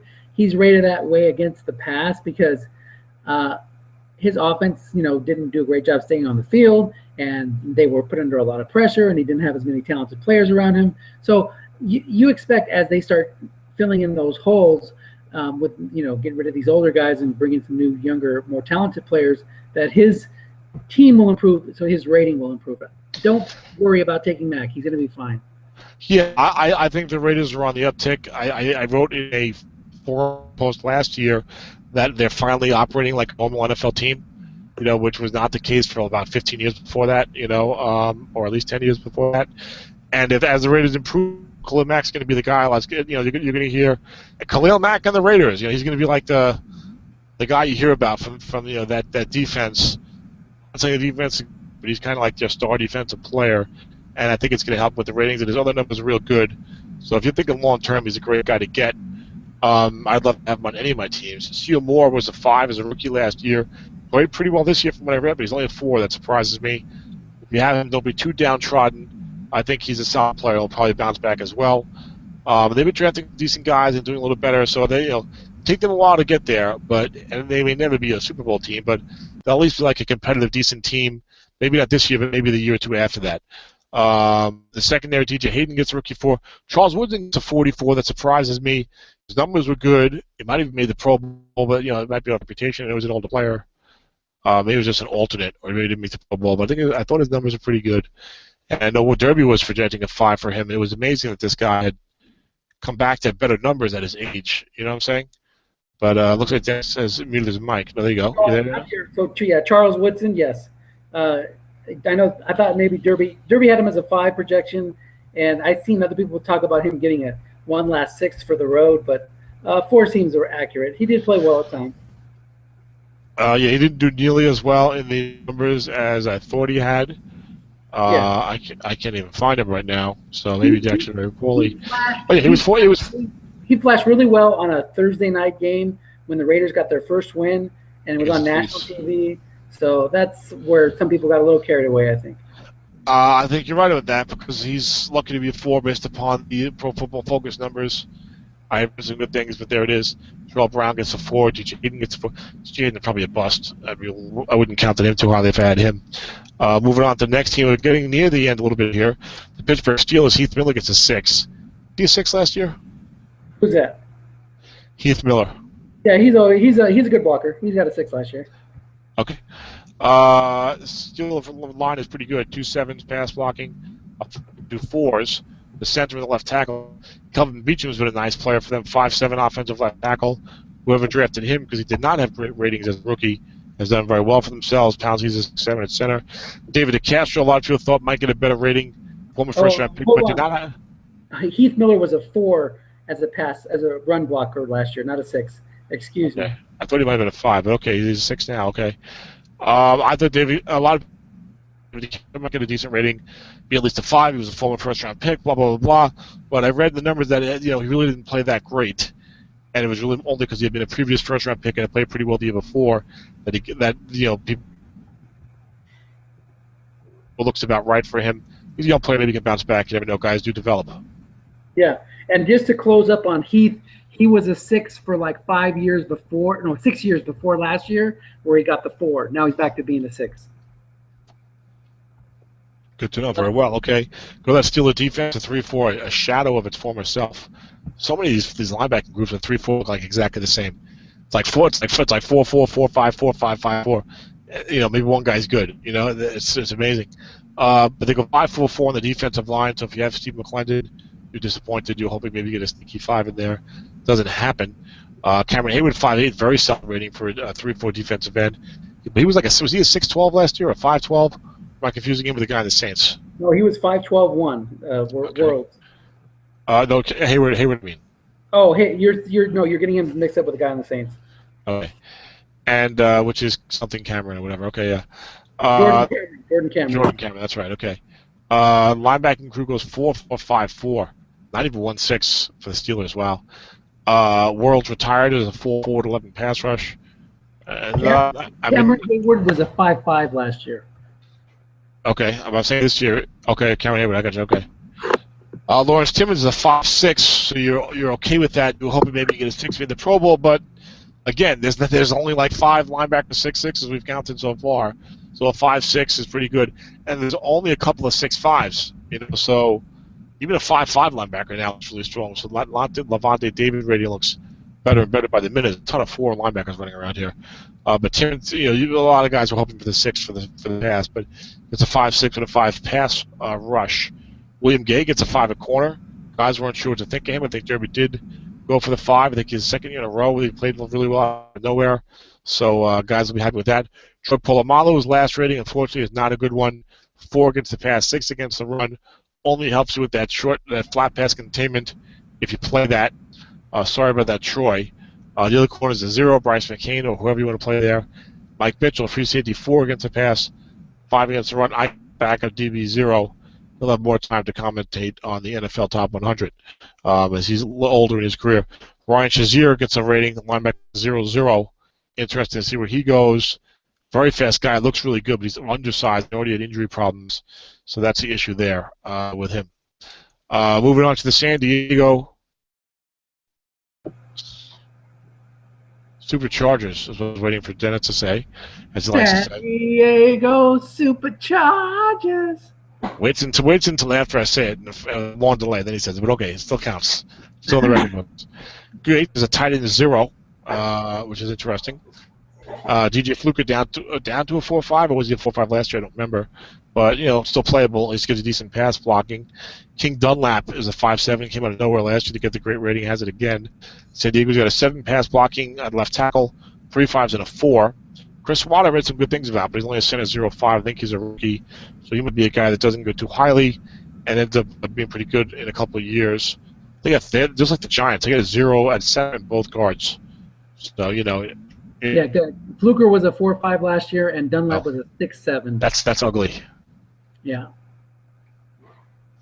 Okay. Not a lot else to talk about this offensive line. Chris Watt, not a bad player, but, you know, won't be a super high pick, but, you know, you get him maybe 3rd or 4th round and do well for yourself, possibly, if he's scheduled to start again and develops. The defense, they always have a weird ratings on the San Diego front 7. They play a 3-4, and they go 4-4-5 on the front 3. Sean Lissamore, the nose tackle, getting a 4. Corey Leggett? How do you pronounce his name? Leggett. We don't know. Anyway, he's a 5'5". Corey Leggett, yeah, he's a defensive end 5'5". So here it is. Corey Leggett, defensive end 5'5". Again, 3-4 defensive ends don't tend to get a lot of pass rush, so live with it. I don't see a lot of pass rush out of any defensive ends in this set so far, and we're almost near the end. So, you know, you're not going to be getting too many defensive end sacks, I don't think, this year. This makes J.J. Watt that much more amazing. These linebackers are weird. You go 4-5-0-4. Jared Johnson, the veteran, is now a 4 against the pass, 5 against the run. Melvin Ingram got not only a card, but is listed as a starter. He's a 4-4 with a 7 pass rush. Has had some injury problems. Has looked good when healthy. Is it tough? You know, if you got him, you keep him. He stays healthy. He gets a good rating. You know, turns up in the ratings and it improves his rating. But he's not a guy you can count on. I've got him on at least one team, and it makes me nervous. But I think Melvin Ingram. Yeah, because of health. No, yeah, but if he stays healthy, he is a stud. Yeah, absolutely. But he's not been healthy. Yeah. So 2 years in a row. So, yeah, if he's healthy, great. But I'm saying if you have him, you can't be like, oh, I got Melvin Ingram. OLB is solved. You know what I'm saying? So Donald Butler down to a 0, did not play that well. I foolishly traded him during the draft last year. He looked real good a couple years ago, and now not so much. Manti Te'o gets a 5 against the pass, 4 against the run, which is actually pretty good. So if you drafted him, you're probably surprisingly pleased. Unless you're one of those fanboys who said, oh, Manti Te'o is going to be a 6. Secondary, Brandon Flowers gets a 5, played well last year. Glad to see that. Sharice Wright gets a 0. Marcus Cookie Gilchrist, now with the Jets, I believe, gets a 0 against the pass, 4 against the run. Again, we have not seen a starting linebacker 0-0. And the safeties, it's only been Kenny Vaccaro and there's somebody else, like a free safety in the NFC, 0-0. Deshaun Goldson. Yes. So Gilchrist manages to stave off the dreaded safety 0-0. He's not really that dreaded. So, again, proving the old saying: if you don't have something nice to say about someone, at least give them a decent run rating. Exactly. I've heard that a million times. Freshly coined. Eric Weddle is a safety 6'6". There's only a couple of those running around, so good for him. Jason Vera, backup defensive back 0, was their first round pick. A little small, bit of a small guy, very strong. Very impressive early in the season as a corner. Then got injured. I think has a history of injury trouble. So he's one of those guys where he'll probably go like late second round or late third round in some leagues. You draft him and it's like, hey, if he's healthy, this guy might be real good. But I mean, everybody get nothing out of him. One more thing to say about the split ratings for the backup offensive linemen or backup linebackers. A guy like their Andrew Gakkar, who you could get by with starting in draft leagues as a 4.4, no problem. That's a great rating.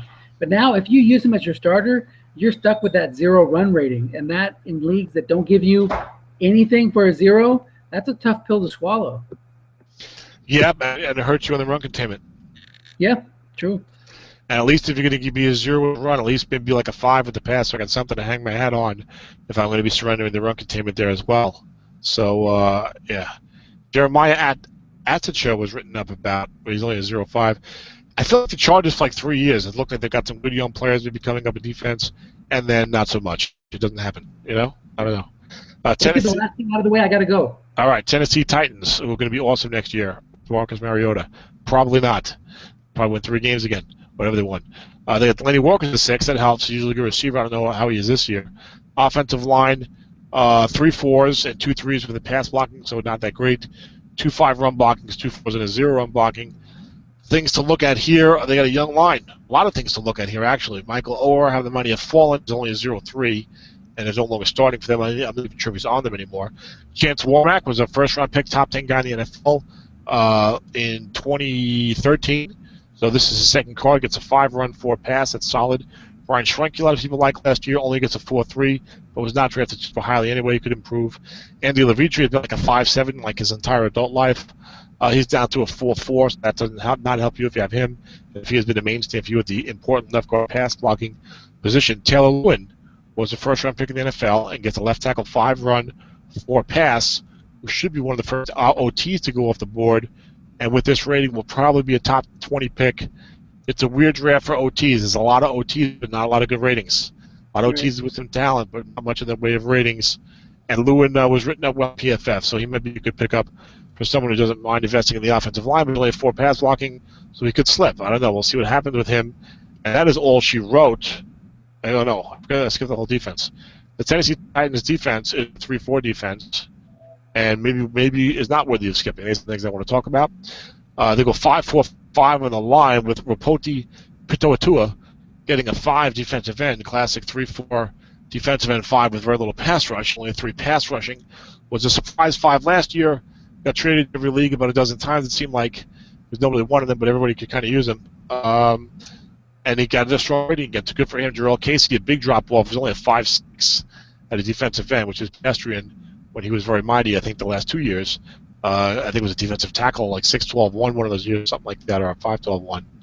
Linebacking core goes 5-4-4-4. Derek Morgan finally justifying somewhat of a decent NFL draft slot, I think second round perhaps, with a 5 against the pass, 4 against the run, 10 pass run. That's actually pretty good in this set. So if you have him doing well, Avery Williams is a rookie inside linebacker. Was not a high draft pick, like a 5th or 6th rounder. Hey, Tom. Yes. I'm gonna go. I don't think Go the ahead. Titans are worth hanging around for. So Well, as long as you remember them. too bad about Bleedy Ray Wilson. He's bleeding all over the place. All right, guys. Thank you, Tom. Thank you for taking the lead on this, and we'll see you guys later on the forum. Later. All right, guys. I'll continue with C and maybe a couple more comments. I was going fast because I knew Dennis had to go. Hopefully, I didn't speak too fast and you can understand what the hell I'm saying. But I was talking about Avery Williams, an inside linebacker for the Titans. Was not a high pick, like a 5th or 6th round pick, but did not, I think, have the job to start the year. Then, got injured for a couple of games, but supposedly played real well when he finally got in there on a every game down in, down out basis, play in, play out basis, whatever. Gets a 4 against the pass, 5 against the run, 6 in pass rush. Won't be drafted super high, but interesting. I mean, he has a rating. He's a 4.6. 4 against the pass, 6 pass rush, 5 against the run. So, I mean, he's not going to slip too far. He'll probably get drafted in the top 40, believe it or not. So he's not really going to be a steal.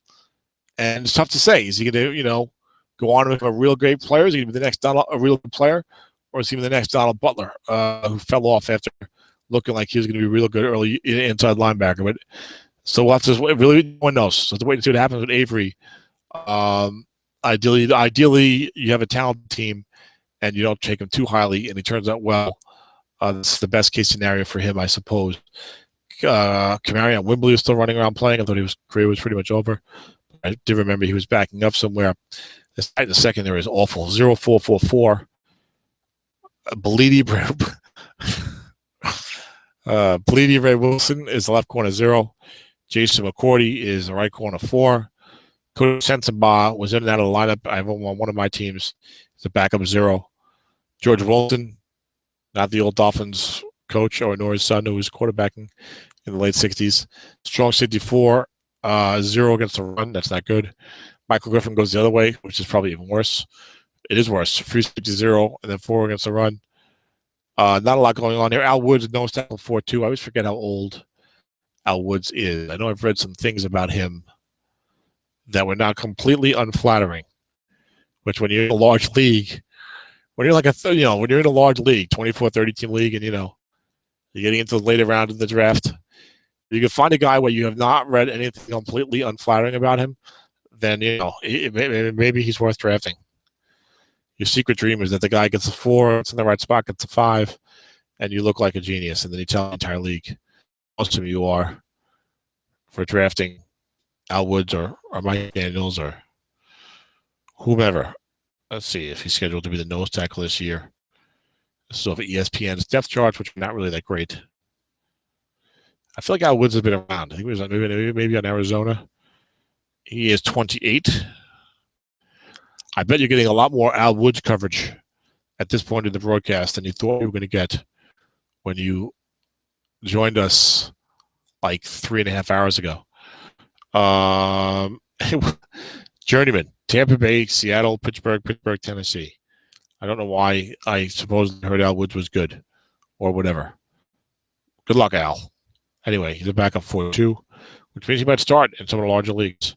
If you want to play a 3-4, especially if they play flat passes run. So I would love to, and I guess I'll have to wait for the Strat ratings file to really do it, but I had copy-pasted all of this stuff into Excel, but you can't sort it because each line is one column. I would kind of hope they had a different column for like position and name so I could sort by position and I could tell you, hey, there's, 12 outside linebacker 5s or whatever, I wanted to do something like that, but I wasn't able to. Maybe after Strat releases the file, I can do that and help give you a better idea of what's acceptable and good and playable for your size league, Although, to be honest, I only care about leagues with 20 or more teams in them.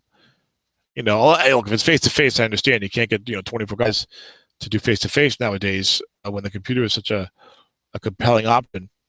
But if you're in like a 12-team computer league, whatever, do what you want, but, everyone's a 5 or better pretty much. So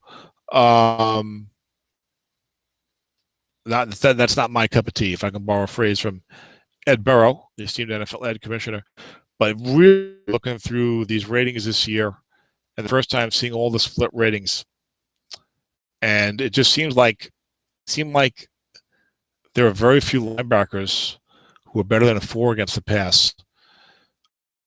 And it's like there's a lot of like solid like 5 guys, like solid like second level guys, like Levante David, and like one of the guy, like the only linebackers I can remember being like a 5'5". I'm sure there's way more than those 2. I'm just going from memory.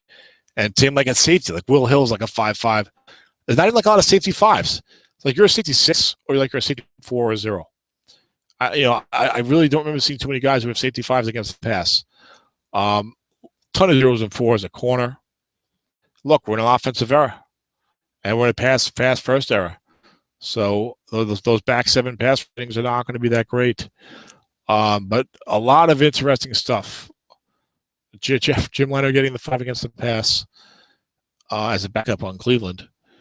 But I think, I think about the things that really surprised me the most, interested me the most. C.J. Mosley, Khalil Mack, both getting 4s against the pass, both of which are justified by the PFF numbers, was a best to me. I had not looked at the PFF numbers. I know the guys were big name rookies who were said to have a lot of success, so I wasn't expecting it. And I had been predicting when Dennis and I did the rules show, and we first talked about this. I had predicted, probably half the linebackers will have a split rating, and Dennis was like, it'll be maybe like 25, 30%. But pretty much everybody has got a different number for his split rating, is what we mean.